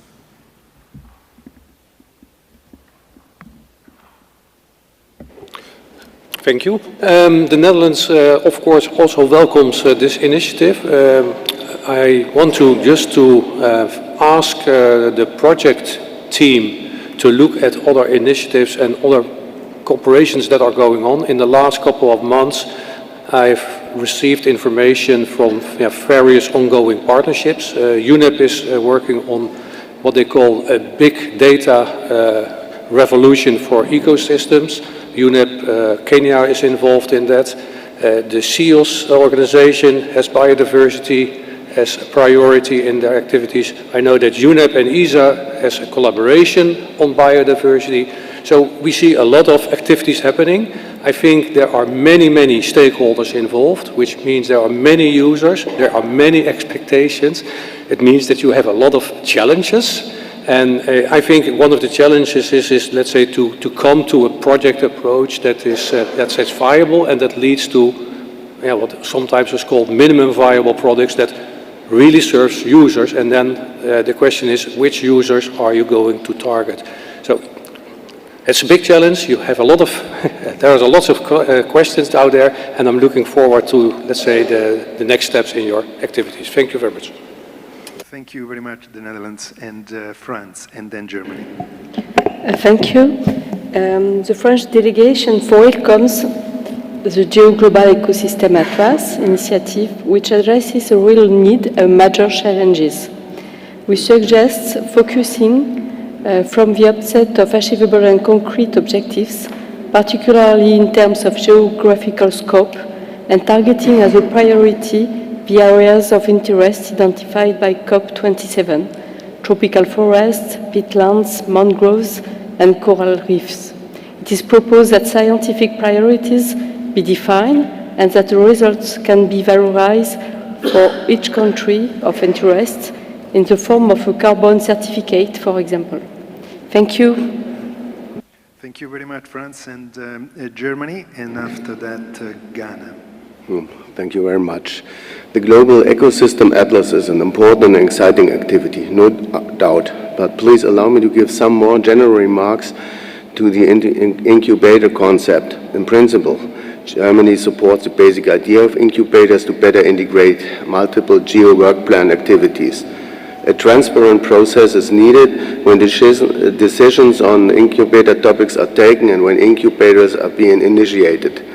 GEO's member states and participating organizations should always be in the loop, of course. And in addition, incubators should not lead to any disadvantages for the GEO flagship initiatives. The flagship initiatives are successful and should be further supported and expanded. There is no one side or the other. From our point of view, incubators could become additional GEO flagships in future if they fulfill the defined conditions of becoming flagship initiatives. But first, however, incubators need to be further elaborated, and we're here on a good way and should be implemented with success. Thanks. Thank you very much, Germany. Ghana, and then the United States. All right, thank you very much. Ghana really welcomes this nice initiative. In fact, Ghana sees the Global Ecosystem Atlas as the heartbeat of GEO because in Ghana and in most parts in West Africa, what we see is that biodiversity ecosystem services are threatened by issues of poor land use planning. And one thing I want to emphasize here is that the Ecosystem Atlas is not just going to be a static map there, it has to be a living map that we can go in order to see and address the issues nationally in terms of going forward sustainable land use planning in order to protect some of these things that we are talking about. One other thing that is important is that I think the Ecosystem Atlas system will also allow us the possibility, especially from developing countries, from a Ghana perspective, that the use of multi-user licenses becomes very important for us to be able to create the necessary standards that we need in order to co-share and to co-own the Global Atlas. Thank you. Thank you very much, Ghana. United States and then Japan. Thank you. The United States endorses the development of the GEO Global Ecosystems Atlas and recognizes its importance as a GEO nexus area. The United States is pleased to have been deeply involved in the conceptualization and planning of the Global Ecosystems Atlas from its inception. In particular, the U.S. Geological Survey and NASA have provided critical and foundational scientific support, including the development of the initial science vision and framework. We understand that the Atlas is being co-developed by key stakeholders from the ecosystem conservation status and ecosystem accounting communities, and it is envisioned as a living and long-enduring resource, serving the many applications that require information on ecosystem extent and condition. We applaud contributions to the Atlas, such as the $180,000 announced today by the UK. We recognize that the endorsements of the Atlas by the UN Convention on Biological Diversity and the UN System for Environmental and Economic Accounting attest to the need for a single, standardized, authoritative resource on ecosystem extent for reporting to UN conventions and other multilateral environmental agreements, such as the Sustainable Development Goals. The United States looks forward to working with GEO members and organizations to advance the Atlas towards its vision of a useful and open map-based resource providing curated, vetted, high-quality information on Earth ecosystems, and are committed to continuing to support the GEO Secretariat in the realization of that vision. Thank you. Thank you very much, United States, Japan, and then China. Yeah. Since the final recommendations of the Task Force on Nature-Related Financial Disclosures, TNFD, was released in this September, the interest in nature-related data, including biodiversity, is generally increasing in Japan. The Expert Committee on Earth Observation in Japan takes up biodiversity as one of the major topics and will proceed support and collaboration with the community related with ecosystems and biodiversity, such as GEO-BON and AP-BON, Asia-Pacific Biodiversity Observation Network. Global Ecosystem Atlas can contribute to biodiversity conservation as intelligence, and we would like the GEO Secretariat to clarify its targets, systems, and resources, as well as share the process transparently to the GEO community. Thank you very much. Thank you very much, Japan, China, and then that concludes the intervention from the governments, I think, and we move to the next ones. Please, China. Okay, thank you. Our observation is that the Ecological Atlas Incubator will promote the GEO Facilitator. In the past decades, the Chinese government has emphasis on biodiversity monitoring and conservation, not only in terrestrial area, but also marine areas, especially in the following three areas. Firstly, the national standards, such as the specification for marine survey, monographies related to Chinese marine species and atlas. And also a marine biological sample bank has been established. Last but not least, methodologies and tools. Actually, we already developed rapid detection technologies and also systems for significant harmful species, including marine red tide. And also, we launched a lot of projects at a nationwide monitoring of mangrove distribution and coral bleaching. Through all these activities, China has the capacity to monitoring evolving conditions in the well-being of offshore marine ecosystems. Now we are willing to share our expertise and data in marine biodiversity, and we are ready to participate in the Global Atlas together with all the memberships to provide GEO Foundation framework to the GEO and support GEO from Earth observation to Earth intelligence. Thank you. China, thank you very much. And now actually we have another government intervention, Italy. Thank you, moderator. Good afternoon. Italy is very supportive of this Global Ecosystem Atlas, considering the key role that ecosystem and ecosystem quality play at any geographical scale with respect to climate, to global pollution and the biodiversity loss. So we encourage, however, a close coordination with ongoing initiatives and the European project and national project that can well leverage the effort. And also Italy agrees with the solicitation from Germany that proposing that this incubator, in order to avoid confusion in terminology, can become a flagship as well, just to make things simple and that everyone can understand what we are talking about. Thank you. Thank you very much, Italy. Now we move to the UNCCCD. Thank you. The UNCCD embraces something called the Land Degradation Neutrality Response Hierarchy, which includes avoiding degradation through conservation, which we include, but of course we push that towards CBD because they do the hard work there. But it also includes sustainable use of land already converted for agriculture and restoration for what's been broken.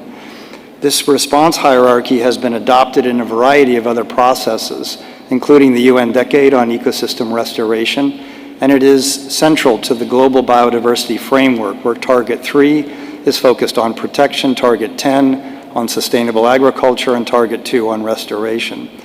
The UNCCD has fully embraced the Ecosystem Atlas for all of the reasons shared by the excellent interventions by our panelists. That said, we have noted a narrowing of the focus of the Atlas to the conservation of nature and natural ecosystems. We hope that the original much broader scope of the Atlas, including agroecosystems, will be maintained and that the focus will include not only protection but also sustainable management of lands already converted to agriculture and the restoration of degraded ecosystems. Finally, the early discussions of the Atlas development focused on a major gap, which is central to a number of global biodiversity framework goals and targets, as well as effective implementation of LDN, which is known as ecosystem extent. We encourage the development of the Atlas to address ecosystem extent as early as possible, building on the typology developed by IUCN and the ongoing work of other organizations, including USGS, to name just one. Thank you very much. Thank you, UNCCD, and now Space Enabled. Thank you. The Space Enabled Research Group is an associate member, and we're an academic research organization located at the Massachusetts Institute of Technology. We are fully supportive of the initiative to form a global ecosystem atlas, and we propose that universities could play a key role once decided by the members and Secretariat, and we are eagerly looking forward to opportunities to collaborate.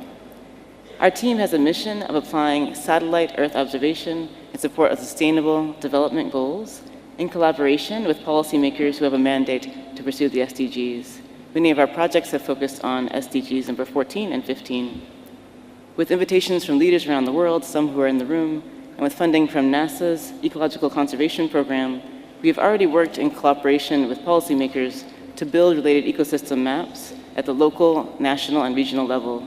For example, we have results like this topic in West Africa, in tribal territories in the United States, and in coastal ecosystems in South America and Indonesia. We are encouraging GEO members to look for opportunities to invite universities to use our current results and skill sets to contribute to the Atlas initiative. For example, it may involve sharing our methodologies with each other, supporting training activities, communicating about the benefits of ecosystem mapping to the public, developing new mapping and validation methods, training and collaborating with youth, as well as collaborating with artists and other members of civil society to communicate the benefits. In our team, in the spirit of the environmental intelligence, we regularly apply Earth observation in combination with social science and policy analysis, both to identify impacts of environmental change on society and to find gaps in technology in the Earth observation systems that need to be designed for the future. Again, we fully support the initiative and thank you for the opportunity to express this. Thank you very much. Thank you very much, Space Enabled. We have actually two additional interventions. First, Senegal.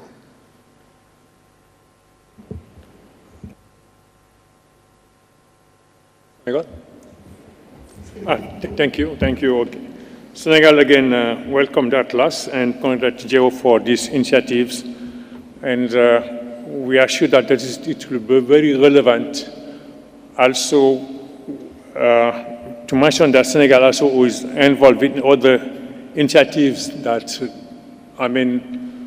doing more or less similar product. In the kind, we'll mention what we're doing with the Obapama program, which is also funded by, EU. And also GGMS program, also we're working in the wetlands and floodings areas.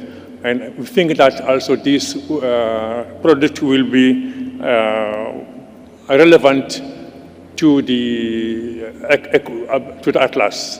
And so we are ready also to share this. Also to mention that also we still for leveraging with other initiatives, ongoing initiatives, UN Environment is also doing kind of what we call Atlas of Capital, African Ecosystem Capital. I think also it will be good to liaise with UNEP to see, UN Environment, how we can collaborate in these initiatives. Thank you. Thank you. Thank you very much, Senegal. And now, Esri. Thank you. ESRI supports GEO's vision and commitment to map and share the world's ecosystems as a foundational information service that's critical to tasks like ecosystem accounting and protecting biodiversity, and to prioritize policies, monitor progress, and facilitate UN reporting. As a GEO associate, ESRI has participated in the early framing discussions and is fully committed to engaging with the GEO team going forward and supporting the rapid development of an interactive ecosystem atlas, inclusive of the best scientific approaches and delivering the information in an easily accessible way for all to use. Thank you. Thank you very much, Esri, for your contribution, which I think is the last. I don't see any other request for interventions. So, first of all, the message, which is pretty consistent, heard today from the panelists, which was no surprise, I have to say, but also for the interventions from the floor, is of great support for this effort. Is, I would say, a long due. Is very timely because of the commitments that the world has been crystallizing over the last few years, and particularly recently on the biodiversity area. And it is a tool that will harmonize, will bring together, integrate, create access, drive action, and make sure that data don't remain data, but actually translate in change, in the change that we know needs to happen in many different ways around our society, our economy, the way we plan and land and use land and waters, but also a tool that will deliver, at the end of the day, safety for our economies, our society, as all and as individuals, and most importantly, for generations to come. We heard a lot of support in this room, which is fundamental to get the ownership of the GEO community moving forward. Obviously, what we need, increased political commitment. You need to make sure that happens back into your capitals, and at the same time, of course, the financial support that is needed to get the whole process going. This is fundamental now to make the Atlas become a reality. And I have no doubt that that support will materialize soon. We heard already some concrete commitments today. And with that, I would say I leave this meeting personally extremely excited. I think you probably realize that I'm very fond about this project. I think it's extremely important, can be a game changer truly for biodiversity conservation, restoration, and sustainable use at the same time. And so it's down to us now to support in concrete terms this first phase of the ecosystem atlas by developing the first beta version and excite the world in rallying around this absolutely critical tool to deliver a sustainable future. So join me again to a warm applause for the panel and to all of you that has made an intervention today. This is very, very, very exciting. And thank you for inviting me. Thank you. And Can we please hear another round of applause for the panel and for Marco, who did a fantastic job facilitating that. Thank you so much. I think I share in your enthusiasm. I'm equally as excited, and I see what you mean, that this was not a group of panelists, it was a group of champions indeed. A job well done, much appreciated. Ladies and gentlemen, we're going to take a short break now, just a coffee break for about 30 minutes or so. Let's reconvene at 4 o'clock for the last session of the day. We'll start promptly so that we can wrap it up before the gala dinner. It promises to be another thought-provoking, exciting one. It is one that is looking at heat resilience, so you don't want to miss that. After the coffee break, do join us. Thank you.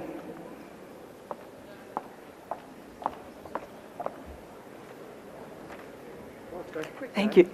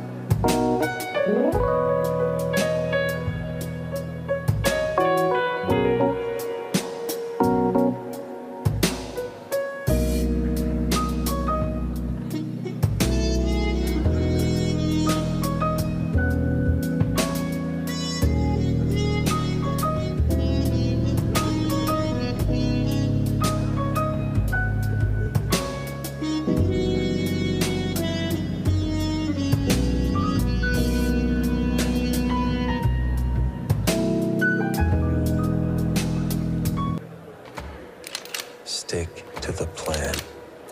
Trust no one. Anticipate, don't improvise. Never yield an advantage. Forbid empathy. Empathy is weakness. Weakness is vulnerability. Leave no loose ends. This is what it takes if you want to succeed.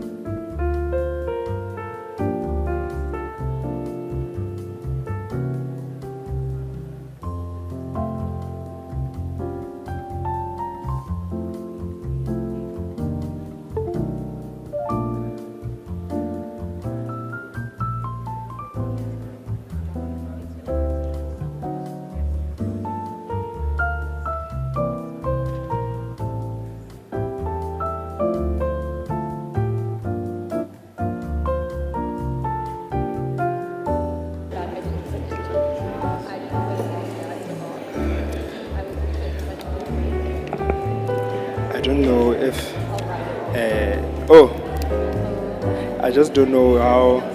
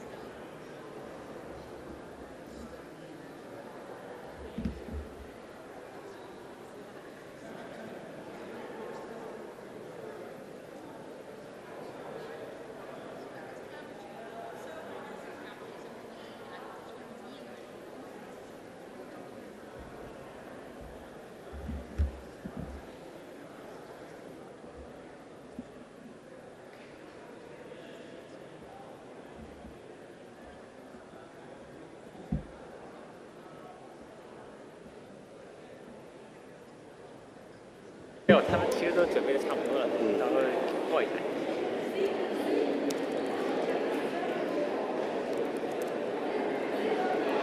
领导什么都关注了，哎，廖主任来问我，为什么别人有牌子，我们谁办是没有，我们办是没来日。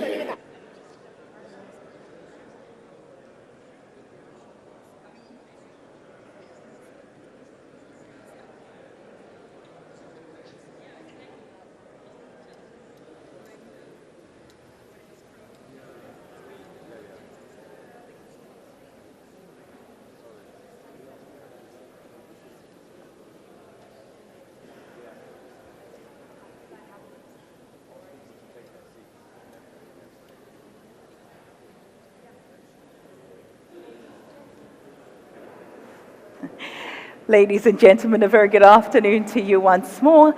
I'm going to ask that we please do take our seats so we can continue with the fifth session for the day. Let's take our seats, please, wrap up conversations, exchange that business card or two so that we can commence. Thank you.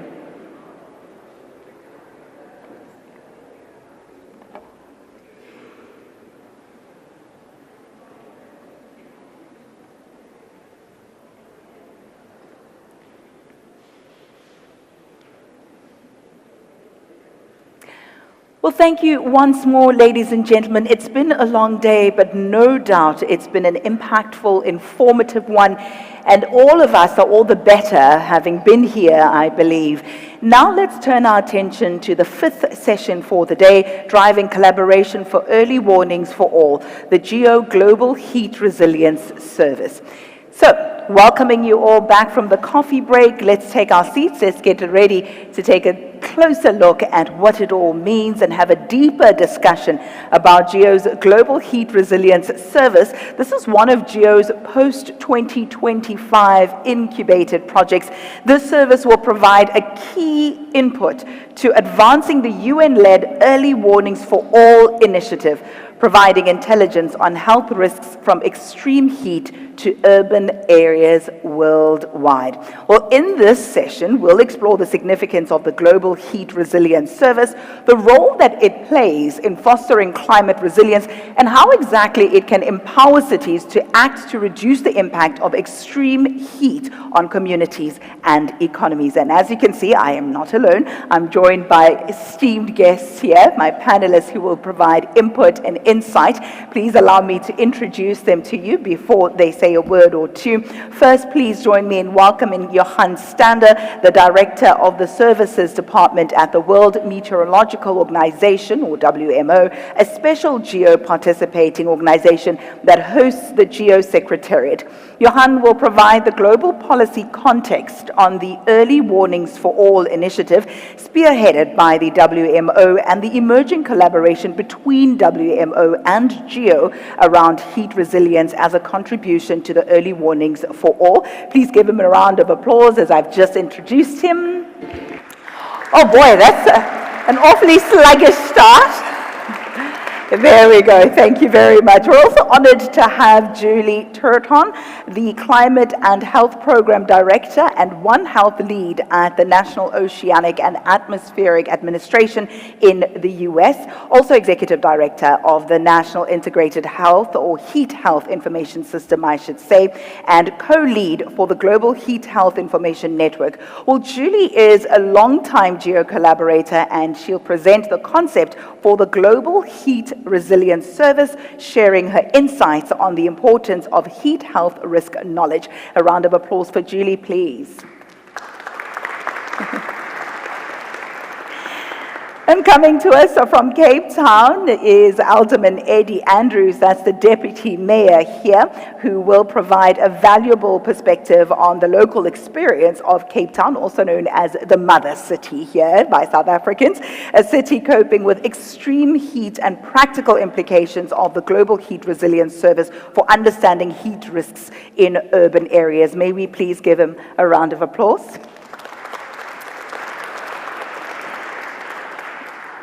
Ladies, Jessica Cavendish is also here with us, Head of Implementation for Africa of C40 Cities, a global network of nearly 100 mayors of the world's leading cities that are united in action to confront the climate crisis. Well, Jessica will offer insights into the needs and role of cities in designing and implementing the Global Heat Resilience Service. Can we please hear it for Jessica? Last, but most certainly not least, we have Lennox Gladden, CEO, or GEO, I should say, Principal Alternate of Belize and Chief Climate Change Officer of the Ministry of Sustainable Development, Climate Change and Disaster Risk Management. In addition to a member country perspective, Lennox will also share his insights on global policy landscape as activity lead of the Technology Executive Committee, we also know it as TEC, to the United Nations Framework Convention of Climate Change, or the UNFCCC. May we please give him a round of applause, ladies and gentlemen. Well, with such a distinguished panel of experts, we're looking forward to a session that's filled with diverse perspectives and insights. So without further delay, please let us delve deeper into session 5, Driving Collaboration for Early Warnings for All, the GEO Global Heat Resilience Service. And to do the honors, allow me to call upon Johan Stander. Thank you. Thank you, Anyana. It's always good. Can you hear me? 1, 2, 3. 1, 2, 3. Is that better? All right, let me stand right close, like those people do when they want to be heard. Thank you, Ayana, and I also would like to say, Yana, congratulations on the excellent week so far. And I must confess, I was very happy to come, as Cape Town is my mother city. I originally do come from Cape Town, and it's always nice to come and visit from time to time. Your Excellencies, ladies and gentlemen, distinguished guests, our experts, and in particular those practitioners for GEO. Please allow me to say a couple of words on behalf of the Secretary General of the World Meteorological Organization, who I represent today. Would you like me to use this one? Okay. I believe it is time to start the talk by highlighting those risks currently facing our world at the moment. If we look at the next year or two, or even for the next 5 years, the major risks are all underlined by climate, and we cannot run away from it. We've got to make sure that we all work in a collaborative manner, as we've heard earlier today already. And that is what the WMO is trying to do with its 150-year history. We try to address, especially addressing the preparedness and reducing loss of life, livelihoods and critical infrastructure from hydrological events. This is our strategic priorities for the next 10 years. On the 23rd of March last year, the UN Secretary General Antonio Guterres made an ambitious statement. He said that everybody on the planet should be protected by early warning systems within 5 years. Ladies and gentlemen, he requested the WMO to set up an action plan, which we did, and we presented that at the Conference of the Parties last year, which they all adopted. And the time clock started last year. And after 1 year, we've got to provide a progress report within the next couple of weeks, which the UNSG will present to everybody. I'm quite fortunate to be the global coordinator with regards to the technical implementation of the early warning services for all action plan. And it's very nice and really an honor to work with people like Yana and her team and the GEO people, because we can't do this alone. And within this, I would like to highlight that the UNSG did underscore the importance of the information to ensure that we are all aligned and make sure that we are protected by storms, heat waves, floods, and droughts, just to name a few. The WMO's Congress this year, a couple of months ago, made early warnings for all a priority one of their next strategic plan for 24 to 2027. And within this complex environment we live in, heat is one of those actions under strategic objective 1.2 with regards to heat. And we're working very closely with our partners, in particular Julie and her team, and she'll provide more information on that a little bit later. Colleagues, ladies and gentlemen, a successful early warning system relies on a multi-hazard early warning system approach. And we can't do this alone. It needs to be a people-centric multi-hazard early warning system. And we all know that early warnings is a proven adaptation measure. Early warning saves lives, and each dollar we spend on infrastructure with regards to early warning systems, we've got the proof from the World Bank, gives us a $15 return of investment. And we've got no choice than to convince governments and politicians and private sector, NGOs, everybody, to work with us and invest in infrastructure, in sustainable infrastructure for everybody. If we look at multi-hazard early warning systems worldwide, it's very clear that only half of the world at the moment is covered by multi-hazard early warning systems. We started with the implementation of early warning services with the first 30 countries as identified by the UNSG. And all of these countries we've started, none of them's got multi-hazard early warning systems. But what's most important, where we can work very closely with GEO, is the part with regards to legislation.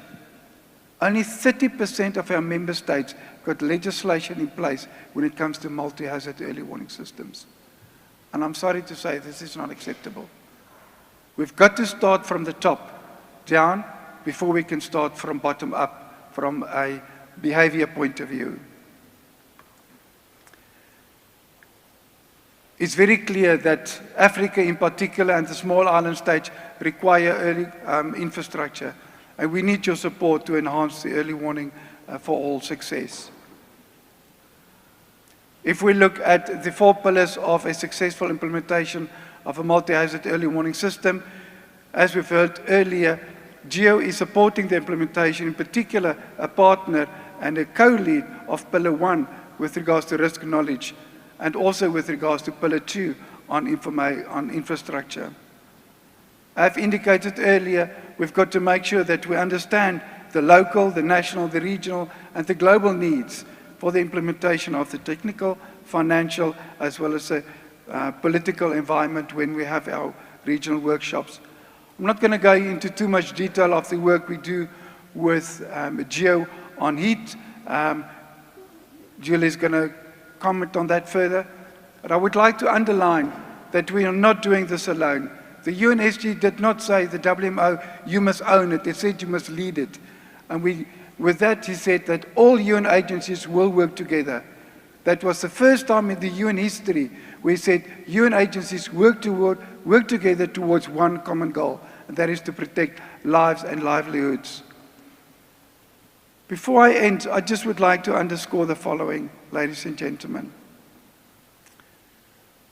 As we draw the curtains on this important session on driving collaboration for early warnings for all, I'm inspired by the collective commitment that has characterized our time together. The collaborative efforts showcased here highlight that the responsibility for early warning transcends boundaries. It is shared endeavor that requires the active participation of governments, scientists, technology innovators, humanitarian agencies, and communities. Let us carry the spirit of Ubuntu. And those who don't know what it stands for, it means roughly, I am because of who we all are. Because only then can we succeed. With that, I thank you. Merci beaucoup. Muchas gracias. Shukran. Shishi. And I dare to say, Nkos en baie dankie.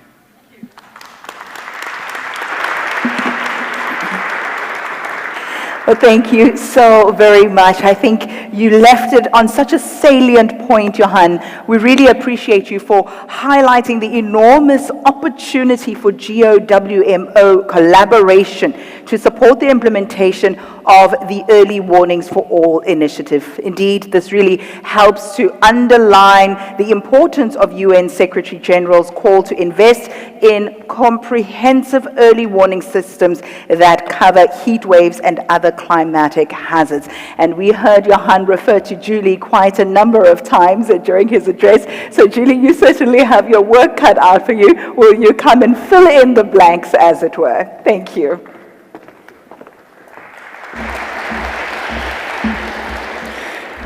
Yes, Johan, you set me up, didn't you? Good afternoon, ladies and gentlemen, and esteemed colleagues and delegates and GEO members. I want to say colleagues and friends because I am honored to be here, and I have been with the GEO community for quite some time, so it's really an honor to see how it's grown and to be here speaking to you about such an innovative idea that Jana has started under her leadership with this whole incubator. So, Make sure I know how to do that. All right. So how many of you noticed a change in the heat waves or the extreme heat this summer? Anybody's place getting hotter? Anybody had a heat wave when you weren't expecting it? Anybody had a longer heat wave than you were thinking you would have? I figured. Well, guess what? This might be the coolest summer you've seen in a while, because look at that map. This is a projection of what we can expect in the future, and you can see that even we're looking at 6 to 8 degrees of maximum change. What we're seeing now is just a couple of degrees, so we don't really even know what the world looks like when it gets as warm as it's projected to get. And the thing is, it doesn't really matter so much about the future because we are already seeing it now. This is not something that we can wait to do. We were talking about urgency earlier, and Jana mentioned, why are we here? It's partly for the children and it's partly for us. The time is now, and we really have to do something about heat. It kills people. It kills economies. The expected projection of $2.4 trillion of economic losses. And about 500,000 people die every year for heat. We know that those numbers are underestimated. The data are poorly collected, and there's not enough analysis. So those are clearly underestimates, and even with that, they are huge. And it's not only people, it's ecosystems and wildlife and the food supply. It exacerbates things too, so there's the direct effect, but I'm not going to go into each one of these. I just want you to think about heat on top of other things, heat and air quality. We already have poor air quality in so many places around the world. WHO's already said it kills more people than anything else, and if you add heat on top of that, it's even worse. Food systems, food security, even civil unrest, it can be destabilizing to economies and help seed unrest and migration. And then I don't want to underestimate the mental health and the physical impacts of heat on health. And the last one is the humanitarian and disaster response, which we were talking about a little bit too. The workers, the situation in which people are staying in temporary, they're already stressed. If you have a heat wave on top of that, it's even worse. We have seen all of these things happen, and it's only going to continue to happen in the future. The thing is, heat's less overlooked than it used to be because you all just experienced heat. So we are becoming more aware, but it's still often overlooked because the impacts are underestimated or hard to quantify. There's also a governance issue. It falls between the cracks of governance, and it falls between the cracks of activities at all levels of government. It's a bit of this person's mission, it's a bit of this project here, it's this big plan over here and this big program here, but it's not really well coordinated almost anywhere yet. We're getting there though. You'll see by the end of this, we'll definitely have made some very good strides on that. It often affects marginalized groups that have a hard time standing up for themselves or being noticed. And then the other one is that there is human nature, which those of you who deal with disasters know, sometimes it's easier to just wait and deal with the activity instead of plan and be proactive, and we want to change our collective culture on that one here.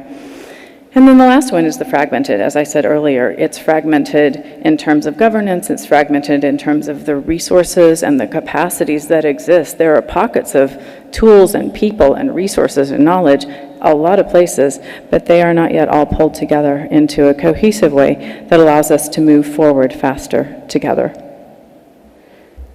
And on top of that, so we have climate, we have heat, we have fragmented, a lot of capacity, but fragmented capacity, and then we have increasing populations going into urban environments.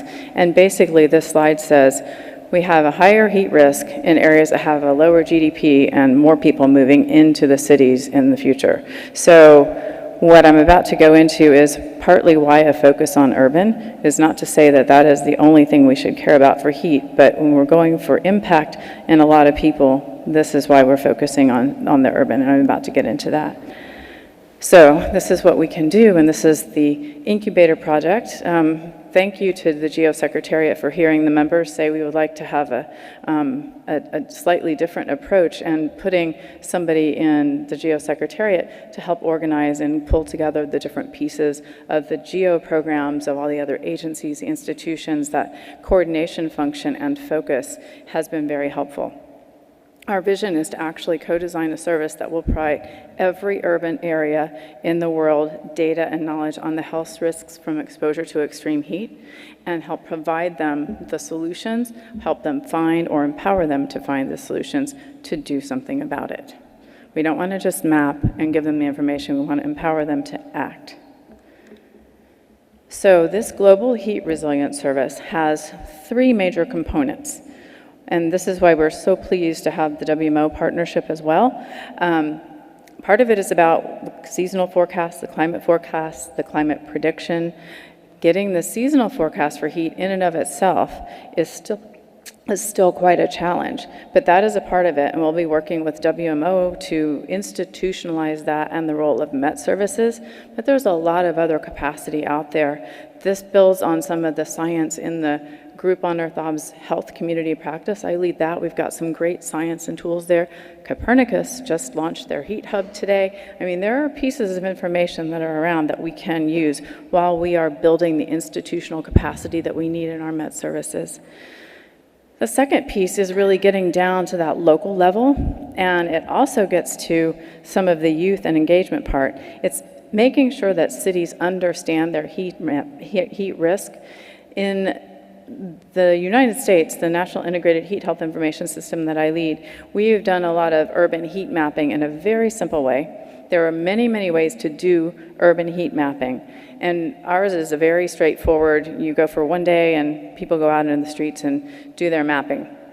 I'll show you a picture in a minute, but it's a very engaging activity.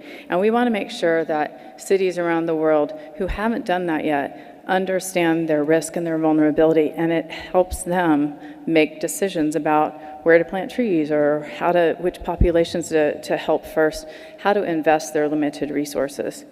And then the other part of this is there will be a youth challenge or 2 or 3. We absolutely will be engaging youth as a part of this, and at least a challenge as a part of the urban heat campaigns. And we're also looking at something on the science and technology side, and maybe getting them to engage in the development of wearable sensors or some more science and tech kind of things as well. So this is what the community mapping looks like, and I wanted to show you because some of you had a chance to be a part of it, and it's not the only way one can do an urban heat map, but it is a very low cost, very engaging way to get people involved. Now, we don't limit it to youth, but you is a great opportunity. You can get your mayor, your city official, your whoever it is up on the step saying, this is what we're doing to help protect our people from heat, and people just get really engaged, and they're also very vested in the outcome. In the bottom picture there is a urban campaign we ran in Freetown, Sierra Leone last year. So here's where we are in the process. We conceived this idea, we being WMO, GEO, and NOAA, and in the role of the National Integrated Heat Health Information System. That is a demonstrated method that works, so it's based a lot on those pieces. We had a discussion with the UN GGIM about launching this, so we officially launched the concept there and got some feedback. We have been fortunate to have partners not only in the interagency and intergovernmental space, but Esri has stepped up to help us with a survey tool, which we're going to ask you to do in just a minute. So we've launched a survey, and we're doing a scoping workshop next week, actually, and then I think you've heard a couple times that we'll be demonstrating the story map and this concept at COP, and then we'll be doing our convening and design workshops over 2024 so that we are ready for a full formal launch in 25. So this is the story map. This is the survey. So where we have right now with the dots you see are people that have actually responded already. This is one thing you don't usually have a speaker say is get your phones out. Please get your phones out. You're going to need them in just a second if this goes well. There should be a QR code coming up here. There you go. If you take a picture of that QR code, please fill out the survey. We're going to have the survey at COP. We're going to have it everywhere we can. Send it to your friends, send it to your colleagues. The intention is to really gather the evidence from communities and practitioners about their experience with heat, what kind of action plans they have. It's very short. It will take you less than 5 minutes, I promise. And with that, I will just say thank you very much, and I'm looking forward to your questions.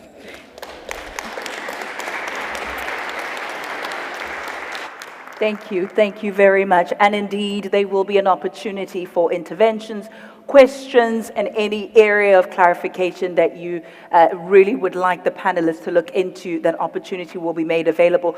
But I think let's segue into this now. It ties in nicely to the next segment, where our three panelists will provide their own reflections of their personal experiences of the importance of addressing heat-related risks. That's at national, at local, at regional, and global levels as well. And importantly, our panelists will offer some insight into the role of data in advancing our knowledge of heat-related or heat health risks and potential solutions to preparing for and preventing these risks for the most vulnerable. So let's start here at home. They say charity begins at home. Let's start right here in Cape Town and look at the local perspective offered by Deputy Mayor Andrews. Let's speak a little bit about the impact that the city has experienced in terms of extreme heat. Thank you so much. I think I heard that Johan was speaking about collaboration, and you also spoke about appreciating the data and understanding the heat maps. But I think it's important to start by saying that we need to recognize there's a shared future. And both interested and affected stakeholders and also us as responsible stakeholders need to be a part of that solution. And I think it's a very important departure point. But if you look at Cape Town and the impact that we've seen, the fact that we realize we've got to do more for each one of our citizens, we're asking the question, how can we help? And what we've seen over the past period in the city of Cape Town, the impact it has on our most vulnerable's health. I think those with underlying health conditions, also our children's, particularly those communities that would be ranked quite high in our social vulnerable index. And what can we do there? Because definitely it has an impact on our citizens' health. Also infrastructure. I think when you have these heat waves, we had our, I think in 2015 in the city of Cape Town, Atlantis, 43.1 degrees, the most warmest day in the city ever, about 8 years ago, happened out in Atlantis. And so the impact on infrastructure as well. Not everyone has access to a room that's naturally cooled, and so you would need additional energy to, of course, cool yourself down. We don't support that necessarily. We know that it's happening in terms of air conditioning. So that's also happening. And then, of course, the economy, the impact it has on the economy. And lastly, the environment. I think if you don't do your, looking at the environment, your fire breaks, what needs to be done and how you can further reduce the wildfires, all of that. So it's health, infrastructure, the economy, and the environment. Just this morning, I heard on the radio a lot less wine was consumed in the city or in the country last year, probably because of the impact of heat as well, you would argue. Not sure if there are any farmers in the room here today, but I haven't read the entire report, but there's definite impact. But we recognize the impact as the city of Cape Town.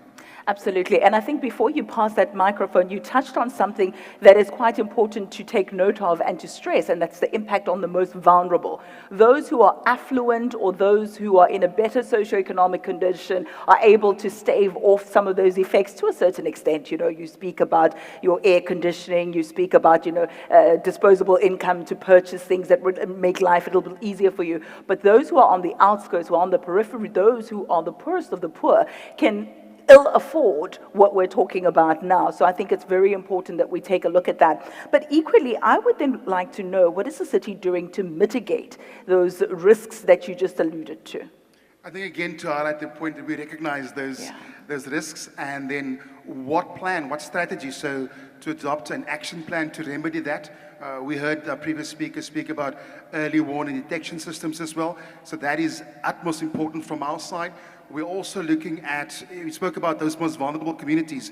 What can we do into greening our open spaces, particularly our schools in the most vulnerable? We know that in parts of Cape Town, those communities were created under apartheid and of course they don't have the necessary greening public open spaces there. So that's what we've got to do, and of course we've planted hundreds and thousands of trees. But I think communication, I think for just continuous education and awareness, informing our constituents, this is the impact. It is not nice just to be, when you go to the, to bathe, and you go without having your sunblock on there, and you come red, back home. I mean, my kids used to do it, and so until we had to remind them, you may not see it now, but when you're older, you may feel the impact. So education and awareness, investing in green infrastructure, and also health and looking at the health aspects in terms of what do we need to do at our hospitals, at our clinics, and how we're using those data sets to make informed decisions. But just generally to have the will to respond. Sure, making informed decisions. Thank you very much for that. A round of applause, please, ladies and gentlemen. Thank you, Deputy Mayor. I think it's, again, very fascinating to hear your perspectives on how to protect the health of urban populations, including, as I said earlier, the most vulnerable. So let's turn our attention now to something that you also alluded to, those collaborations, partnerships, working together in order to overcome. We're going to expand a bit more and hear about other local perspectives as well as regional perspectives from Jessica now, the head of implementation for Africa at C40 Cities. That's an organization working with nearly 100 cities worldwide, including Cape Town, to support local climate actions and build healthy, equitable, and resilient communities. Jessica, maybe speak to us a little bit about how C40 has been supporting cities like Cape Town to better understand extreme heat risks and scale up their climate action. Sure, thanks, Anda.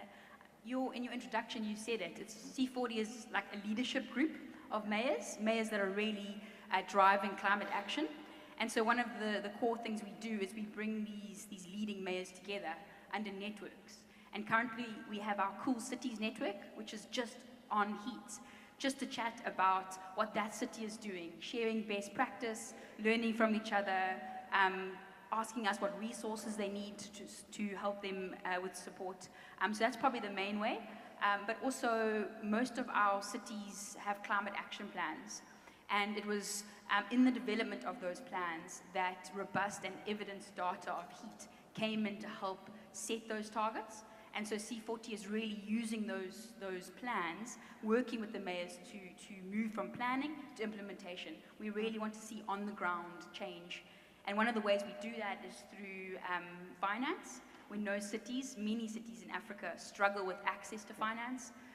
And so we have set up some funds that through robust competitive processes, cities can access.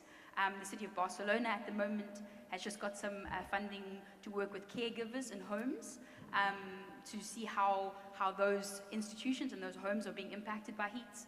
The city of Vancouver is running a pilot around disability, people with disabilities, and things like how heat can impact them, and then things like ice vests and how that will support various people with disabilities. We also do multi-level governance. Multi-level governance is absolutely critical, working between cities and national government, not only to leverage those funds, but also to work collaboratively so that the cities are empowered to be able to implement the national government regulations, because that's often a challenge, particularly in Africa. I think it's so important. Iron sharpening iron. So your perspective, your experience might be helpful in my city, and by coming together, we're able to find solutions that might work for the greater good. Thank you very much for that. It sounds like a great challenge that is what you're facing. What would you say are the biggest constraints, I guess, and some of the opportunities on the flip side in making cities more resilient to heat? So some of the constraints, but also areas that may be opportunities. So one of the first constraints is data, and I think that's why most of us are here. So it's data for things like loss of urban natural assets and how that really is impacting the urban heat island effect. It's data around how can we make the case for green infrastructure over grey infrastructure, really understanding the health impacts of heat. The reality is that thousands of people are dying in cities from heat, but we just don't know that actual number, and we can't attribute the actual cause because it's so complicated to figure out. And then a huge challenge linked with data is keeping it up to date. our cities often don't have the infrastructure, the systems to develop a baseline and then build on that and then report on that effectively.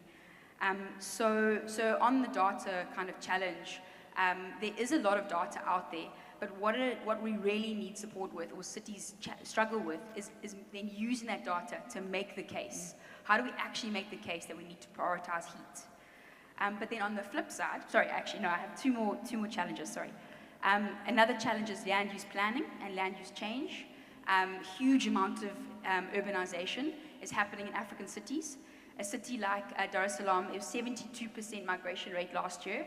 And so a huge amount of areas and cities are becoming informal, which we know are extremely vulnerable to heat. And not only that, the natural asset base is being removed as people move into cities. So that's a huge challenge. And then competing city priorities. There's so many problems and challenges coming at cities. But quickly, with the time I have left, to change to opportunities, I think heat maps are easy and they're extremely valuable in cities. So that is a great opportunity. The beauty of addressing heat is it's not as complicated technically and financially as other risks, like flooding, which really requires huge investment in infrastructure.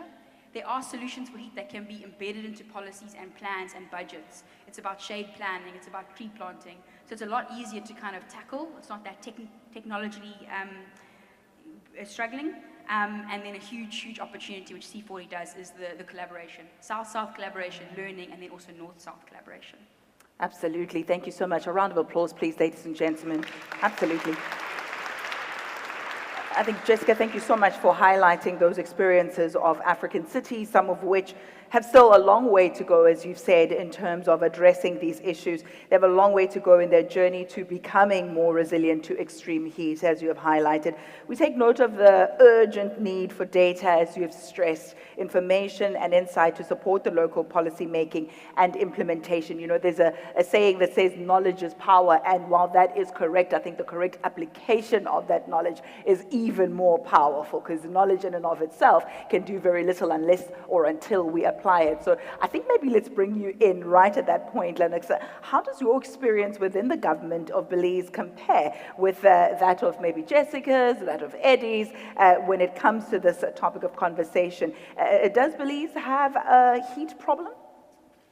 Well, definitely. I'm from the Caribbean, right? We used to love the heat, but sometimes it becomes unbearable given the nature of things.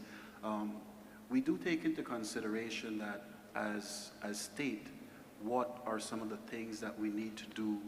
And I think it's probably as a result of the work that Jessica and her team, they're doing, that level of awareness, especially for the municipalities, for the urban areas. We're seeing more and more local governments taking part, elaborating, trying to, from their own vantage point. I had a discussion with one of them fairly recently, and it was quite upfront, quite candid. He said, I know you're in this field, but please don't plan for me without me, yes. Right? And that was something that really hit home, because oftentimes, as state actors, we take for granted the knowledge that goes both ways, that local and indigenous knowledge that can help us push forward some of these initiatives. So the work that the Deputy Mayor mentioned is ideally the path that we're trying to take. We're trying to ensure that governance structure is in place, and governance structure that goes beyond state, because NGOs, CSOs, they are doing a lot on the ground along the lines of mitigating the impacts of the heat stress. So that governance structure is important. Cross-sectoral, it is important, because only by doing both the top-down and the bottom-up approach can we actually, try our best to be one of the leading countries, as Cape Town did in Africa. Thanks. Absolutely, absolutely. Thank you very much. I think on that point, let me allow you to put on your other hat now, and let's speak to you from a different perspective. When wearing the hat that is much ado about the UNFCCC, let's talk a little bit about whether or not extreme heat discussions at the UNFCCC really speak to the climate negotiations. Is data and technology key in unlocking financing and innovation there? It is. I know you've heard the mantra from the SIDS, also from the group of Latin American, Caribbean countries, that 1.5 to stay alive. That is still there. We still try to strive for that. We still try to aspire for that. At a COP27 decision under the Sharm el-Sheikh implementation plan highlights the need for early warning systems. It takes into consideration as well as systematic observation. So, and it endorsed the Early Warning for All initiative. It is trying to, of course, capture, and along the Sustainable Development Goals, we say we don't want anyone to be left behind. So the appetite is there. At the negotiations level, we're trying to also incorporate the impacts of heat and how to mitigate that, also along the lines of look at the global goal for adaptation. We have constituted bodies, for example, the one that I represent, the Technology Executive Committee. We do discuss, and the partnership with GEO in this initiative, Early Warning for All, we hope to develop a product, a knowledge product, that highlights some of the gaps, gaps in the sense of some of the financial gaps, some of the existing gaps as it relates to data, because climate change, disaster risk management is something science-based, evidence-based, and in the absence of that, you cannot make informed decisions. So from the negotiation standpoint, from the Secretariat standpoint, the appetite is there. Even when you're trying to look at loss and damage, which is something very important for those most vulnerable, we're trying to push the initiative. We're trying to keep this sustained and alive. Thank you. Thank you so much. I think that's very encouraging. Round of applause, please, ladies and gentlemen. Absolutely. Donux, thank you so much for highlighting GEO UNFCCC tech collaboration while explaining, of course, the extreme heat and early warnings with solid risk knowledge and how they've been hotly debated and recognized as priorities. It's what we want, those robust discussions. It is great to hear about how partnerships with cities are encouraged to respond to the needs and vulnerabilities of people that are living in urban settings. Now, ladies and gentlemen, here's an opportunity to hear from you in your context and your intervention. Please do raise your flag should you want to make mention of a particular issue that you would like highlighted, or perhaps an experience that you have. Now's your opportunity to do so. Yes, we'd like to turn to the audience to hear from them now as GEO looks to develop that global heat resilience service.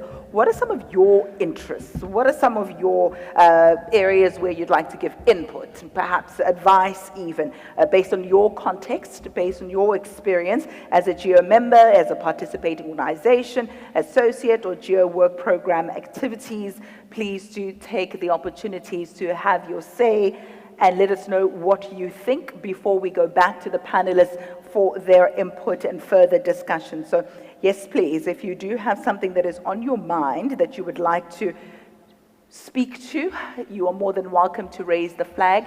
But as we gather that information, Johan, I see you're raising a pen, just listening to some of the experiences from the panelists who have shared the stage with you. What thoughts come to mind hearing some of their inputs and contribution?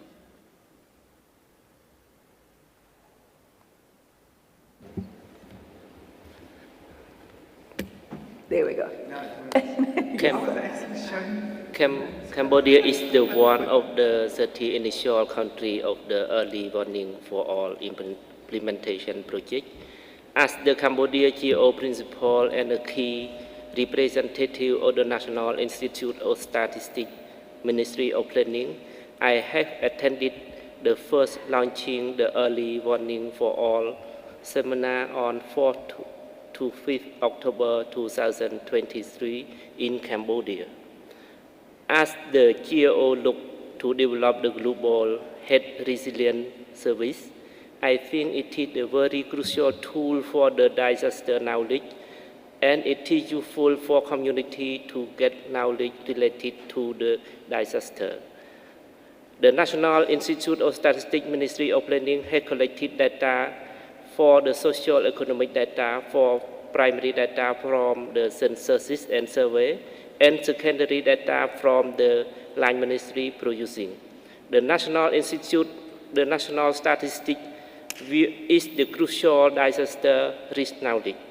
The statistical data collected by the National Institute of Statistics Ministry of Planning will be integrated or combined with the Earth observation data for stakeholders, and it is also useful for the Sustainable Development Goal monitoring as well. Thank you. Thank you so very much, Cambodia, for seizing the moment, carpe diem. That's what we like to see, taking initiative indeed. Johan, I'm going to ask you to hold that thought, because we do have contribution also coming from Ecuador, Uganda, United Kingdom, Ghana, US, Greece, EC, as well as China. So we're going to perhaps take some of those interventions, and then we'll circle back to you. So don't forget about it. Make sure you take notes. All right, let's hear from Ecuador, please. The floor is yours. Yeah, pleased to meet you all. My name is Virgilio Benavides from the Risk Management Secretary at Ecuador. I want to, regarding the Early Warning for All initiative from the Nations, that is benefiting Ecuador as one of the 31st countries to be intervened. We have several heat waves already in my country with just 3 or 4 days of high temperatures. But these early warnings that we received, they have to reach the last mile. Regarding that, we have an early warning multi-hazard system that has been developing since the last couple of years, and it has not included the heat wave yet. But we've been working with local governments and academia to get, including GEO and the capacity building groups from GEO to get together studies and make sure that the last mile in these communities can be covered. One of the principal difficulties is getting the people to be able to get this information on the right way and interpret it the right way. So that will be one of the objectives from this administration in Ecuador, to make sure that the people are the ones who are benefited on the best way. Thanks. Thank you very much. Much appreciated, Ecuador. Shall we go to Uganda up next? Thank you very much. My name is Timothy Lubanga, the Uganda GEO Principal. I am a commissioner in the Office of the Prime Minister, responsible for disaster preparedness and management. And as a country, we have a long history and experience in working in the area of early warning for all initiative, considering that we live in the Great Lakes region where there are so many environmental risks. That's why Uganda was amongst the first out of 30 countries that committed to be working in this area, and we are really happy to be front runners in this area. Being at the equator and neighboring the Horn of Africa, we have serious concerns with severe drought in the north and northeast of the country, leading to regular crop failure and associated challenges. We have also experienced a high prevalence of malaria, especially in the urban areas in the recent years, and other health concerns due to, of course, increases in temperatures. We therefore commit to invest in interventions like restoring our tree cover. We have a very serious level of reduction of tree and plant cover, and we are committed to restoring that. Also supporting protection of wetlands and interventions to promote irrigation. And finally, we look forward to cooperating with this new initiative in terms of taking advantage of science-informed information to support urban communities to deal with the heat crisis. I thank you very much. It's my first time, and it's an honor. Thank you very much.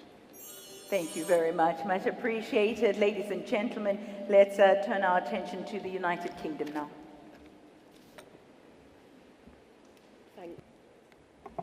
Thank you. We welcome the approach taken by the GEO Secretariat to convene this global partnership to start to understand the scale of the challenge and identify opportunities where Earth observation data can provide insights to support the development of adaptation and mitigation solutions. In the UK, we've got strong investment from academia, private and public sectors in work to understand the impact of extreme heat in the UK. Recently, the National Centre for Earth Observation and Ordnance Survey, supported by the UK Space Agency and the National Environment Research Council, have been working on a project to use satellite data to monitor and map heat in locations at greater risk. This kind of data could be used to provide insights to policymakers to manage the impacts of climate change in hotspots across the UK and beyond. On their own, Earth observations are helpful, but we can add context through overlaying data from other sources, such as foundational geospatial data. We can add context and help protect the most vulnerable communities, infrastructure, and environment. The UK is currently assessing how we can contribute to the GEO Global Heat Resilience Service, and we're very keen to see how this concept develops over the coming months. We'd be very happy to share insights from our own projects as they reach maturity, for example, in the UK Earth Observation Climate Information Service. Thank you.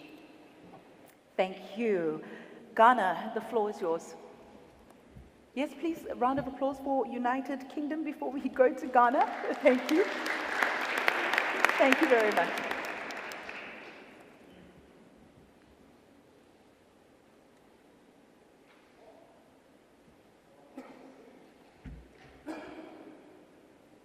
Yes, sir, Ghana. Oh, there you go, you're getting your mic.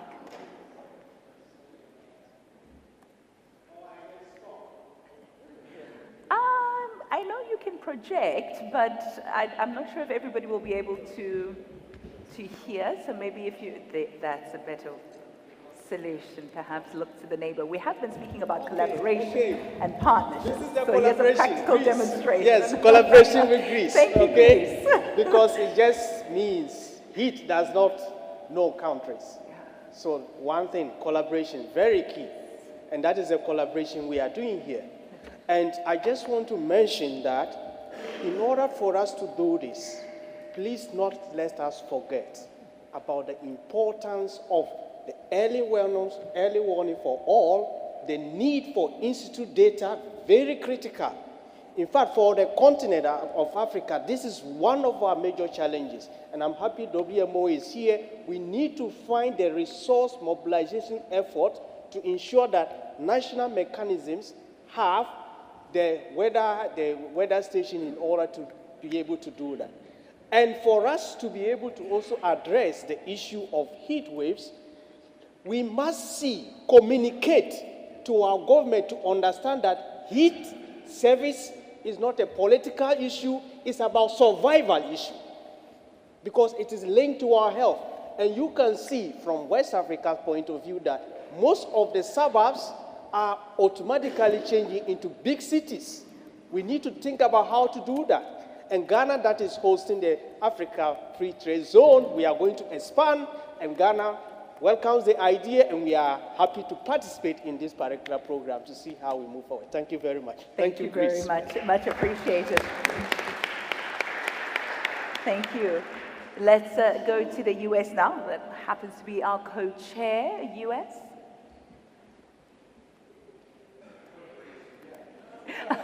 You're also going to Greece. We are becoming a hub. I see that. An honorary co-chair. Thank you. The United States welcomes the development of the Global Heat Resilience Service. This is obviously a major issue and a health risk for millions of people around the world as we deal with the impacts of a changing and warming climate. We're especially pleased to see the collaboration of this development of this service with our colleagues at WMO. This is the kind of joint initiative that best leverages expertise from multiple partners and showcases GEO's value as a convener of transdisciplinary communities to achieve results.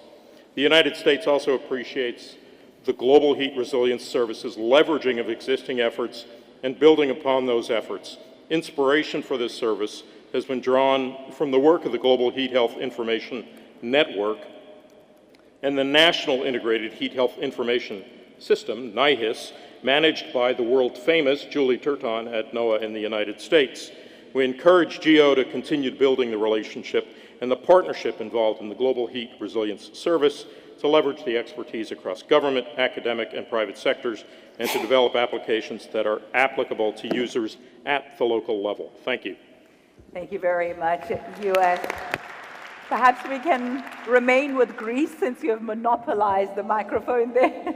It started a communication hub, Greece. Yeah, this is Greece calling from the voice center of the room. So, Greece would like to emphasize the timeliness of an action to improve access to data and information to confront heat-related stresses in cities. It is an issue that in the past has resulted in many deaths and still does, and it is proven that increasing preparedness is the way to also increase resilience, especially as we feel in a dramatically accelerating pace the impact of the climate crisis. And for example, in Greece, we had huge wildfires just after the heat waves this very summer. It is also, especially if we are not confining ourselves to the hazard mapping, but we also include vulnerability, as here is the case, this is actually a first step to materialize the transformational program that we are seeking for in GEO in the ways to combine Earth observation with other types of information such as socio-ecological, socio-economy data. So we hope that the way that this global heat resilience service will evolve in a fully inclusive manner will allow the GEO community to showcase its capacities in helping cities survive from heat and other urban pressures that we are really facing. Thank you. Thank you very much. Thank you. Yes, a round of applause, please, ladies and gentlemen. European Commission is coming up next, another one of our co-chairs. Thank you. The European Commission would like to indicate its appreciation of these efforts to propose a service on global heat resilience. I have a couple of points to make. Since there is quite an active and knowledgeable diversity of platforms and systems identifying areas at risk in cities already in existence, we would strongly recommend that there is an active engagement with these services and platforms, and also to build on them, to build on their expertise and also output. Secondly, we would also like to emphasize the importance of the full engagement of the existing GEO work program activities or working groups having a long experience and knowledge, like, for example, the GEO Health Community of Practice, the GEO Human Planet, and the Global Urban Conservation and Information Initiatives. I would like to conclude by referring again to the official launch today at the occasion of the European Space Week in Seville of the Copernicus Health Hub, which has already been mentioned. This is the link between basically Earth observation, environmental information and health, and certainly also a source of knowledge and expertise, and also the Global Heat Resilience Service should look at. Because of this, we would strongly recommend that there is a very active synergy with the projects and also the initiatives which have already been mentioned and are already established. Thank you. Much appreciated. Thank you very much. Ladies and gentlemen, I just want to make note of the following. We have recognized your flags, China, India, Nigeria, Cameroon, as well as participating organization ESRI. We are attending to you now. So China, you can take it away. Thank you. We agree with the excellent innovations made by the delegates on GEO's role as a partner in supporting the early warnings for all initiative. United Nations Secretary General Antonio Guterres sent a warning about global warming by using a new term, the era of global boiling, when he made a statement on 27th July this year about the record high global temperature. China Meteorological Administration and the WMO are working together to support this initiative through efforts in integrated observation, disaster risk reduction, and related areas. China has formed a Chinese model of government-led, warning-triggered, cross-department coordination and public participation meteorological early warnings in the light of China's national condition after many years of practice. One of the world's largest integrated meteorological observation systems has been set up at present, with 9 Fengyun meteorological satellites in orbit, providing data services for 129 countries and regions, and more than 60,000 ground-based meteorological observation stations being fully automated to achieve rapid tracking meteorological hazards within China. China has established a seamless and sophisticated operational system for forecasting and early warning reading from minute to the century scale, which is capable of providing real-time early warnings of 14 major meteorological disasters. China has built a national emergency early warning information release system to ensure accurate and authoritative release of early warning information. The system links the platform at the national, provincial, and municipal levels and terminals at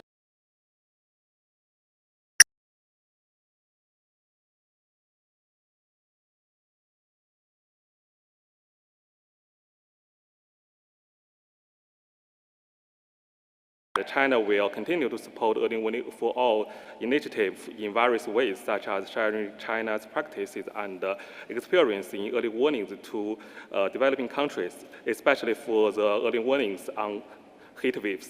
Thank you. Thank you very much, GEO co-chair China. Let's go to India. Round of applause for China, indeed. Thanks so much.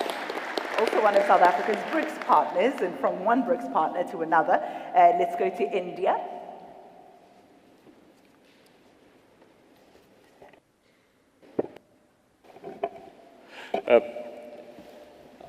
It is always, we get adverse impact of the urban heat island.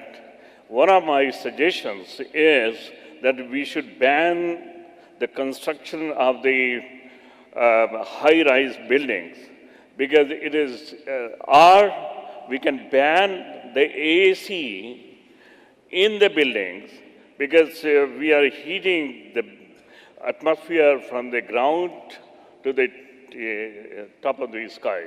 Okay. And another thing is, I would like that I have seen in Spain, there is a village and all the roofs are white painted. Can we do that? And there is the advantage of the heat island, because when there is a heat island, there is a cloud hole. So that can be really advantage. There is no fog at the center of the heat island. Thank you. Thank you very much. Round of applause, please, ladies and gentlemen. I know it's getting to the end of the day, but let's keep the momentum and the hand clap, and the interventions really are worth a round of applause. So thank you very much for that. We have Nigeria and Cameroon. We also have Esri, the last 3 of the interventions. So let's hear it now from Nigeria. The floor is yours. Thank you very much. Global Heat Resilience Service is an initiative that has come of age at the right time. I've led a research team on urban heat islands, and quite amazing, the awareness of the danger for heat island or heat in our urban centers is not well appreciated in our country. So this initiative is coming at the right time. The advice I would like to give is we need to integrate the local actors through stakeholders mapping so that at local level or national level, we can make contribution. And in addition, we like the platform like this to promote within the government community to buy into what we are really doing here, because some of the researches that we are doing, it doesn't really get into policy formulation. And one of the ways in which we can do such is by organizing workshops, and we believe that WMO can take a good lead in partnership with UN Habitat. We hopefully think that this will really help in achieving global heat resilience for the entire world. Thank you. And a big thank you to you. Thank you very much. Let's stay on the African continent and go to Cameroon next. Thank you very much. I'm Zutem Isabella. I'm speaking on behalf of the National Observatory on Climate Change in Cameroon. In fact, we have been playing a lot with the heat wave information, and my brother from Ghana already talked about the inclusion of institute data, because it's becoming a big problem from my experience at national level, that the information we get when it's global data usually is so cumbersome and it's not very specific. So if we are able to develop a policy where national data should be included or institute data be included, then I think it will be better, so that I don't say, for example, there will be some heat wave in the far north region of Cameroon. I should be able to say that Marwa will be experiencing heat wave, because once you put it at a very large scale, that is the regional scale, the main population doesn't face this, or the particular area was not cited. It is highly criticized at national level. Thank you. Thank you very much. A hand clap for Cameroon, please. Our last intervention will come from Esri. Yes, thank you. First, ESRI supports the goal of early warning for all, and we're currently working to aggregate over 200 separate CAP alerting feeds into a unified, freely available open map service of existing global alerts. This will enable everyone to have near real-time access to a single view of existing alerts around the world. Specific to heat challenge, we will continue to work with the GEO heat resilience team to co-design tools and workflows to help cities around the world create their own urban heat maps and use those heat risk maps to prioritize and design the most effective localized heat interventions to minimize the negative impacts of heat on their communities. Thank you. Thank you very much.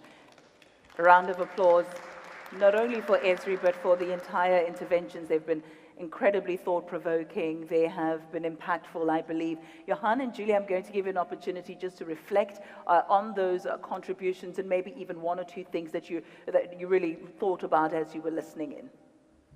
Thank you, Ayanda. I think my comments will probably address Cambodia's comments, those of Ghana, Cameroon, Nigeria, most of our African friends. So I'm going to go a half a step back before I get to the nuts and bolts of early warnings for all.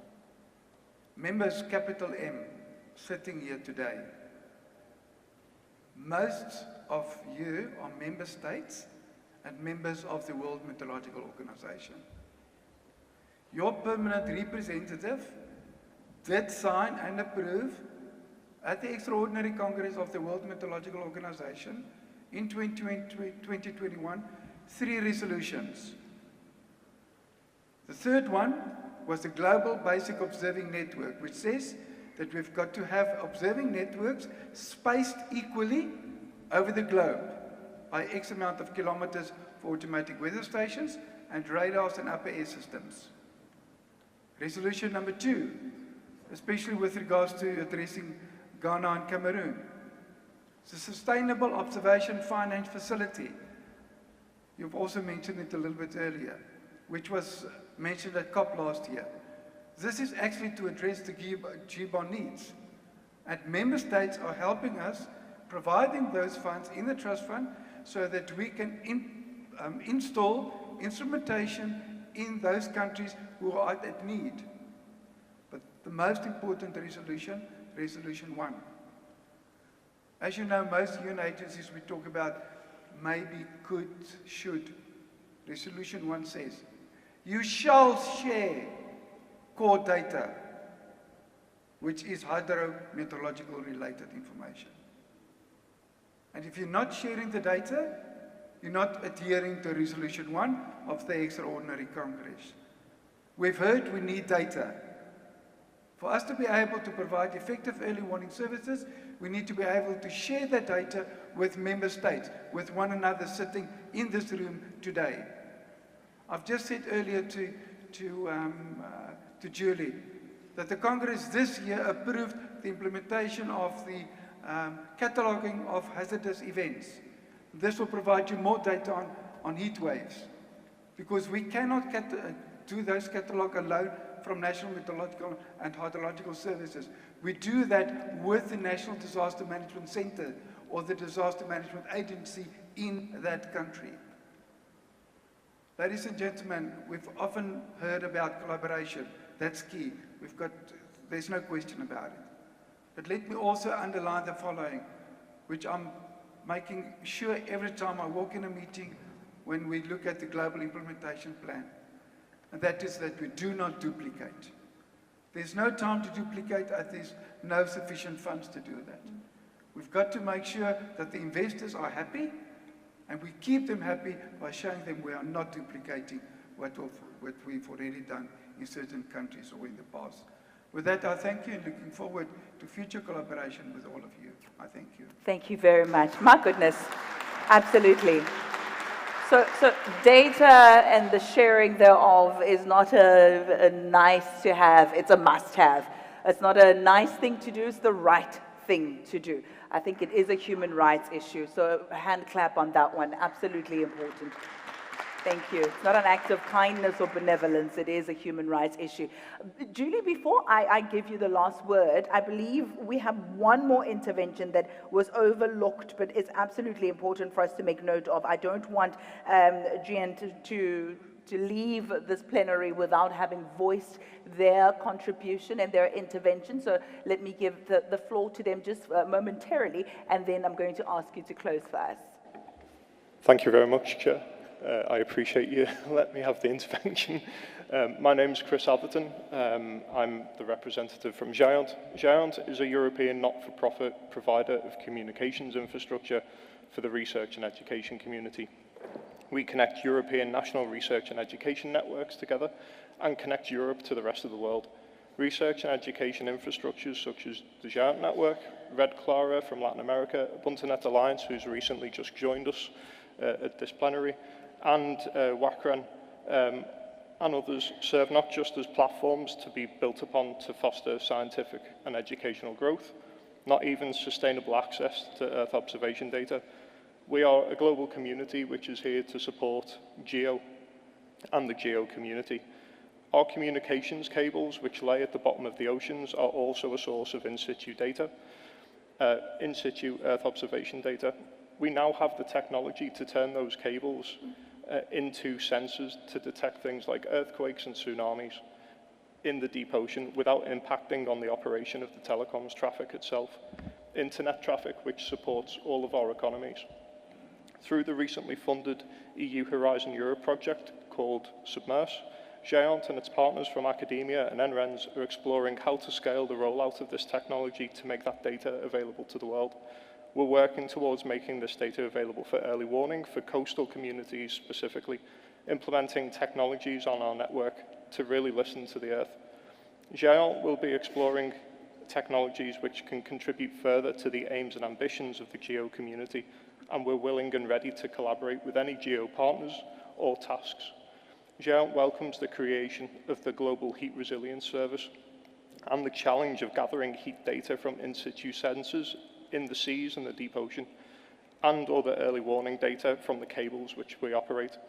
We'll be investigating the means of making that data available to the GEO community as well. Thank you. Hear, hear. Thank you very much. Thank you, Julie. Round of applause. Yes, absolutely. There you have it. All right. Well, Johan, thank you for addressing the data issue, and I will just second that. I'm going to start with a few responses, very short, and then a couple of comments. But I also can't say enough about the need for the in situ and ground observations, even if what we do is end up using satellite data to help cover the areas of the parts of the world where we do not have enough data and just won't. We still need the in situ data to be able to validate the satellites. The satellite in and of itself isn't necessarily sufficient, at least not just yet. So it does take both. And in that context of both, it takes co-development of almost every product and tool. So I want to say that we are really at an amazing time. I appreciate everybody's comments, the European Union talking about making sure we are connecting with the existing activities. We actually are the GeoHealth community of practice that got started there, so some of them we're connecting to. And this is true for all of you, as we are moving forward. If you feel that you would like to make sure we're connected with something in your country, please let us know so that we are aware and we can do that.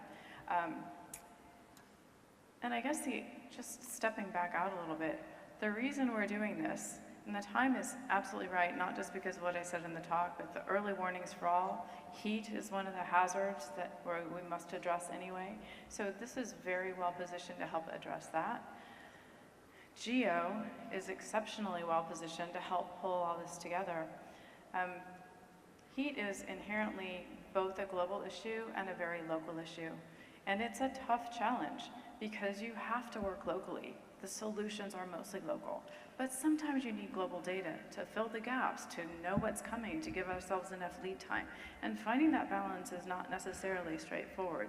And it will take, a commitment of people and resources at multiple levels to do this. But heat is also inherently an equity issue. Heat itself doesn't matter, but the impact of it and what we do about it is an equity issue. And we can help those who are really suffering in ways that they might not be able to help themselves in enough time, and we can help build them up and build their capacity in cities, in countries, in Met services, in other institutions around the world. There is a huge capacity building piece to this. So I guess in the end, I want to say that it is a huge opportunity for GEO, for WMO, for the communities of practice and those already involved in GEO, for us to take a leadership and a coordination role. It is, as our colleague from, I believe, Ghana said, it's not an option, it is a matter of survival. And it will take commitment of political will and finances and institutional commitment at all levels. But if we do this and we do this well, it will help protect the planet and the people. And we can be proud of that. Absolutely. Thank you so very much. And thank you to my panelists as well. We're fast run out of time, but let me remind you as I close this session, ladies and gentlemen, the Global Heat Resilience Service is a project through which the GEO community and partners will come together to respond to the global, regional, national, and local policy needs.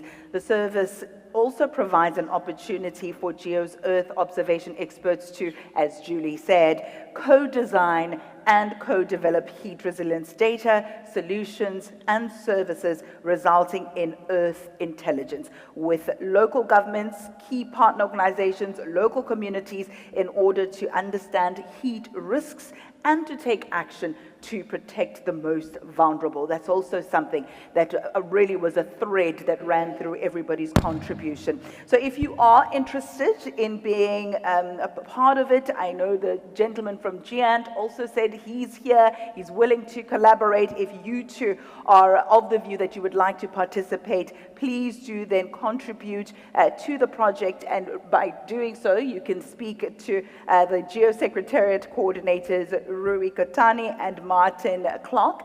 smile and wave, raise your hands. There you are, there you are. So definitely, these are the people that you need to speak to should you want to participate further. That brings to a close this session and also this day. We will see each other, if not bright and early, tomorrow at 9 a.m. sharp for the GEO achievements and conversations that will further extend what we started today. Then we will definitely see you this evening for the gala dinner. So if it will be this evening, we'll see you later. But if it is tomorrow, then we'll see you tomorrow. Thank you so much. And remember, if you are interested in seeing the highlights of today's discussion, you'll find them on the IISD webpage. I believe there's also a QR code that you can, there it is, popping up on the screens, if you'd like to just catch up on some of the proceedings for today and also fill in some information that you may have missed out on. Ladies and gentlemen, thank you very much for an informative, engaging session that we had. It's been an absolutely amazing plenary. Thank you very much to you. We'll see you again soon. And thank you. Thank you very much. Thank you.